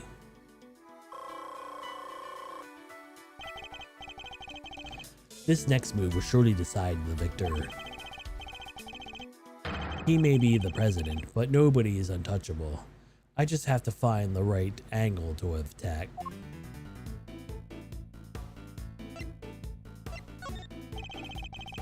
You believe that the extraterritoriality applies here, but can you prove it?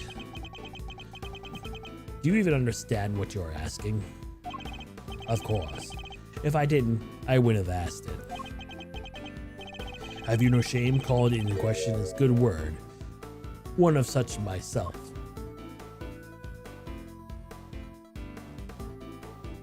Oh, there it goes.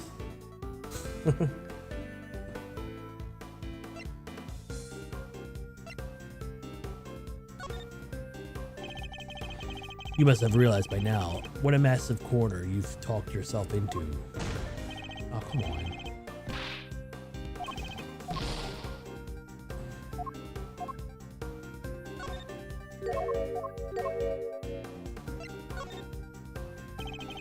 You must have realized by now you're a massive corner you talked yourself into. Oh, god damn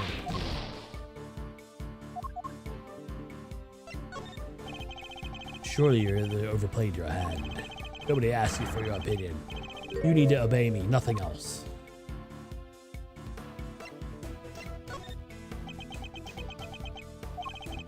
You dare tell how you govern her and how I lead. You dare contradict me. On the matter of Miss Lloyd's guilt, yes I do. No, she's guilty. She's the culprit. There is nothing left to debate.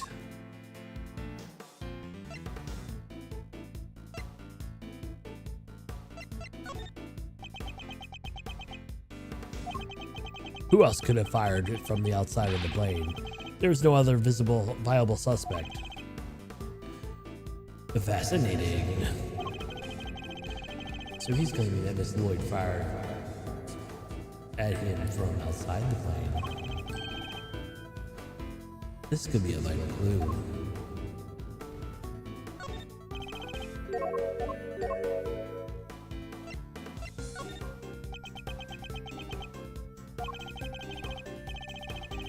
I'm not being sincere foolishness. You gotta worry about me as soon as you say that. As soon as someone is going to be wrongfully accused of this crime. Your chivalry is admirable, but it changes nothing.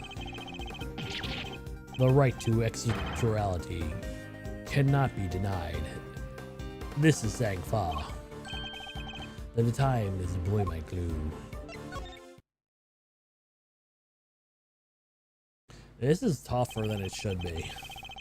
Just the time limit alone. Just like, no, why would you time limit me? I could understand the just dinging me, but oh, what is this time? Like, why?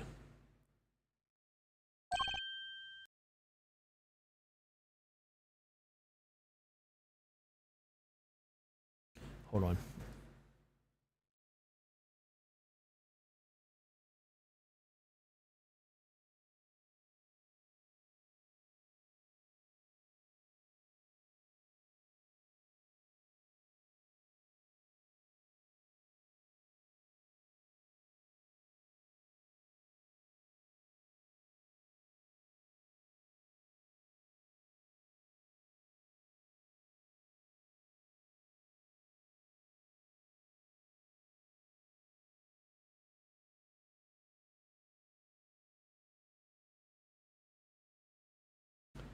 Okay. However, according to you, she shot at you from outside the aircraft, correct? In which case, extraterritoriality could not possibly apply in this case. Your assertion is entirely without merit, and the detainment of Miss Lloyd cannot be justified. How could I have?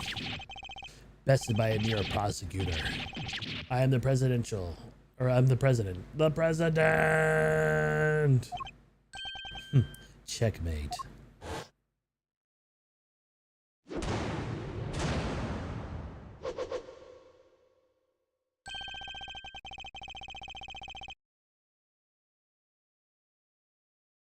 I trust you won't mind if we continue our investigation now, Mr. President.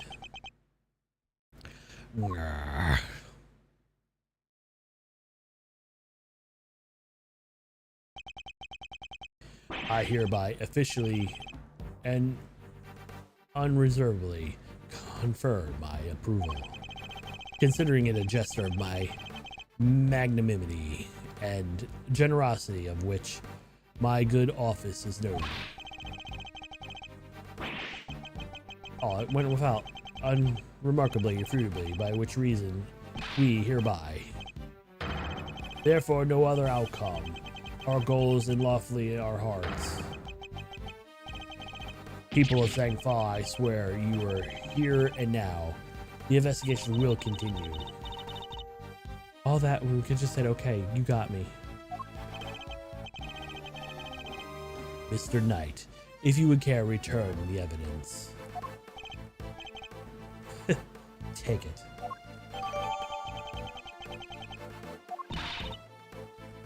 We did it, Miss Edgeworth. We sure did. An investigation can continue. Whatever. I enjoy a pocket full of pawns. I'll be all over here enjoying how to put them into play. Then we'll definitely enjoy my next move. Mr. President, one more favor. I would be so kind. What is it? Could you please give us your testimony concerning the incident itself? Now, you want me to testify?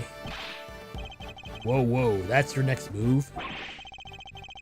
If you want the president to testify, you'll have to take him to court. In all good time, Mr. Knight. He will get his day in court soon enough. But if a person of interest refuses to cooperate at an investigation stage of the process, they are obliged to provide detailed justification as to the reasons for doing so.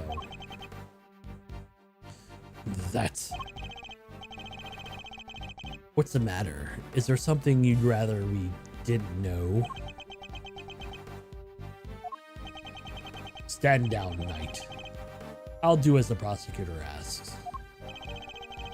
Thank you for your cooperation. Now listen and listen well.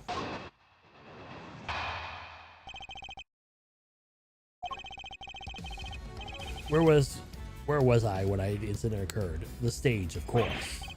Suddenly, Rook and Knight jumped in front of me. Then bang, a shot rang out, and a plain, unblemished balloon of red exploded nearby. Not hesitating for an instant, my bodyguard tried to escort me back to safety of the plane. Then the second shot. The bullet went right through Rook and lodged itself in the bulletproof vest I was wearing.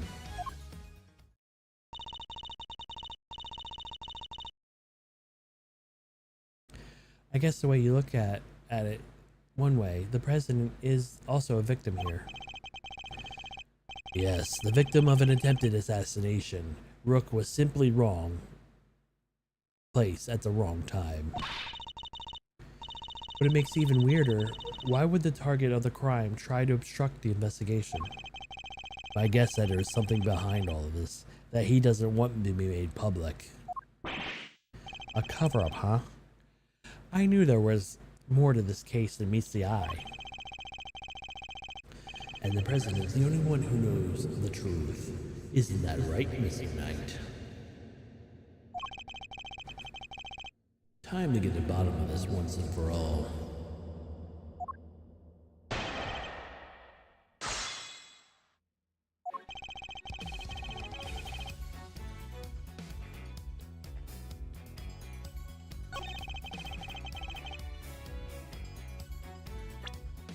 Oh, not president.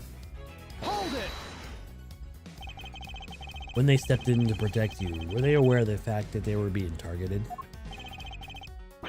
Was aware of the... No. I was aware of my audience, nothing else. When I stepped up to the podium, I entered a world entirely. A place of rapture. A place beyond words. Yeah, I think that's called stage fright. I bet you were like a deer in the headlights. No, 1,000 times no. I remember every second, each moment, indeedly etched into my memory. When Rook and Knight stepped in, I was shocked, overwhelmed, taken back. Then bang, the shot rang out, in plain sight. Hold it! About that red balloon. Are you trying to test me, Mr. Prosecutor? No, Mr. President. I simply wish to confirm that what you remember. Very well. There were two very large red balloons, one on either side of the stage. Their deeply crimson hue stood stark against the sky, just as security plans said they would. The same security plan we found in the trash can, I presume. Rook and Knight leapt to my aid just before the balloon exploded.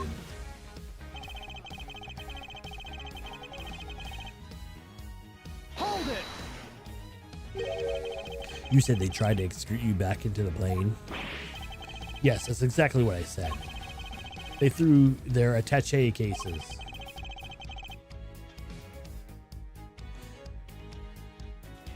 It must have been the moment Kay captured on camera. And I immediately moved to the back of me, into the aircraft. And then the second shot. Hold it! Do you know where that second bullet went? Is this how you treat a foreign dignitary? Or you really think such needing of questions is necessary? Whoa, what's he all upset about? I must insist on going over the same details again and again. Even my patience has its limits. You know full well where it went. Hold it! If I may ask you, what was the victim like in that moment? He was a man amongst men, a real hero. The mere impact of the bullet took my breath away. And then he had the strength to grab me and rush me back inside the presidential plane. So the victim entered the plane together. This is correct. Yes, he offered a noble protection, and I gladly accepted it. As it should be. That sounds nice and all, but doesn't that mean he's always the first to make his escape? He is the president, detective. That's basically his job description to do so. There's nothing more, there's nothing saying he's too off base. Gosh, a victim here. Wouldn't that be much sense for him to just lie to us, you know? Guess we gotta assume he's telling the... No. One thing he said was clearly wrong. Think back to the scene of the crime. Huh? Did we miss something? Alright, let me see that evidence again. I might as well take another look myself.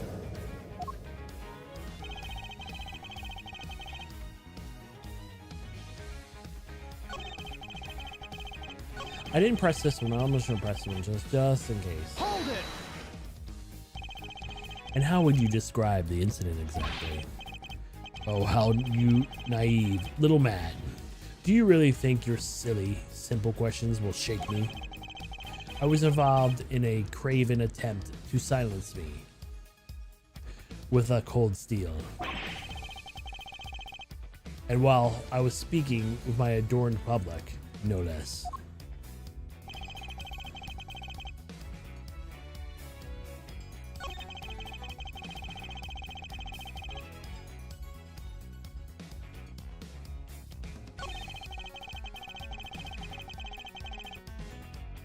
Alright, where is the contradiction? I gotta think of this.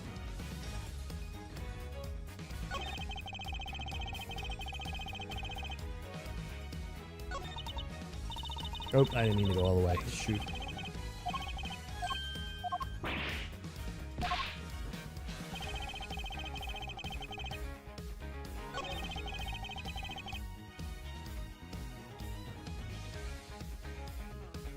See, this part, I don't know, they suddenly jumped in front of it. It's like they knew they were about to shoot. So it seems like there was like some kind of setup here.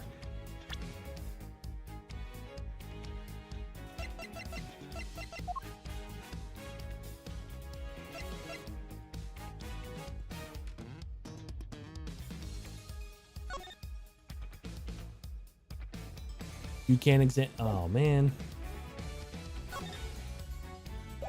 I can't examine that one.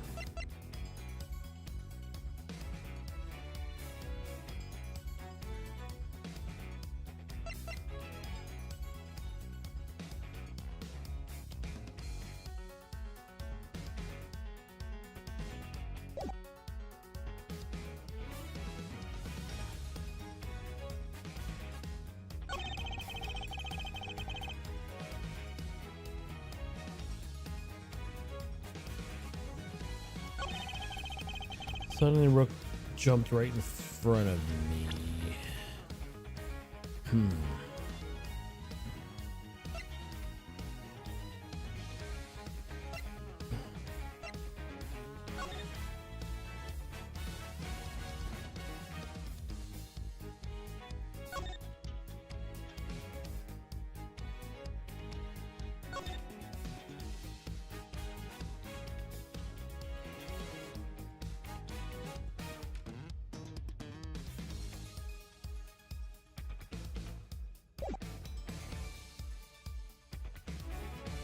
I'm gonna go out on a limb and present this. Objection! Nope.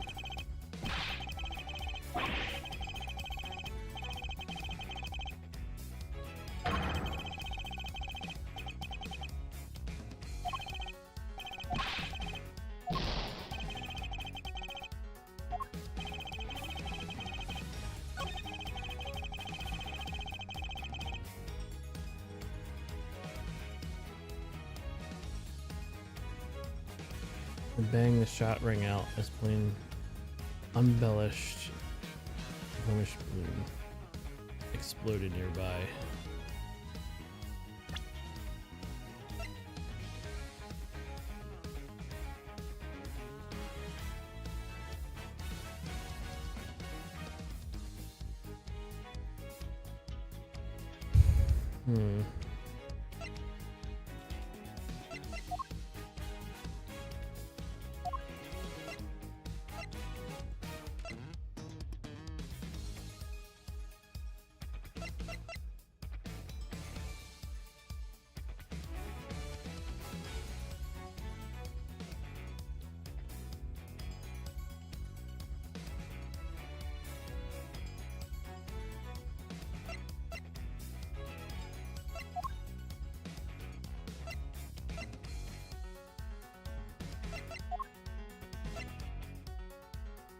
Objection!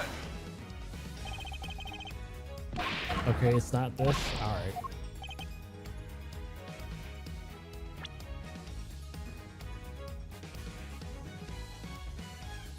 Objection! I freaking knew it. I should have went with my first gut instinct. You say it as plain as the red balloon that burst, but I strongly beg to differ. Wah. Take a look at this. This, as you think agreed, is hardly plain, wouldn't you? No! What? Who is that? Mr. President, meet the Steel Samurai.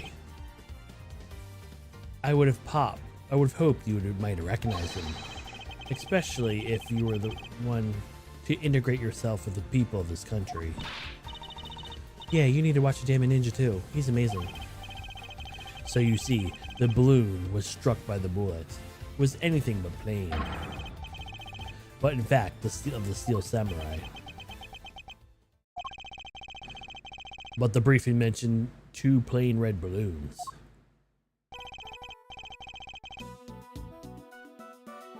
And there they are, right in the security plan.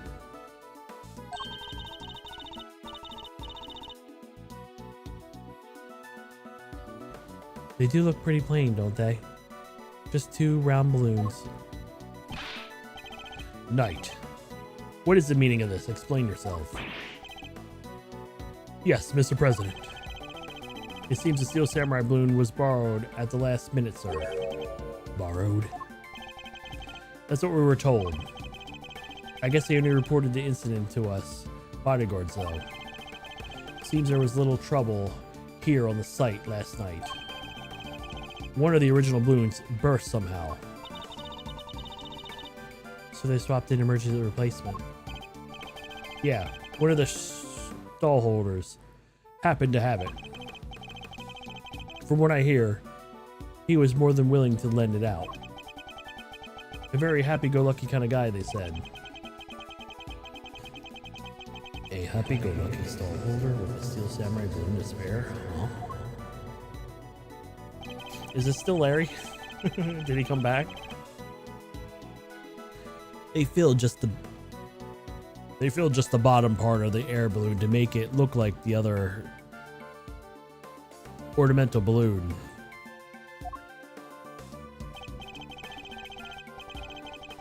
So while the Steel Samurai balloon, it was made to look like a plain red one above the water. Is that the long and short of it? Knight, why was I not informed of this? Sorry, sir, we didn't think of pressing. It was a pressing issue. And indeed, you saw it and knew it was no different, correct? Yes, I suppose so. Could he really have mistaken the Steel Samurai's pants for a plain red balloon? Still, Mr. President, I struggle to see how you wouldn't have noticed something different about the balloon. Of course. What was that outburst for? Now I remember. I could barely see the balloon. You couldn't see it? That's right. The wind was blowing too hard. The flags on the side of the stage were flapping incessantly and blocking my view. Is that so?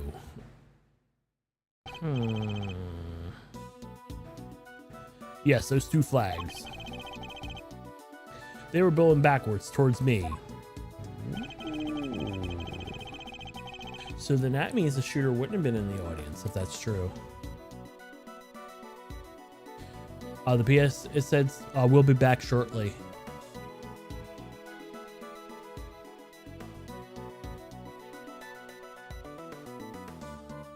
Like, okay, what does that mean?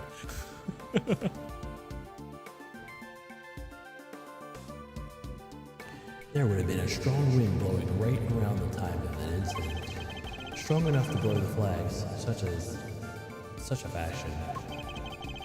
But does that conflict with any of our understanding of the case? Yes, it does. Indeed does. Thank you, Mr. President. Your testimony has revealed yet another contradiction. It has? Yes, a contradiction that could turn the entire case on its head.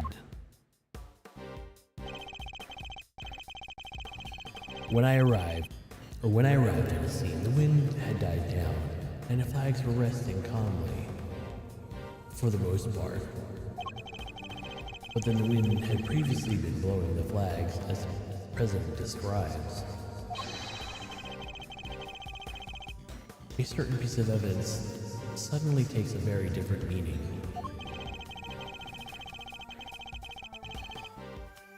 Which piece of evidence contradicts the stated conditions of the stage at the time of the incident?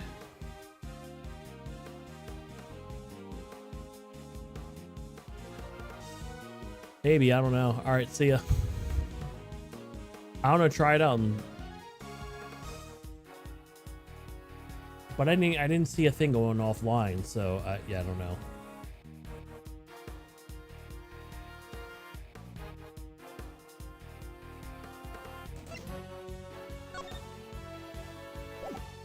Take that!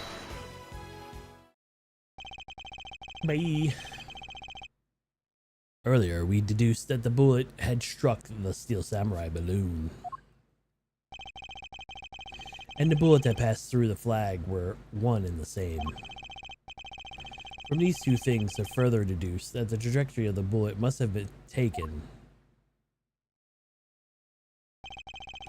And we concluded our shooter must have fired from the left side of the spectator area. But if the flags were blowing as the President describes, our conclusions become quite different.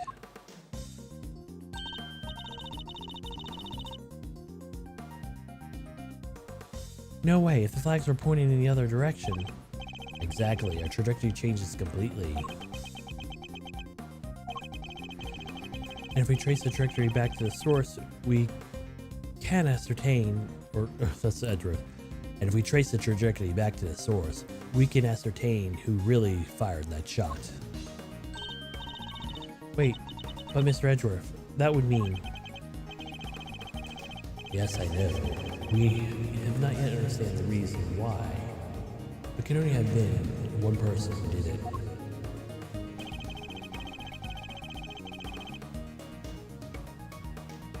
I want to say Knight, even though it kind of looks like it's President too. Take that!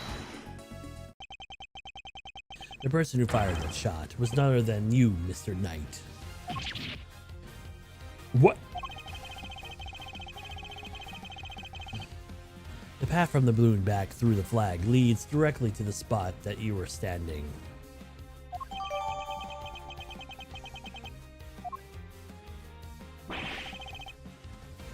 But that's the guy who won the President's bodyguards. Why the heck would he go around shooting balloons? This is absurd. What exactly are you trying to imply? That Mr. Knight was the man who saved my life countless times would be my assassin? Seriously, Edgeworth. We've put up a lot from you, but this, the President Wang's bodyguards, we're the pieces put on the board to protect the king. I'll handle this, Knight. Sorry, sir. Mr. Edgeworth, the wind has indeed the wind indeed blowing quite fiercely around the time of my speech. But the wind can pick up and die in an instant, can it not? Therefore, I need proof that the wind was blowing hard enough to lift the flags during the crucial moment.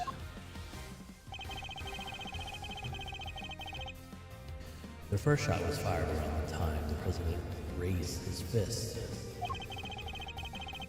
I have a piece of evidence that shows just that. Perhaps it also could show us what's happening with the flag then, too.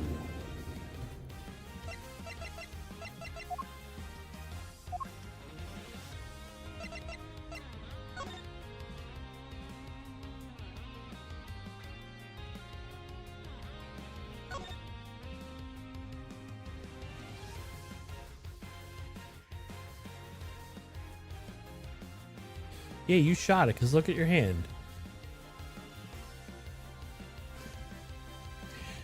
It's you, Mr. Knight. Take that! Your proof is in this picture right here. This should be good. Which picture where...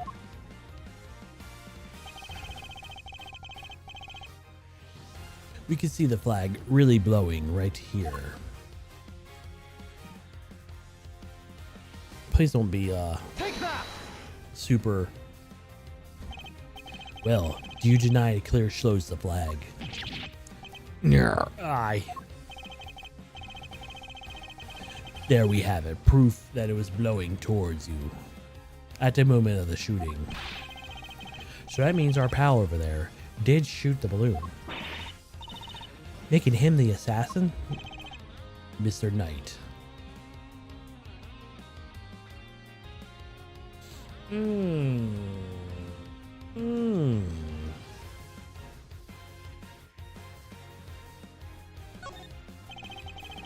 Mr. Knight is our assassin.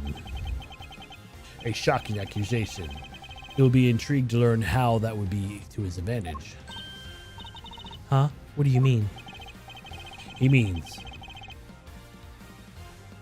that what would I have gained by killing the president? I'm his bodyguard, not... He's not around. I'm his bodyguard. If he's not around anymore, neither is my job. Now, why would I give that up? Yeah, that's I. He's right. Why would he be? My thought was he kills his superior and then becomes that. So he gets paid more or whatever. Or he becomes number one. Mr. Knight is not the assassin. He may have shot the balloon, but the president on the other side of him. But the president was on the other side of him entirely. Therefore, he can't be aiming at his boss. Yeah, besides, why would I even shoot the balloon? What would be the point? Now watch how you answer, or I might aim for something else next. There was a point, I'm sure of it. If I could figure that it was perhaps, I could finally put this whole conundrum to rest.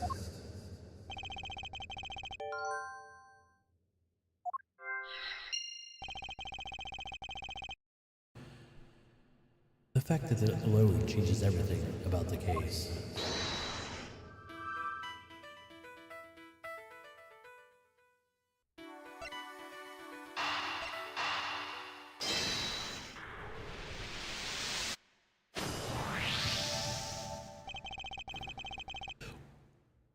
Why did Knight assign his position change? I told you, I can't turn my neck to the right. I could have covered the president's left side. So I wound up moving to the right side of the stage. But is that the only reason? Let us suppose the plan had changed. The Knight had remained posted to the left. Given he was unable to turn his head right, he would even been able to shoot the balloon closest to him.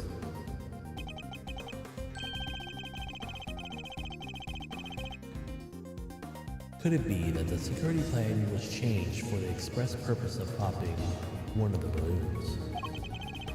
And if we suppose that is the case, the two plans are different. Was the security detail reorganized at some point? Yeah, we made some last-minute changes yesterday. President's orders. That's right. The president was the one who ordered them to change.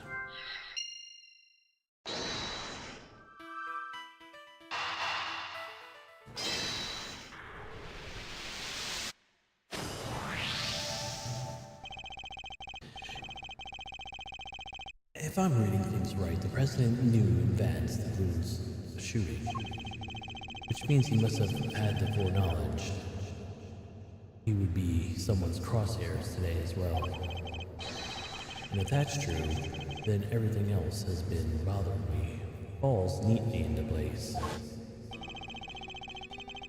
How did the shooter get a gun past such a heavy security?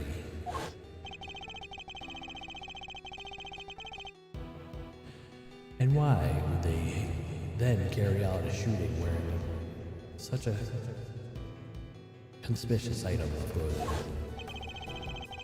Why were the ladies that would give their location in an instant?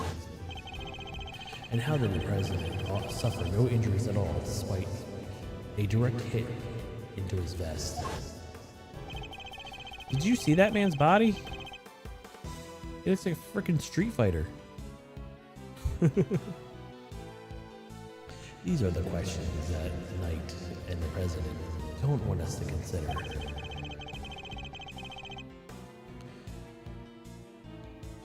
There's only one possible reason that Mr. Knight had fired his gun to create an illusion of assassination attempt. What? Huh? Idiot. Do you understand what you're saying? Oh, I understand it all too well. I understand everything now. Most of all, I understand why you were so keen to take this investigation off my hands, Mr. President. You wanted the real plans to remain hidden. How dare you speak to me that way? Is this some sort of sick joke? Oh, it's no joke, I assure you. It's simply the truth, as revealed by careful application of logic and reasoning, nothing more. The first shot was fired by Mr. Knight, with a specific intention of hitting that balloon. The sound of gunfire bursting of the balloon were guaranteed to cause a panic. Then he fired again. He did? Yes, he fired 2 bullets, both of which were aimed at the balloon. For that's why he did so. That's because the second shot was destined to create the impression that the president had been shot or had been hit. So then what's the deal with the one in the vest? I'm willing to bet that bullet was planted there long before the shooting ever occurred.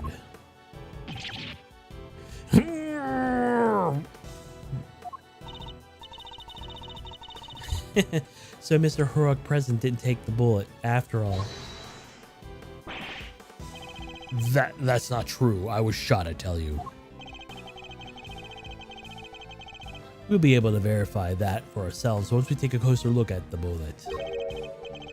At the very least, we can expect to find traces of Mr. Rook's blood on it, correct?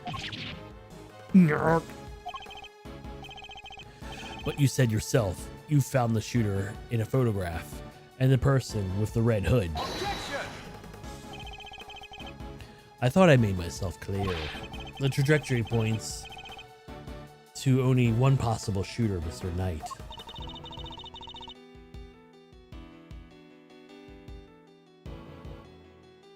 Then where does Tabby fit in all this? She was simply one part of their plan. In order to place suspicion elsewhere, they set out creating a fake assassin. A highly suspicious person in a red hood. Have yet to ascertain exactly how complicit Miss Lloyd was in the whole scheme. But I could say with some confidence that that none of them were fired by her. I suspect the only job was to point the laser sight at the president. That's right. Then I was tasked with turning your jacket inside out the moment the crowd flew into panic, yes? thus making the mysterious red hooded shooter disappear in a blink of an eye. Then with the gun and the security plan were later found in the trash can. It would have all appeared to have been the work of an assassin so skilled they could vanish into thin air. But then the case would have gone cold. Exactly what our friends were hoping for. Makes sense now. But why they wanted you off the case? Indeed, because the entire affair was a cheap ruse perpetrated by the president himself. Is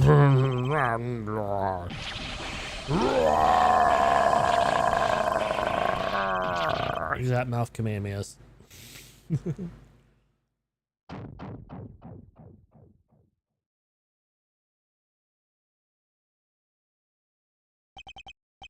No, I can't even keep its shape anymore. The presidential mask has well and truly slipped. Admit it, the entire assassination was a lie, wasn't it? If that stupid prosecutor hadn't insisted on signing you, how could I let this happen? Objection! Is that Rook? That's enough, Edgeworth. Mr. Knight. Sorry, but I'm speaking with the president right now. Get out of my... This is an A-B conversation. Get out of it. See your way. Yeah, well, I'm doing my job as a knight and protecting my king.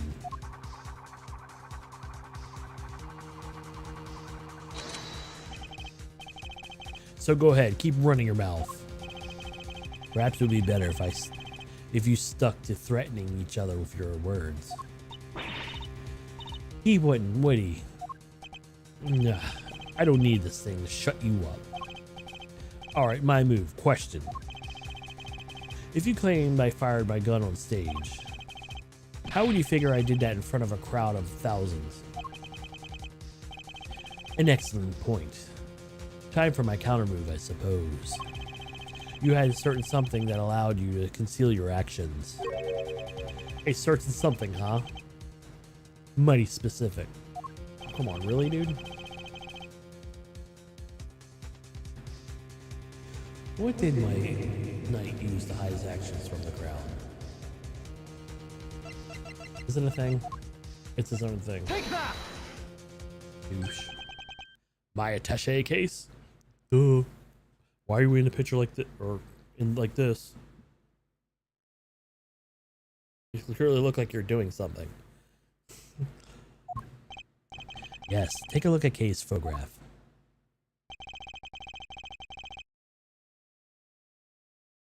Your right hand is completely obscured by the case. At the very moment the picture was taken, you were firing your gun. In such a way that you wouldn't be detected. Objection! Objection!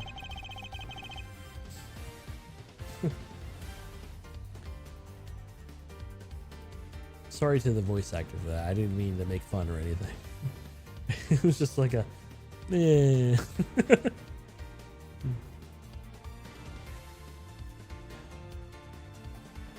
You don't like the fact to get in the way of a good theory, do you, Edgeworth?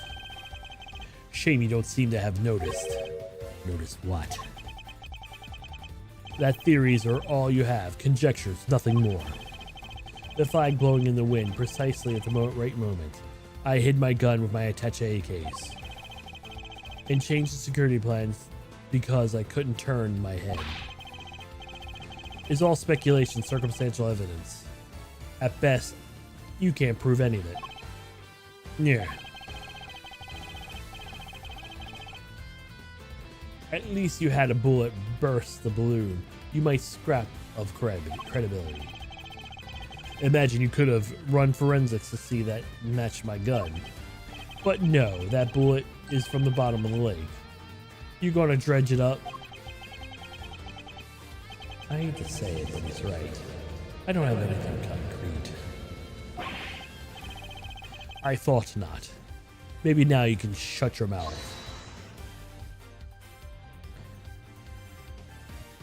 You motherfucker.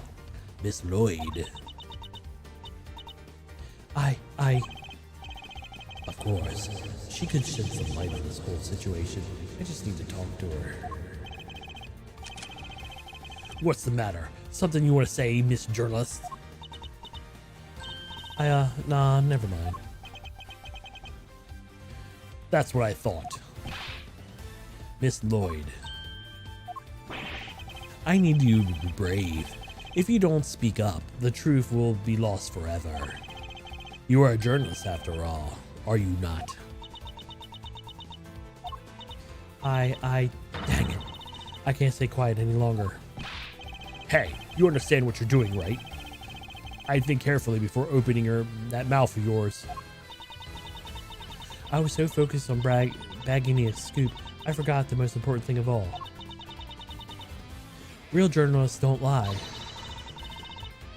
Ain't no change of scoop if it ain't the truth. I'm sorry, Mr. Edgeworth. I should have showed you this before. Is that? It's a laser pointer I used on the president. But that's all I've done. I've never shot nobody. You stupid. I thought I told you not. You squeal and you go down as an accomplice. It was all him. It was him. He told me to do it. It was at Zangfal's embassy sniffing out a story, like I told you. This was 3 days back. He comes along out of the blue and starts talking. Help me out and I'll get you an exclusive to the president. That kind of stuff.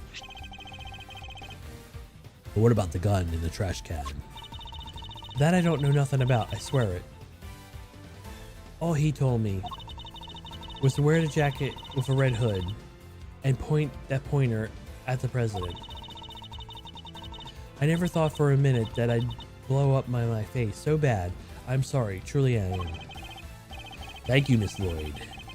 I'd like you to testify that effect when this goes to trial.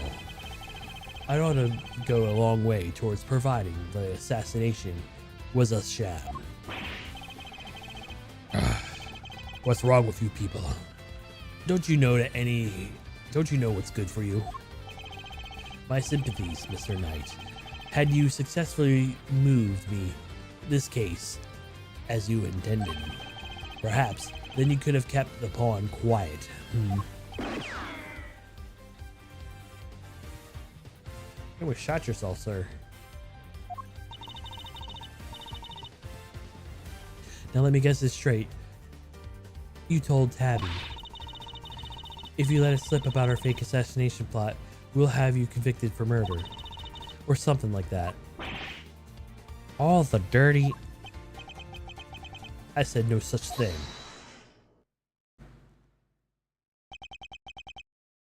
President Wang. Give it up, Knight. It's time we came clean. It's our only choice. So, Mr. President, you admit that there a plot of a fake assassination attempt. I do. I'm sorry. But why? Why do something like that? My popularity has been on the wane back at home. I thought surviving an attempt of my life might give me a boost that I needed. I know that we did was wrong. So yes, it was all lies, all of it. And the bullet in the vest? It was planted ahead of time. I wasn't hit by anything today. Why'd you guys kill what's-his-face then? Did he not want to go along with it? But then what's up with the killer? Our plan got somehow, and they just appeared hell-bent turning our fake investigation or fake assassination into a real one. Hence the raincoat, I suppose. He hoped to get close enough as the fake assassin to finish the job. Then who's his client? There is one thing I don't understand, though. Oh? And what would that be? Why did Rook have to die? If the whole thing was a fake, how did he wind up getting killed for real? That's true. And therein lies the real question. He was a fine bodyguard, best in fact. He may not have been a native to Zangfa, but he was someone who I could fully trust. Mr. Rook must have been something to gain the trust of someone who'd hide from his own shadow. Sounds like he was trustworthy as the president. As I am to you, huh, sir? I believe that for me to say, Detective, not you. Mr. Rook must have known about the plan too, then, correct? He wasn't aware of any specific details, so not really. I tried to involve him, but he refused. And you would have done well to listen to him. This is a tragedy. A life of a good man has been wasted. What's so great about him anyway? What's gotten into him? Because I've been convinced he shot him since the moment they came in this plane. He was just another piece on the board. There is to protect you, nothing more. Mr. Knight, how could you? Who was it actually went along with your plan, huh, Mr. President? Well, that pious coward backed down when you needed him to step up the most. I value your support too, of course, but look, I am your chief bodyguard now. That's all that matters. And now that spineless fool Rook is gone, things are going to change around here. Thanks to me, Genius Strategist Grandmaster, rightful leader as the team. We are well aware of your missions, Knight. But doesn't it seem a little imprudent to you? Why, my plan this time was perfect, as they always are. And they always will be. That's quite a statement, especially considering that your perfect plan was an abject failure. Yeah, no thanks to you. And that buffoon Rook. How exactly was it Rook's fault? If he hadn't died, the killer would have never come after me. And I wouldn't have had to let you on this plane. Please, Mr. Knight, you mustn't talk like that. Fine, the guy died protecting you, Mr. President. I'm sure he was just always what he wanted. But did he die protecting the president?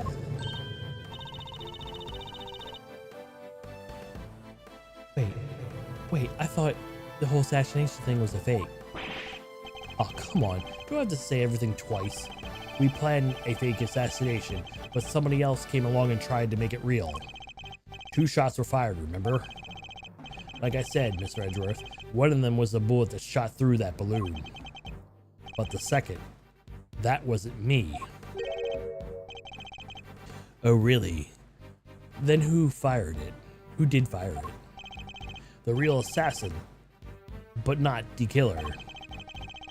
His plan to come after the president with a knife. No.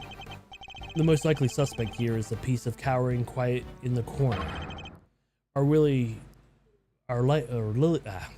white queen over there.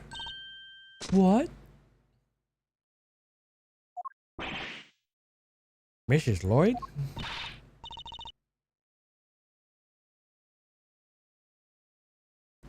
Again, with this, I'm not your deranged assassin.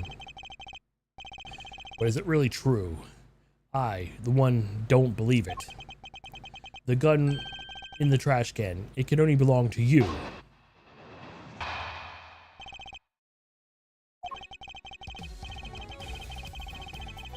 As soon as I shot that balloon, I rushed over to help the Rook escort the president back onto the plane.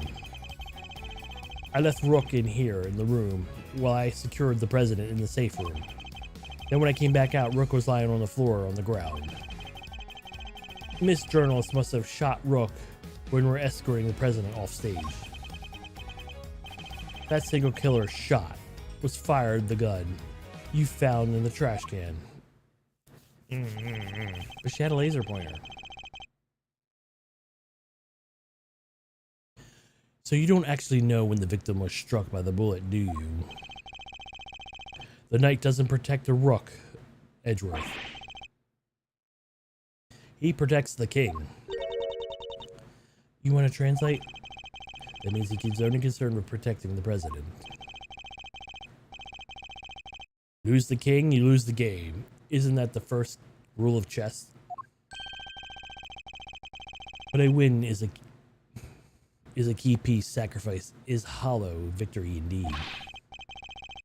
Doesn't matter, still a victory. I kept the president safe. I win.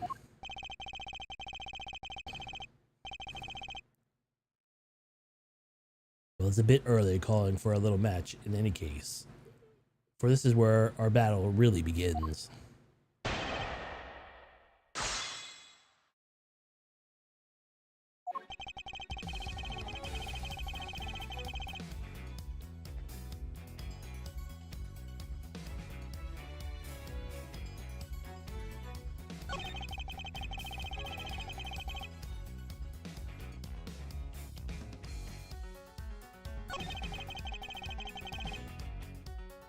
Hold it! We're on the ground exactly. Right where he is now, in the middle of the floor. The door outside was shut though. I guess the bullet must have hit him right before he closed it. Thanks to his little blunder, my whole plan fell apart. Mr. Knight, you mustn't talk that way.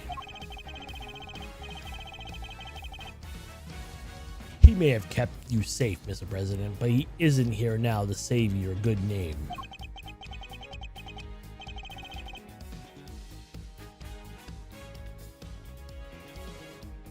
Is he air quoting?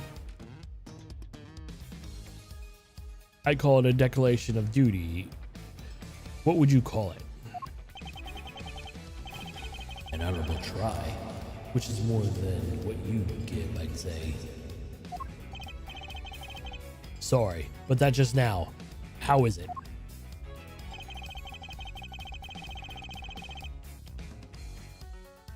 Hold it! Weren't you and Mr. Rook both carrying the bullet attaché cases? Yeah. I opened them. Yeah, opened them right after Rook spotted the laser sight. We moved covering positions, used them to shield the president.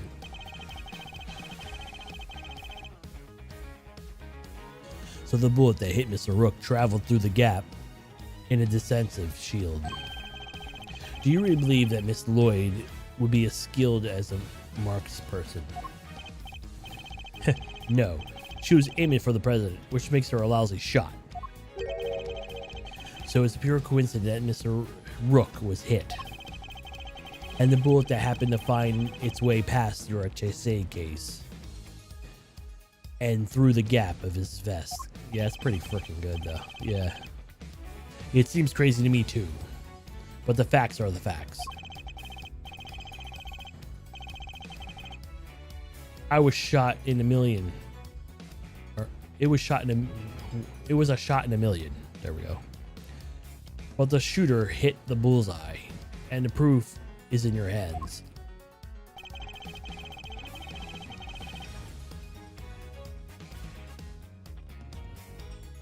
Hold it! So the second shot had nothing to do with it. Do with you.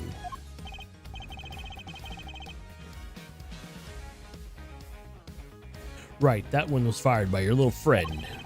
Imagine the scoop she'd bag if she hit its mark. I'm a journalist, you hear? I don't make facts, I report them. Yeah, a journalist who signed up to a fake assassination plan in the hopes of getting a story. That's not... Look, I'll admit it. I set the whole thing up. and your role was to aim the laser pointer at the president. It's not my fault that wasn't enough for you. You're the one who decided to bring the gun to the party. Who knows? Maybe you thought if you kept on shooting, you could shoot me up too. So Mr. Knight suggested. In the first fired one shot, and then Miss Lloyd's fired one more. Yeah, basically applying that Tabby also had a gun on her. Beats me where she could have gotten it from. But hey, his entire testimony is pure conjecture. We possibly can't prove any of it. That's right. Let's hit him with some cold, hard, undeniable evidence. I'm not sure where to present that cold, hard, undeniable evidence. But you know.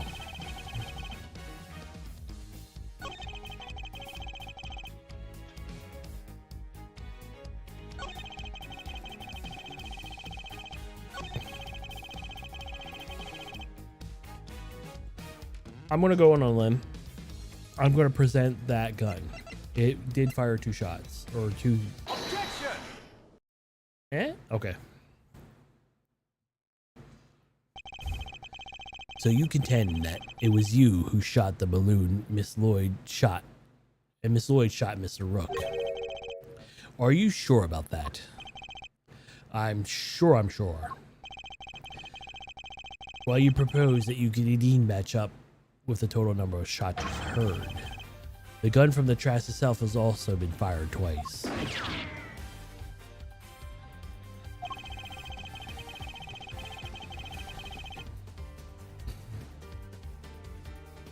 Now, why should you suppose the number of her shots heard from this gun, differ from the number of spent rounds?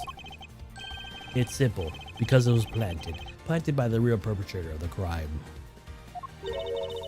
Somehow, somebody faked the evidence? Yes.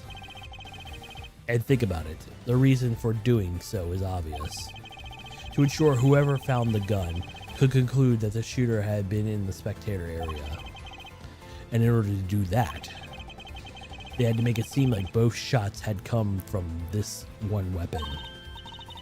I get it. So that's why it's got 2 spent rounds, huh? Precisely.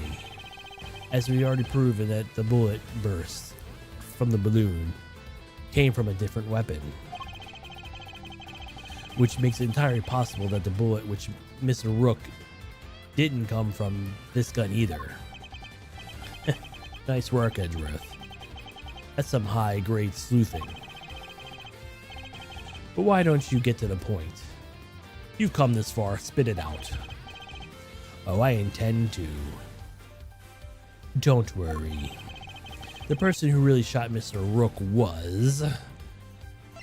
Mr. Bronco Knight. Take that! You, Mr. Knight, you're the one who murdered Mr. Rook. Oh, finally, you got up to the courage to say it, huh? Surely not. Surely you wouldn't have. It wasn't only the killer who tried to take advantage of the fake murder plot. You killed Mr. Rook hoping that you would look like an accidental victim of a bludgeoned assassination. With the president locked away in the safe room and the door of the airplane tightly closed, it was just you and Mr. Rook alone together.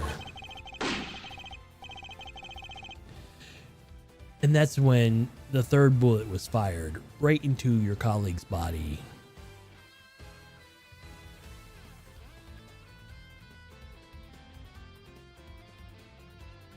Objection! Wait, you're really going to claim that there's a third one now? You just said only 2 gunshots were heard. You want to tell me how that works? Objection! Airplane cabins are practically soundproof, Mr. Knight. If you close the door, nothing can be heard from the outside, not even gunfire. But wasn't the president next door? Very true, which means he may have heard the shot himself. Well, Mr. President, I didn't hear anything. But can you observe this room through your security feed, can you not? The camera in this room isn't normally on. I have to manually switch it on whenever I enter the safe room. And that's what you did this time too, right? Well, that is... What's gotten into him? Mr. President, this is vitally important.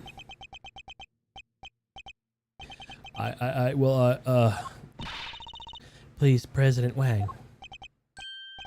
Fine. I was busy hiding under the bed, covering my ears. What? Even though the whole thing wasn't real?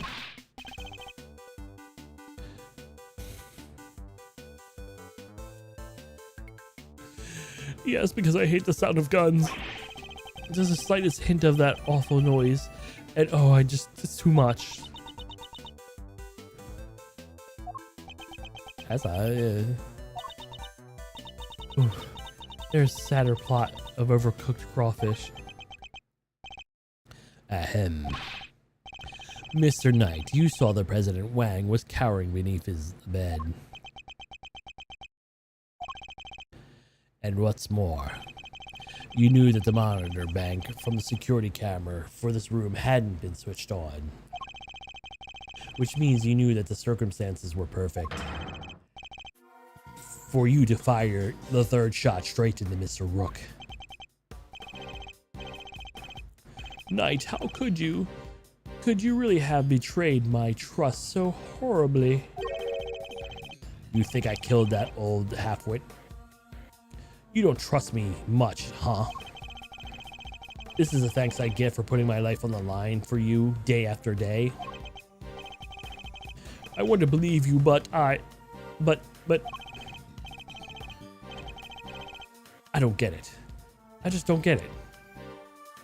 Where is there doubt here? What don't you believe that girl over there could have done it? No, because this gun isn't the murder weapon. We know this from the number of shots, the bullets fired. Well, do you know that there isn't a spent bullet? There wasn't a spent bullet from the start. What? Someone could have fired a bullet from that gun yesterday, or the day before. Then today, another bullet. The bullet that hit Rook.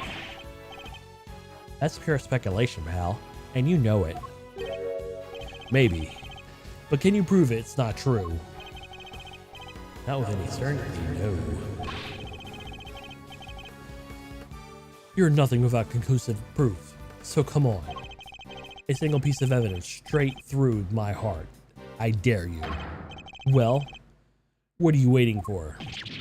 Yuck. There must be something. Mustn't there, Mr. Edgeworth? If we can't prove Tabby's... Please, Ruffles. I messed up, I know I did. I should have never have done what I did. Not even for a scoot. But murder? Nah, that ain't me. Ain't murderous bone in my body. Conclusive proof.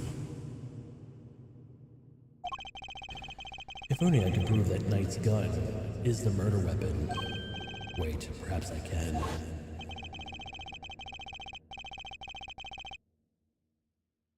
If you at least had the bullet that bursts the balloon, you might have a scrap of credibility.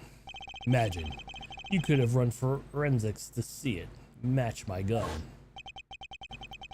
If we had the bullet that killed Mr. Rook, forensics could tell us which gun was fired from. No proof, no case. End of conversation. Objection! Hold it right there. What now? You're not about to claim to do you have proof? Of course I do. This ought to be good. Alright, bring it on. Show us this proof of yours. The bullet that killed Mr. Rook is the key event in your little game. Very well. My conclusive evidence is... Oh, do I? Because it's not in my possession. I'm gonna do not in my possession. Not currently in my possession. Alright then, thanks for playing, folks. But that's all. Game over. However, it is in this room. What? As we know, the bullet that killed Mr. Rook passed through his body.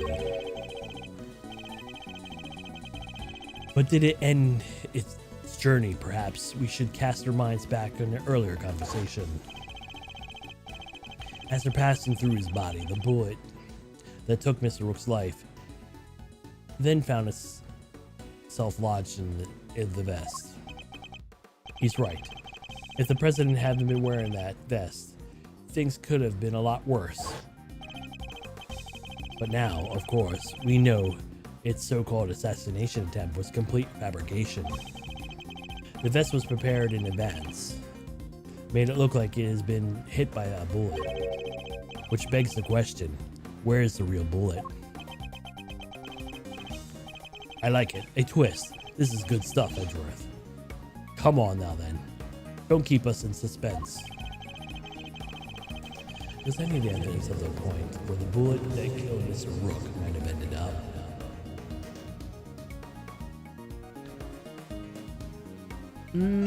I don't know actually.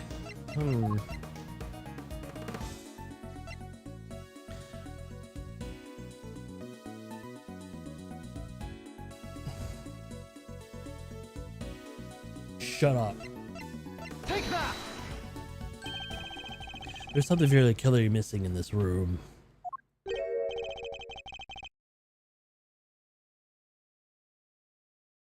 Yes, a prosecutor with some common sense.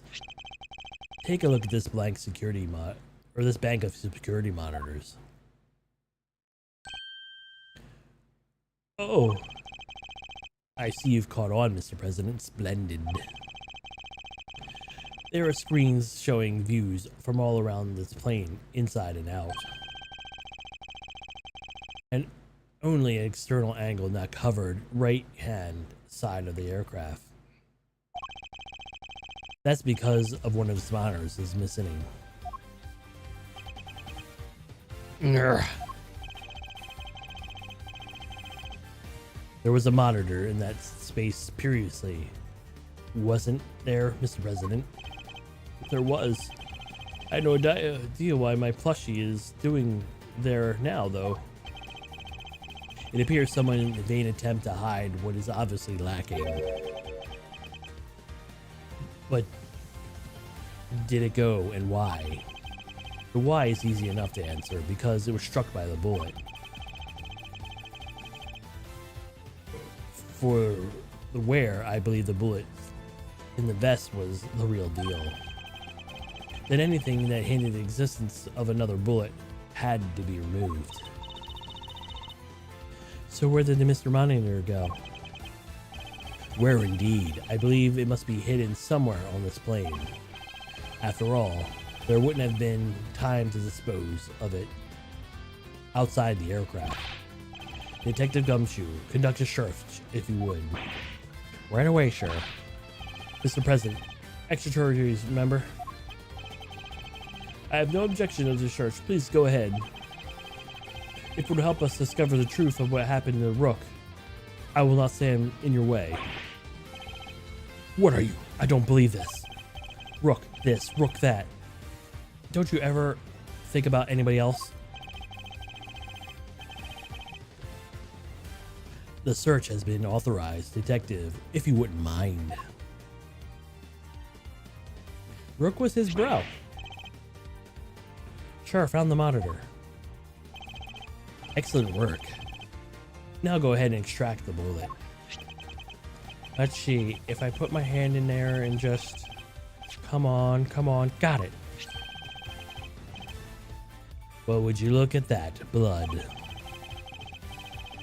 This bullet that killed Rook There is no doubt about it.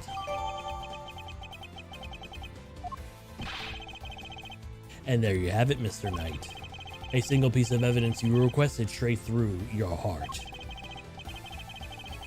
Even must now admit, if this bullet didn't come from the spectator's area's gun, then Miss Lloyd cannot be Rook's killer. What? No pithy comeback. Detective, have forensics analyze the bullet for... Is it...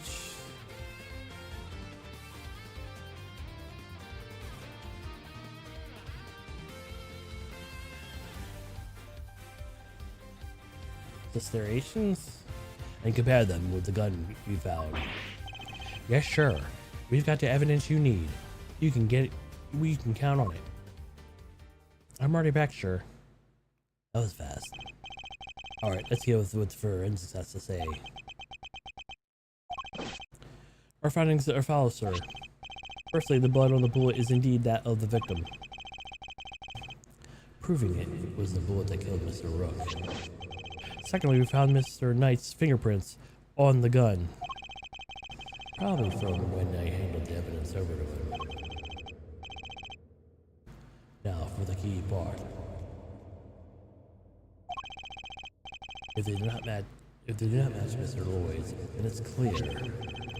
But actually, the striations on the bullet are a match with this weapon. What? But how can this be? No way. He had to plan it. He probably planted it well after. He probably used that gun to shoot Rook and then planted it after. There's no doubt about it, sure. It's just a gun that fired this bullet. How? Well, isn't that something? Conclusive proof that I was right. What's the matter? Did you think you had me backed into a corner, did you? Guess you misread the board. Because the only one backed in a corner here is you. Another testimony. You guys don't know when to give up, do you? There's no denying it. Forensics prove that the gun and the bullet are a match. The bullet that killed Rook fired from the gun found you in the spectator area. So who pulled the trigger? Can't have been me, because I was up on stage, which leaves your little friend. The hack that killed Rook. She's the murderer. And you just proved it. Your move, Edgeworth. Just remember two things. One, where you found that gun. And two, which gun was the fatal bullet came from. Whichever way you look at it. I can't believe this. I could have been the shooter. Hey, Sonic, because you're acting like a crazy buffoon. Yeah. How did it come to this? Because he always has a plan. They always have plans. You just gotta get past the plan. Me and the president, we admitted to faking the assassination attempt. Now it's your turn to admit something. Who the killer really is. There's no way that Tabby did it, is there? Don't let him get to you, Kay. We need to go over his statements again. There must have been something further we can deduce from them. Okay, let's do this, Mr. Edgeworth.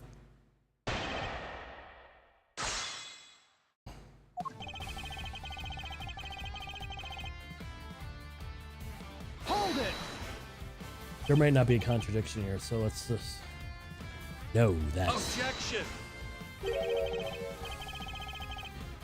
What is it you said? That the forensics would back you up? Nerk. How does it feel to be shot in the chest by your own conclusive proof, huh? Not so good, I imagine. The bullet and the gun are a match, Mr. Edgeworth. That's kind of mean to Tabby. Pull the trigger, you know? Even so, I simply cannot accept that. But sure, there's no denying the evidence. There isn't. So what am I missing? If I assume that Mr. Lloyd to be innocent, then the gun and the bullet shouldn't be a match. What is a K? I was just thinking, if the evidence points to something that doesn't seem possible, then maybe there's something wrong with it. You're asking me to call the evidence into question? Well, if there's no way Tabby did this, right? So then the evidence says she did, then the problem must be a lie there. You seem very sure about this. Call it my great thief's intuition. Intuition, Still, she could be right. I simply don't believe Miss Lloyd to be a malicious liar. Which means, as someone who believes in evidence is everything in court, the irony is not lost on me, but if I were to call this piece of evidence into question, it would have to be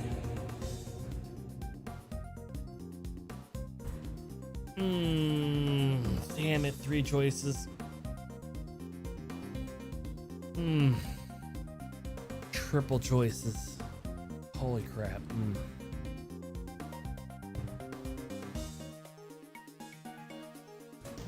The gun, the bullet, neither of them.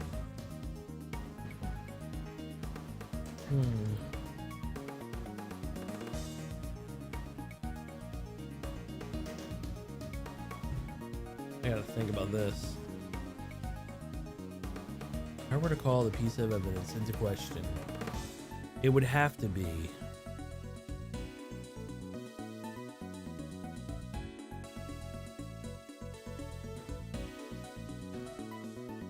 the gun or the bullet. Neither of them could be a possibility too.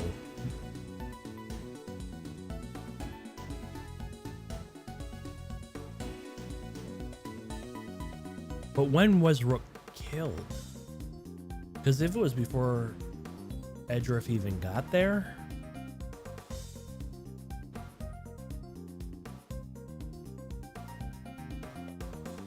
he would have all the time in the world to plant the gun.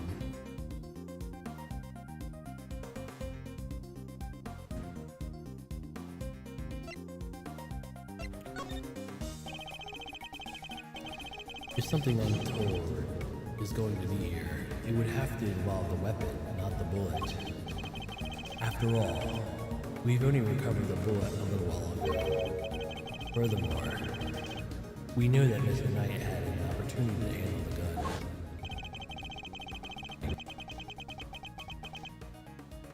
Now hand over the evidence we've gathered and remove yourselves from this plane. Do as he says, Mr. As you were, Edgeworth.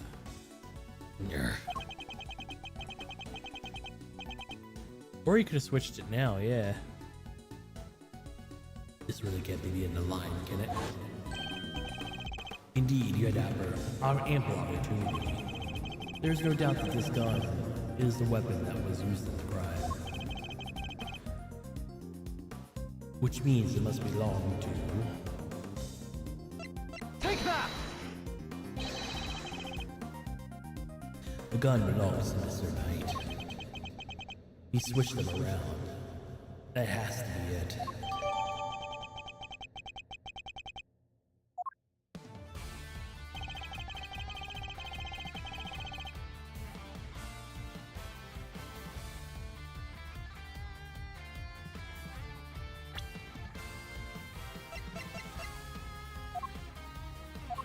Objection! Admit it, you switched the guns, didn't you, Mr. Knight? That's why the markings match the weapon in question. It was yours all along. An intriguing move there, Mr. Edgeworth. And you must have made the switch when you handed over the evidence. While I was busy trying to make the case for remaining the investigation.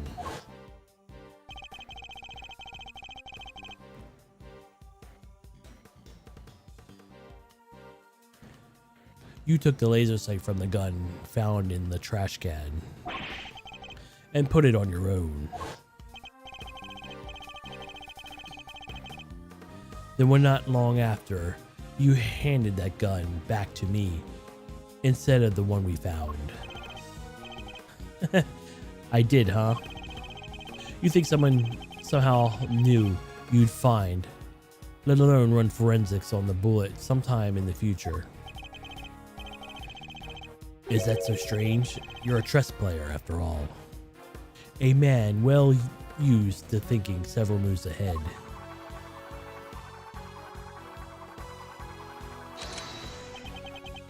I'm flattered, but as much pains me to admit it. You're overestimating my abilities. Besides, do you even have proof that I made the switch? Oh shit, another testimony. The gun is the same model as mine. Weird, sure. But just a coincidence. And look, there's a laser sight attached. Also, take a look at the cylinder. 2 spent bullets. Just what we expect to see. So what proof do we have that I switched the original gun out for mine, huh? None. That's what.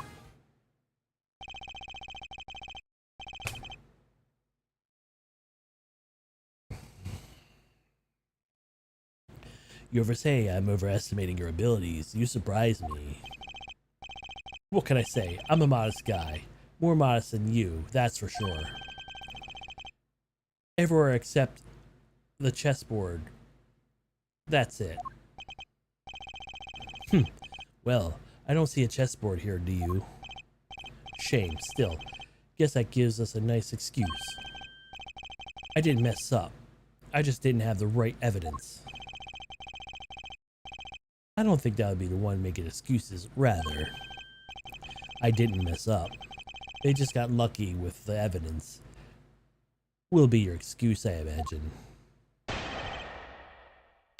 Knight's Counter, Part 2. Hold it! A coincidence, you say? Or was it a necessity? Can't be both, pal. Sure it can. We're bodyguards. We need to protect the president. And the girl needed to use the gun. She probably doesn't know a whole lot about him. And that's not far-fetched to pick something that she's heard of what also happened to use. Okay, but why a revolver? Why is that your go-to gun? It's probably something to do with the ease of use. No spent casings to chase down, for example. Exactly. A perfect tool for the job where you can't afford to fail. Or don't know what you're doing. Still, a coincidence, necessity. It doesn't even make a whole lot of difference either.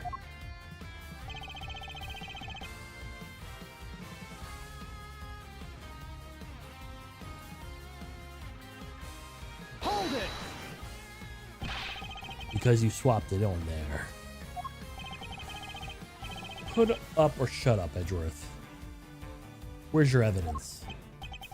Aye, well, that is. Don't go making accusations you can't back up. Or did your daddy never teach you that? As it stands, the facts are in my favor here. Hold it! I've been meaning to ask, actually. What about your own weapon? How many spent bullets is in the cylinder? This old Garhill? Well, now.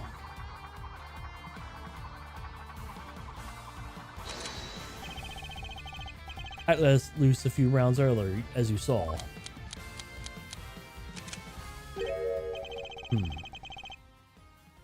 He reloads this gun every time he fires it. But even if I were to tell you how many were at the time, you'd have no way of verifying that. Of course, in order to swap guns properly, you'd have to maintain the right number of bullets per gun. He didn't have any chance to put on any gloves, though, which means All right, I think about it. I think it's about time. Did you have the thing?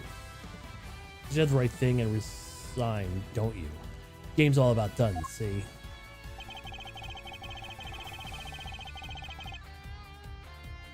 Hold it! Objection! The proof is something you clearly don't have. If you did, you would have made your move by now. We have proof, right, Mr. Edgeworth? We won't be given a chance to investigate any further, but I'll have to work with you again. Think, Miles, think. Consider the possibilities. If you got the goods, it's now or never. How are we supposed to prove that he switched the guns?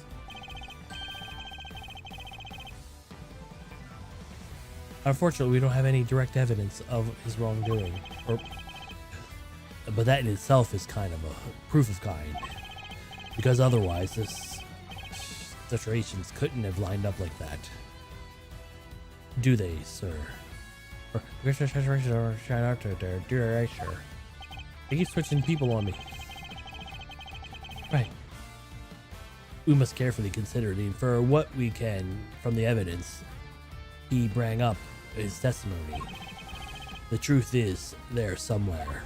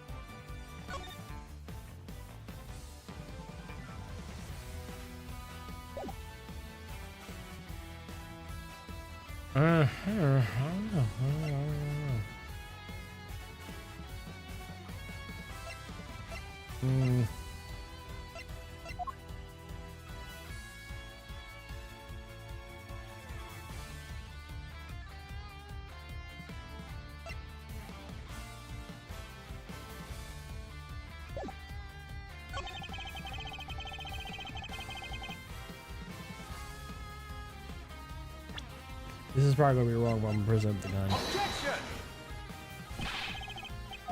Yeah.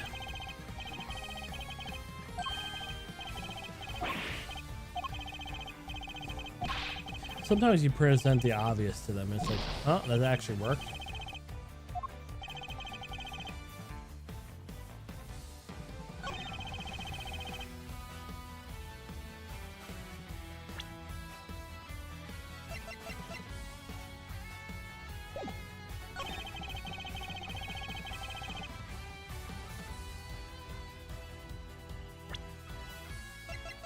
Objection!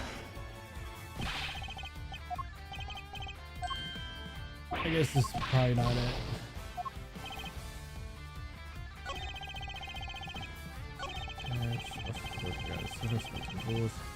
Expect to see. What proof do you have? I switched the original. I've gone out for mine, huh? None, that's what. Yeah, I'm not sure what the purpose said.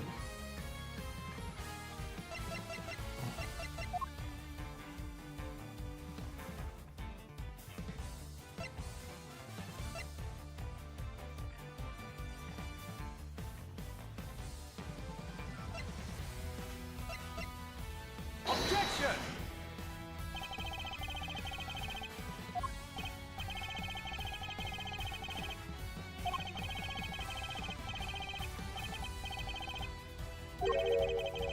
Yeah, I was hoping the bullet would be something, but Alright, yeah, I'm not sure what to do here. This is interesting. Google is just we expect to see.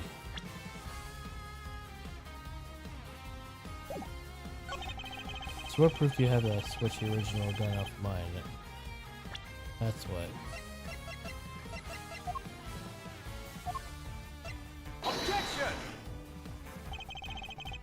Yeah, fuck. I'm gonna die because I don't know what the answer is. So I'm not sure how he switched it.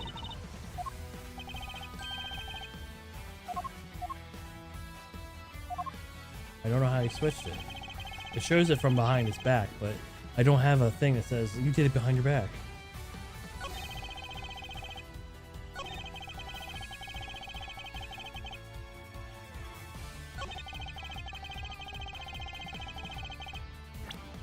I don't know, like...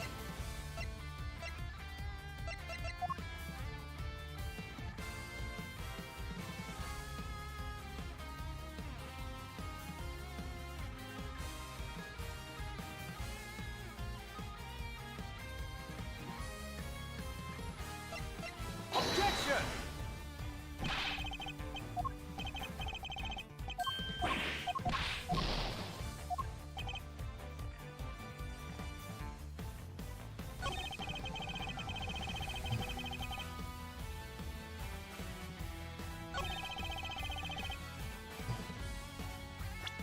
Like, I don't know which one it is.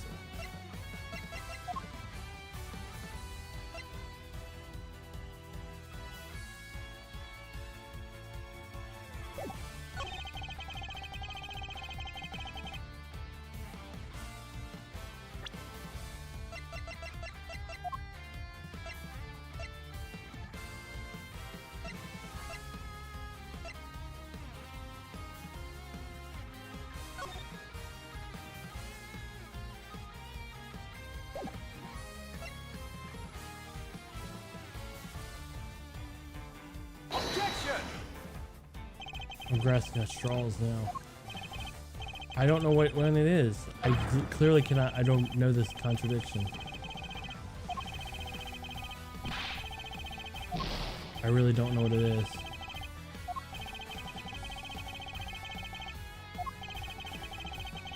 I'm like at a loss. I was fine up until this point. Now it's like, how do I don't know what I improved to stay switch to the original. Like, I don't know what it is. Objection! Yeah, I don't know.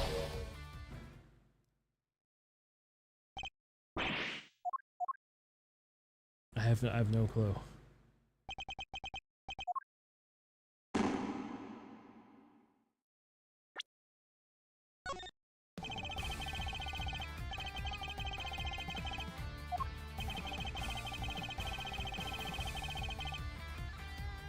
So what proof do you have to switch the original gun out for mine, huh? None, that's it. Yeah, I don't know. I don't know what I need to do here. I've pressed all your statements.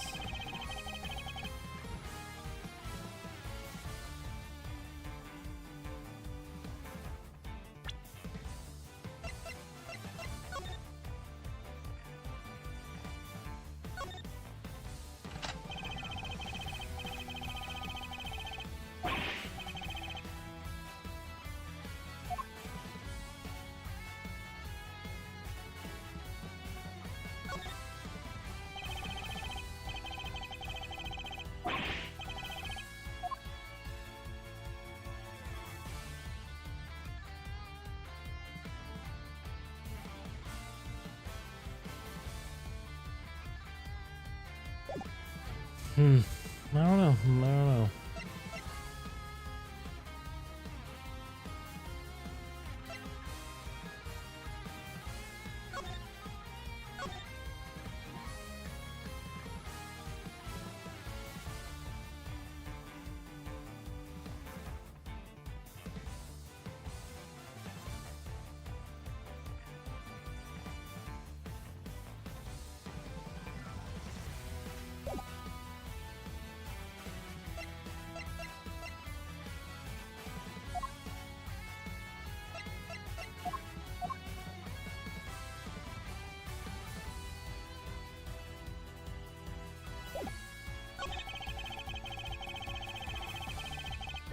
Maybe it's just as dumb as what I think it might be.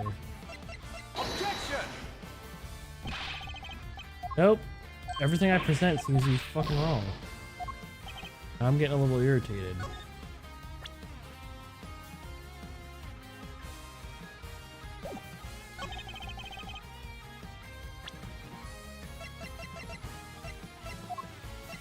Objection!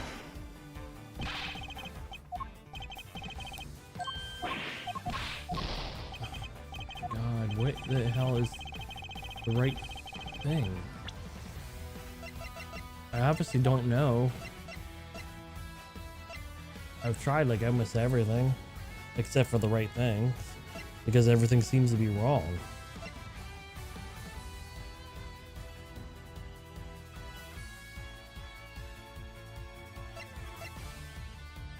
Objection!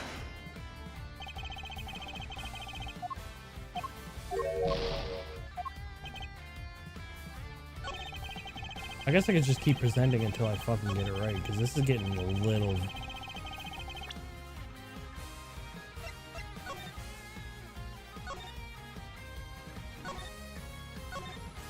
Maybe this? Objection! No, this is wrong as well. Like, everything is wrong. God, I just want to look it up at this point because it's getting me irritated.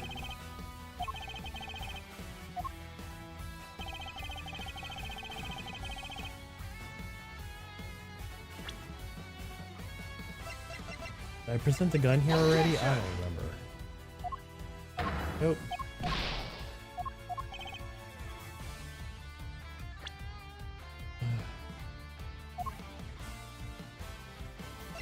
Objection!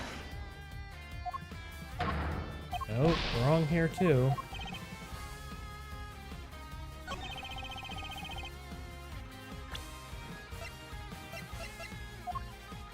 Objection! Nope, wrong. I don't even know what I haven't presented yet. Objection! Why? Because why would this matter? Like, I'm not getting anything out of this. Like, I don't get it. Objection!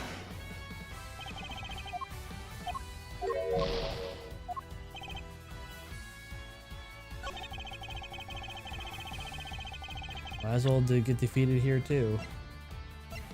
None of this is working. What do you say about this? It's wrong again.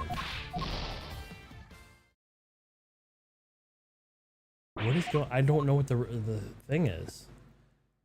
Like, I got him to this point. He's like, "Hey, you don't know how I did it." It's like, "Yeah, I don't, because you won't tell me." Like, nothing seems to be working.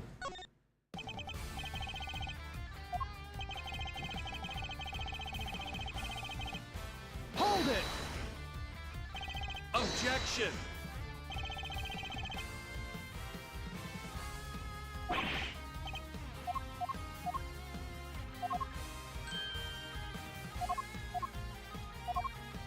Like, they're showing me how he did it, but then whatever I'm doing is it's just flat out wrong. Hold it!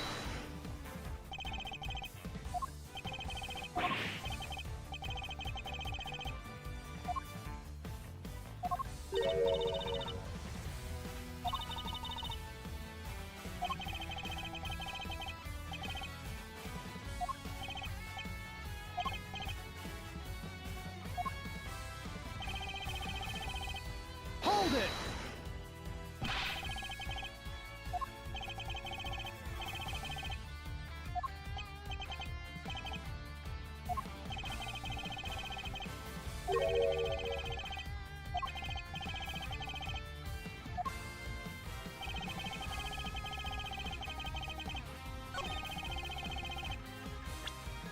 Like, how would I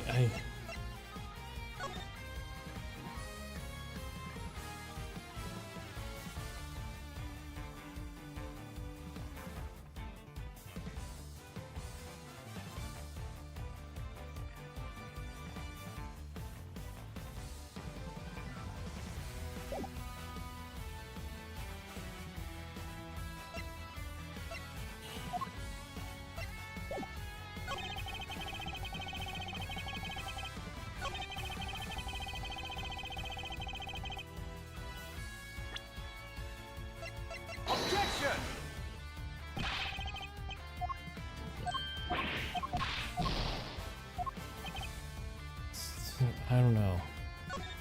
I figured he had to switch it because he had to take him and not Knight. Or Rook. Rook had it, or Knight had to take the president back in. But it was Rook who did, right?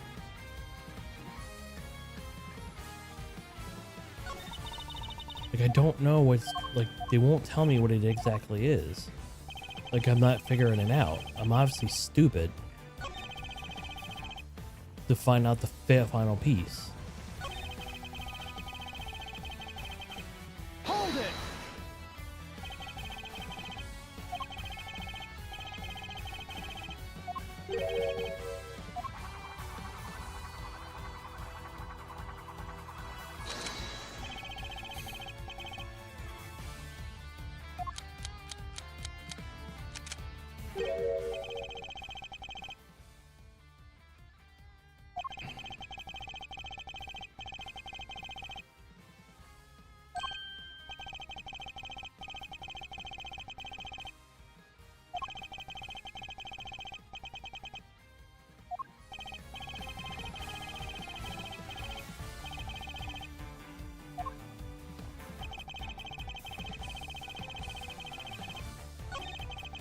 Maybe it's this one? Hold it! No, not. Damn it. We watch this damn animation again that you can't skip.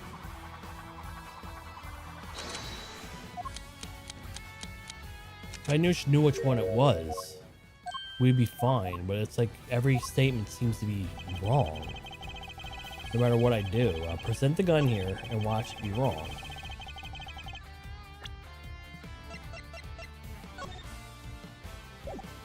Objection! And then, bam, you're wrong. So then, what the hell is it? If he didn't have gloves on, he would have prints on the gun, but we're not even trying to attempt to. Objection! I'm gonna present everything, because this is getting old. Because I've obviously cannot figure it out. Because I have nothing to go on. Objection! All these things are like nothing burgers.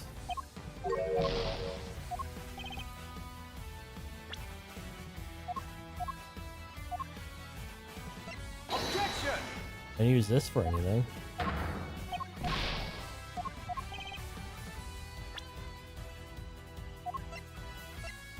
Objection! I probably already did this, but let's take the loss anyway. I don't want to seem like I'm giving up, but it's like everything I try is like, nope, wrong, wrong, wrong, wrong, it's wrong, it's wrong again, it's wrong again, it's wrong again.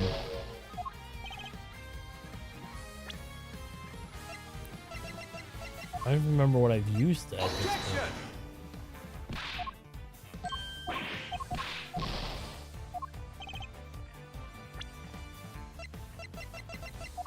Objection! Objection!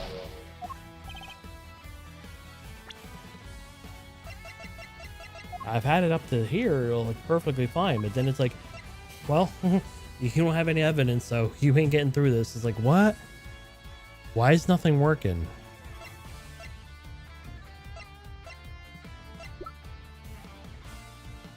You can't present profiles, right? Yeah. I was only in like one of the games, Phoenix's games, and I think they never did it again.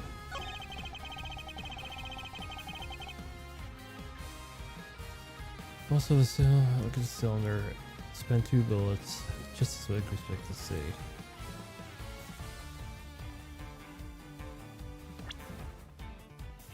And where did the other gun go? It's not in my inventory anymore.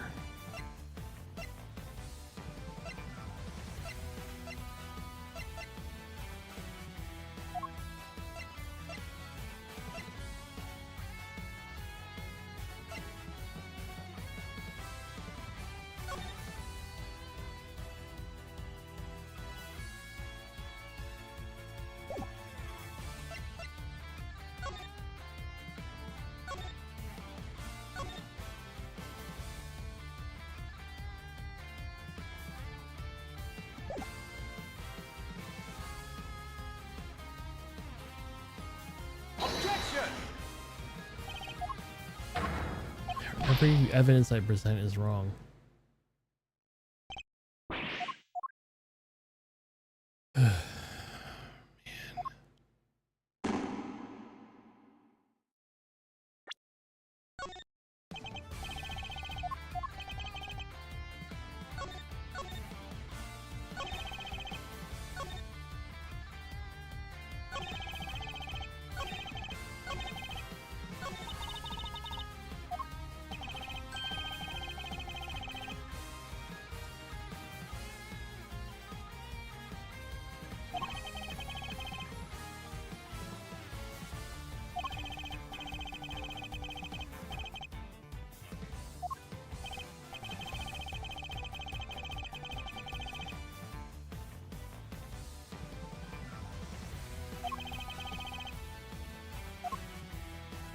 Where is the truth? I am so dumb that I can't figure it out. Hold it!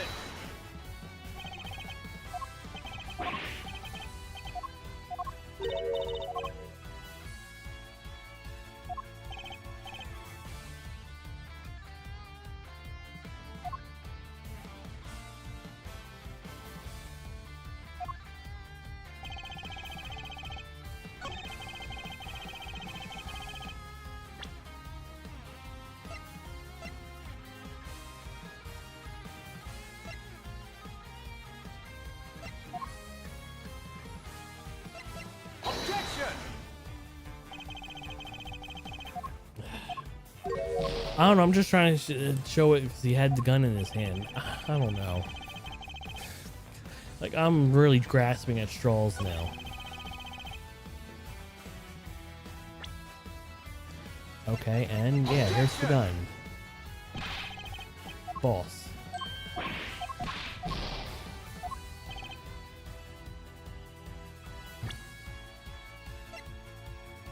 Objection! Something to do with the pictures. Not even the first one with the laser sight, so...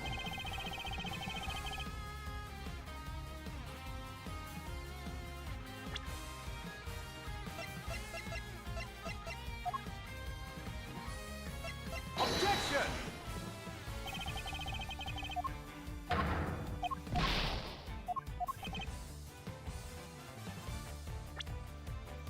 Is there something I haven't Objection!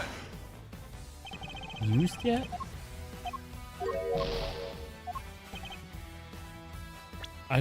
I can't figure this out.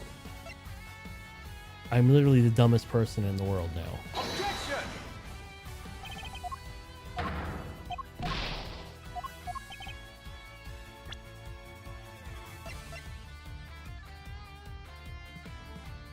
Objection! Like, I don't remember what I haven't used, so I probably picked the same one like 30 times now. Objection!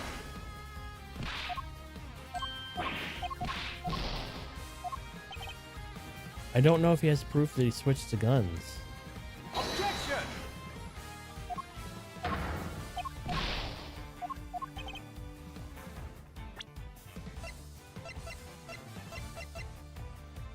What haven't I picked yet? Raincoat? I don't fucking know. Why would that make any sense?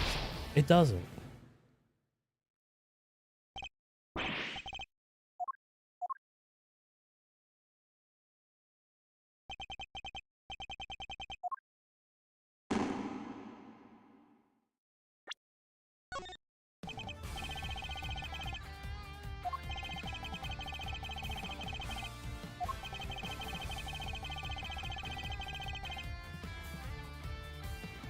Don't know. I'm kind of getting angry because it's like, what is not clicking up? Did I not present everything to everything that would make any kind of sense? Like, his testimony is actually really awful. The gun is the same as smile. Look, there's a light sight attached too. Okay, well, I can't do anything with that. The gun doesn't trigger anything. Also, take a look at there. 2 spent bullets. What you expect to see? So, what is your proof that I switched your original gun with mine? Huh? None. That's it. Okay, I have nothing to go on. Nothing seems like a contradiction. It just keeps me stuck here because there's like no other. Like, this doesn't give me anything. This, I can just look at the shell. Ooh.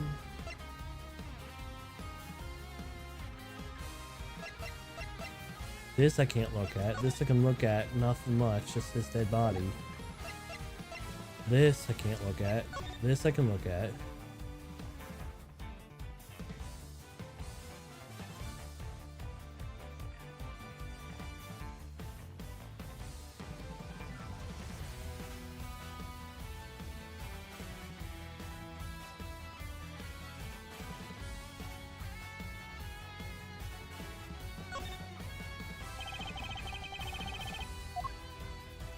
I have no idea I'm reopening that.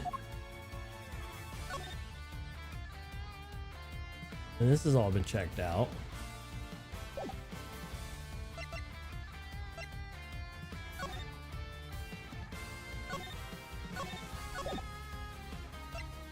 I'm looking at evidence, guys. What am I missing?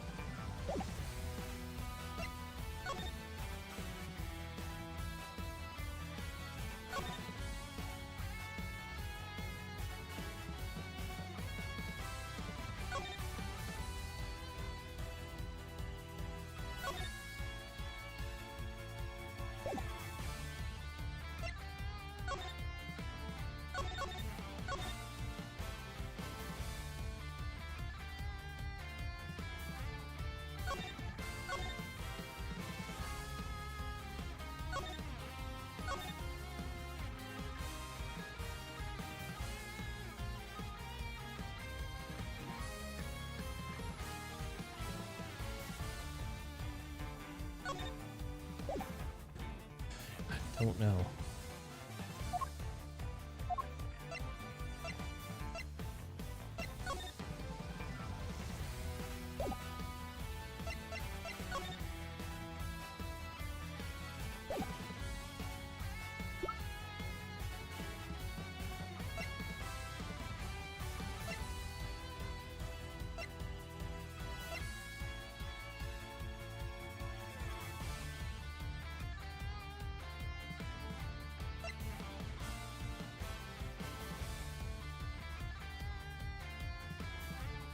How old is that group right now?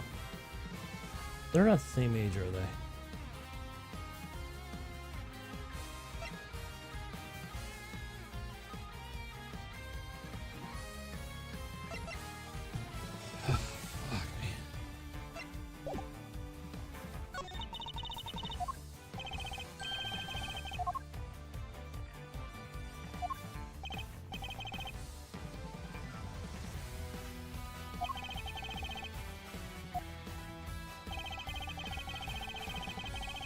The gun is the same model as mine. Weird, sure, it's just a coincidence. Press. A coincidence, you say? Or was it a necessity? It can't be both, pal. Sure it can. The bodyguards need to protect the president. And the girl needs to use a gun. She probably doesn't know a whole lot about them. So it's not so far-fetched that she picks something she's heard of that we also happen to use. Okay, but why a revolver?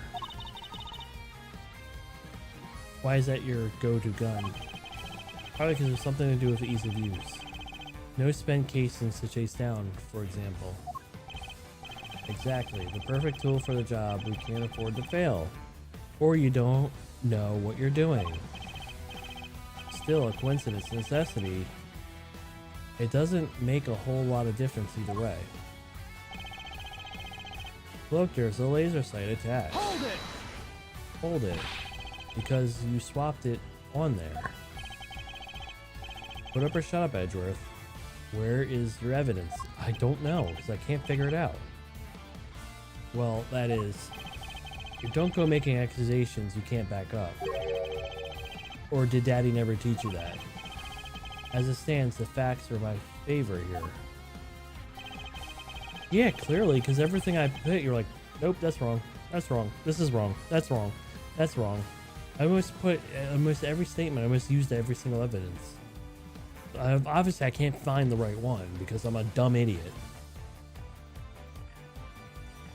Also, look at the cylinder. With 2 bullets next to see. I've been meaning to ask, actually. What about your own weapon? How many times have you spent the cylinder? The Soul Gorgio? Well, no.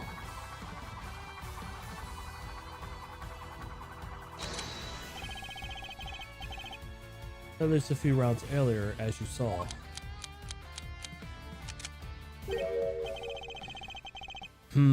He reloads the gun every time he fires it? Even if you were to tell you how many times were at the time, you'd have no way of verifying that. Of course, in order to swap the guns properly, you would have to maintain the right number of bullets per gun.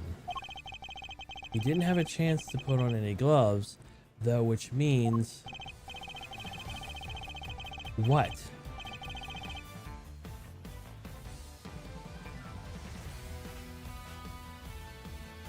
Alright, I think it's about time you did the right thing and resigned, don't you? Game's all about done, see? It makes me seem like this is a statement we do it on. Okay. I'll present the bull. Your testimony is now defunct. Well, you just lost. Okay, it's not it. I will present the gun.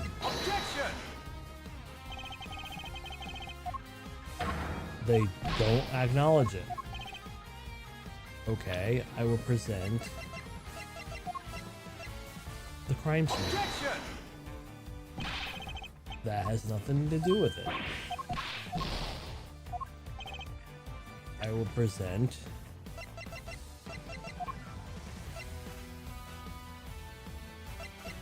the missing monitor. Still wrong. Okay. I don't know, I'll do something crazy and weird and present the calling card for some reason. Not right.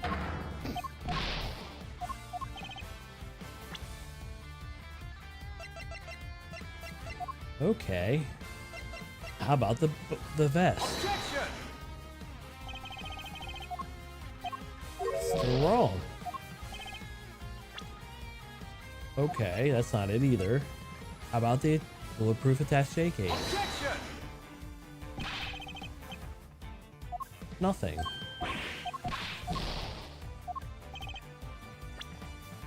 What am I doing wrong? I'm obviously not smart enough to figure this out. Nothing. Okay. We'll present Lloyd.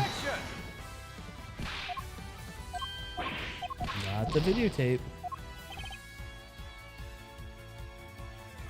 Okay. How about the newspaper clipping, which should make no sense, but we'll do it anyway. No. You have failed. Good day, sir.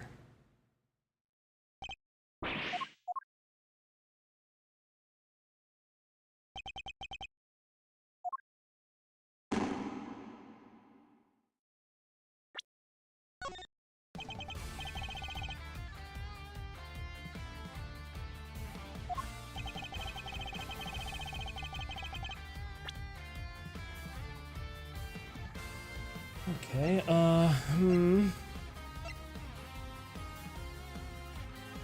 You switch the security plans, so maybe you switch the bullets because of security plan. That's not it either. All my logical thinkings is nothing right. How about these photos for some reason? Nope. Not it either.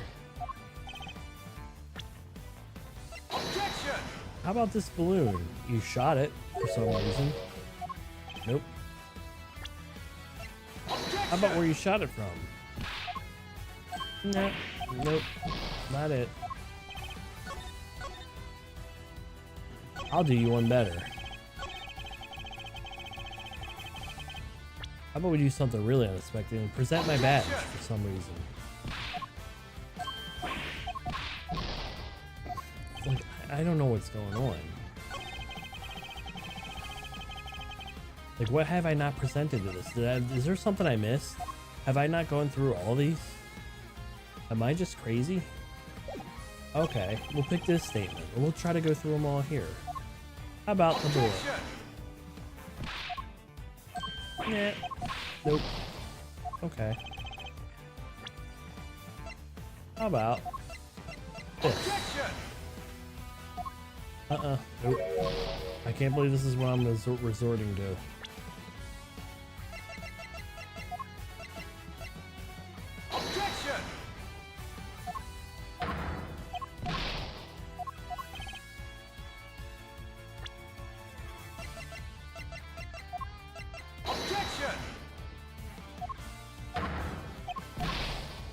Where is the hands on my face moment? Please tell me what my hands on my face moment is. Nothing is working. Nothing is working. Like, what am I doing wrong here? I can't figure it out. My brain has spent. Like, I cannot figure it out. I'm even trying to resort to just brute forcing it, and it's still not working. What am I doing wrong? Like, I have nothing to go on over here. I need some more information. Like, I really do. Why is this an actual thing? And look, it has a laser sight attached. This doesn't help me at all. And if I present the gun, it's wrong. So let's do the tape. Do you look like a chess guy? No, I don't, because the Hooters have chess. How about the switching of your positions? No, who cares? Nope, not right. Nope, doesn't make any sense, right? How about Zhang Fa? President. Nope. Doesn't make any sense. Alright, now let's present the balloon, because you shot it for some reason. Nope. Nope. You were wrong. Alright, this. Like, I can't fail a par order any faster than this. Like,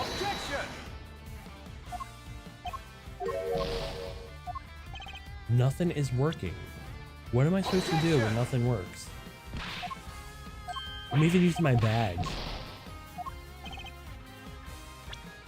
Oh, like the dumbest things.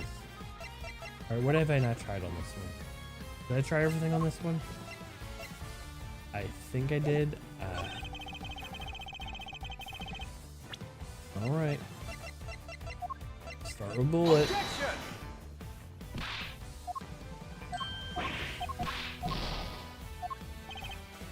I'm like burning this bar down so hard. None of this stuff is nothing is working.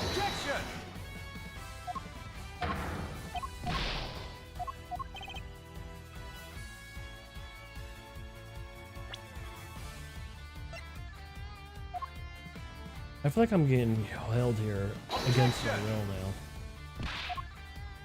now. Nothing is working. Nothing is working. Am I this freaking stupid? The answer is yes. You don't have to. But nothing is working. I've probably used everything on every statement, and nothing is working. So what do I not have?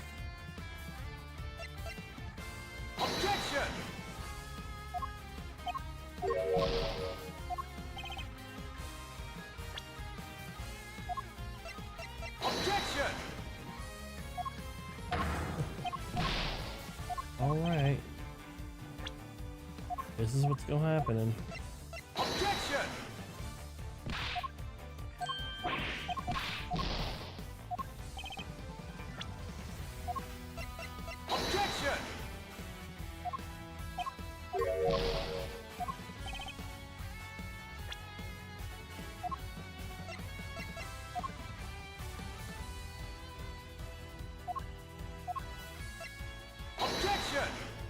I've already used gun there, I know that.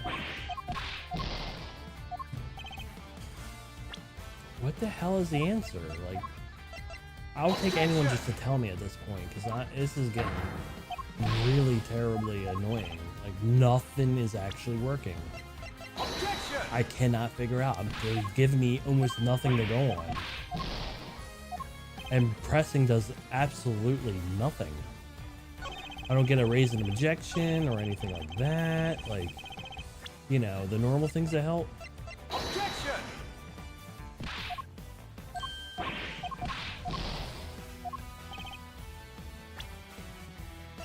Objection!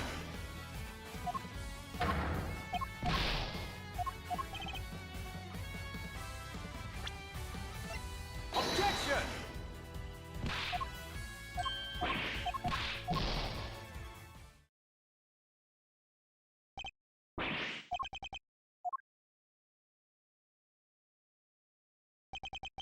I've never been this stumped in my entire life. I know I've never played this game before, but this is getting old fast. Like, I have nothing to go on. I've read every little thing, and I still can't figure it out.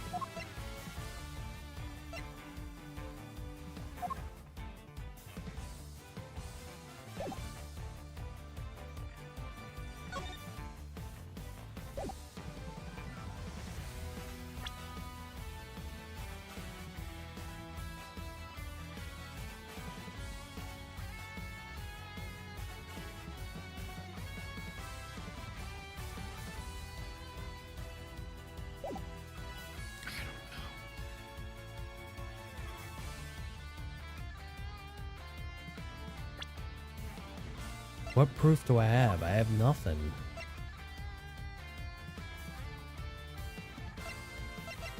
He's right, I don't have anything, which is like making me want to smash my head against the table. Like, I can't figure it out. And you can't present any of these people. Objection! Shit.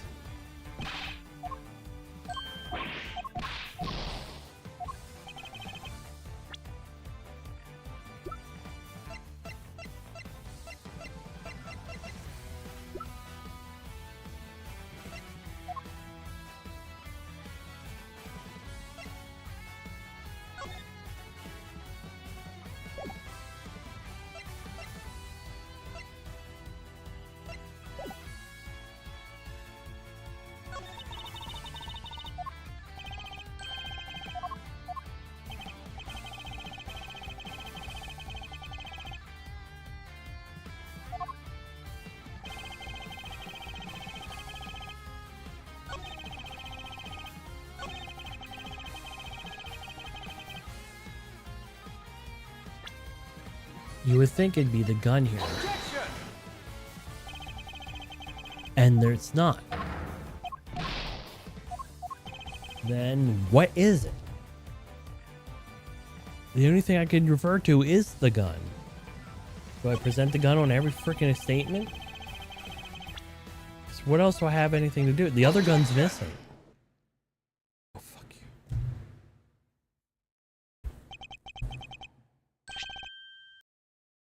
I thought I presented this on the last one a long time ago.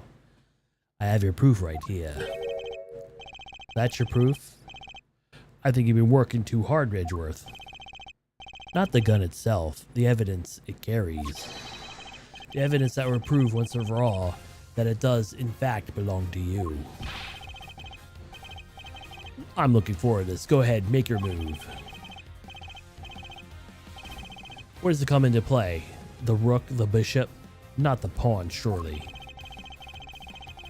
The evidence of the gun would provide the form of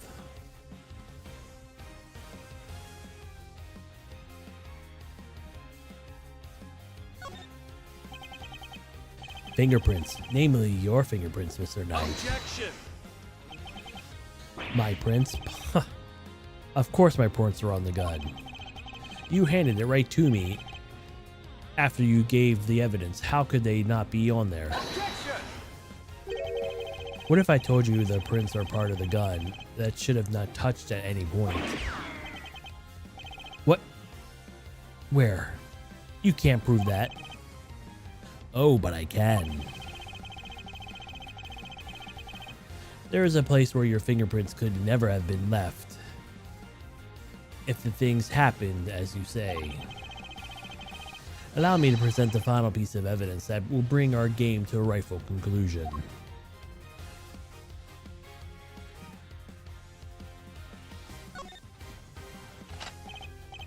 Here, look closely at the cylinder, Detective. 2 bullets fired, but where are the prints we're looking for, sir?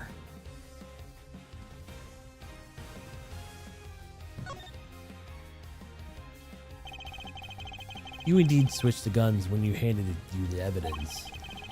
But if that were all you have done, your deception would have been easily detected. Because the number of bullets fired by each gun was different.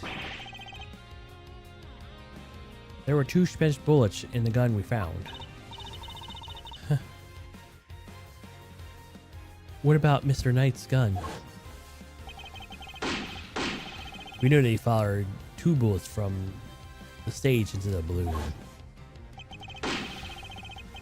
And he fired another bullet into Mr. Rook's, ending his life. So 3 bullets in total, plus a few odd ones let loose in the shock during a little game. And after each shot, he reloaded his gun out of habit. He plays Call of Duty. If his bare hands, of course. Officer, where exactly were Mr. Knight's fingerprints found, the ones you mentioned in your report? Sir, they were found in the exterior of the weapon, but also on the bullets themselves. I'm not sure if they could have gotten there just from me handing you the evidence, Mr. Knight. That's... And there we have it, proof that you did switch the guns. This gun, which was fired, the bullet that killed Mr. Rook, is yours. And taking his life, you are the true assassin. I did it.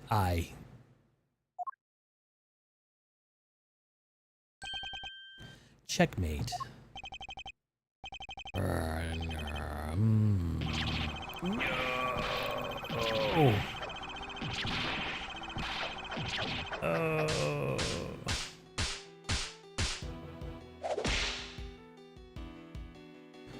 Where did the Blue Badger and Samurai Dogs come from? I was going to be the new chief of security. That blasted Rook. If he hadn't been for him, I would have been in charge by now. I would have been in control of the whole team. My plan was perfect. The fake assassination was supposed to be flawless.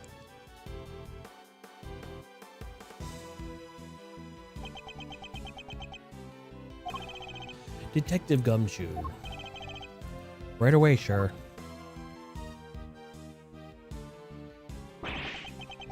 Curse you, Edgeworth. Our game isn't over yet. I'm afraid this is as far as we go today. You and your stupid last question. The next moves we'll play in the courtroom. But it's not fair. It's not fair. You shot a dude dead. How's that not fair?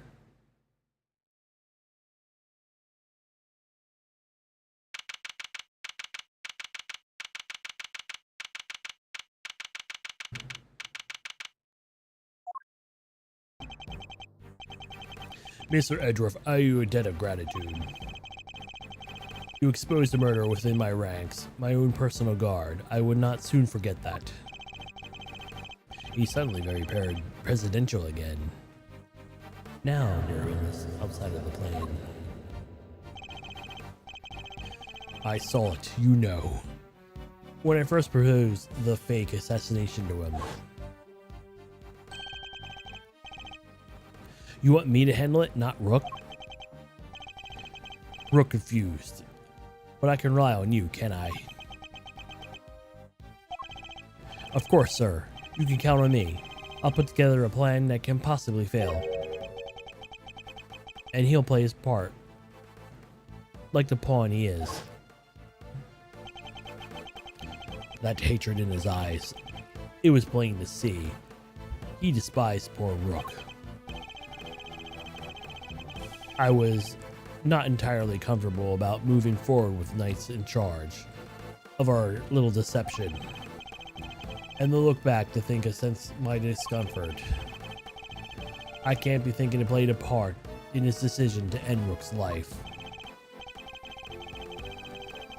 Mr. President, none of this would have happened if you hadn't plotted the fake attempt on your life.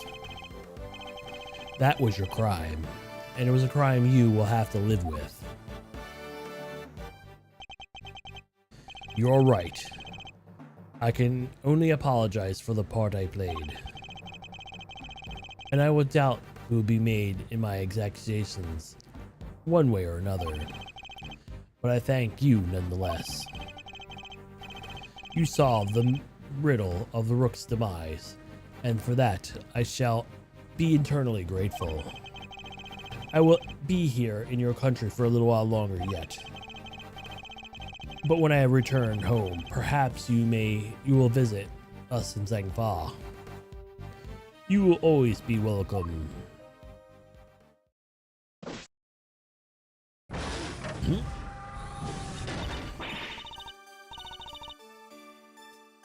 Oh, thank you. I don't know how to be grateful I am. Oh, well, it ends well.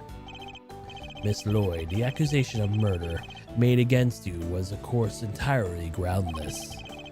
But the fact remains that you were willing to participate in the staged assassination attempt. The police will no doubt wish to speak to you about the matter. You should be aware that you will be punished for your actions. I know, I'm awfully sorry about everything, truly I am. I understand your desire for a scoop, but there are limits. There sure are. It got me seriously thinking to do. You did it, Mr. Edgeworth. That was something else. Local prosecutor solves assassination conundrum. Earns eternal gratitude of the president. That's for a headline. Hey, what's the matter? Hey, that's my department. Mr. Prosecutor, how does it feel to solve such an important case? You must be over the moon. She certainly doesn't stay down for long. No comment. Dang, you're one tight-lipped son of a gun. As well I should be. This case is not over yet. It isn't? How come, sure? Because until we unravel the story behind this, the case will never completely be over. I'm assuming this is why I have this. Take that! The killer's calling card? Mr. The Killer has yet to complete his assignment. You mean he might still try to murder the president? I hope I'm wrong, but if I'm not, this could blow up into something more sinister yet. As one would expect, the attempted assassination of the president.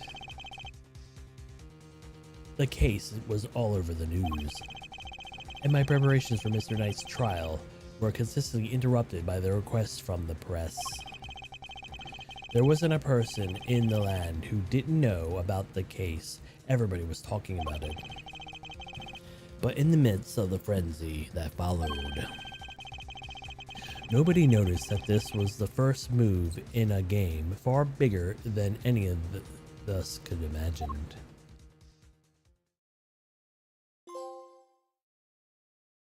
Turnabout trigger. Woo!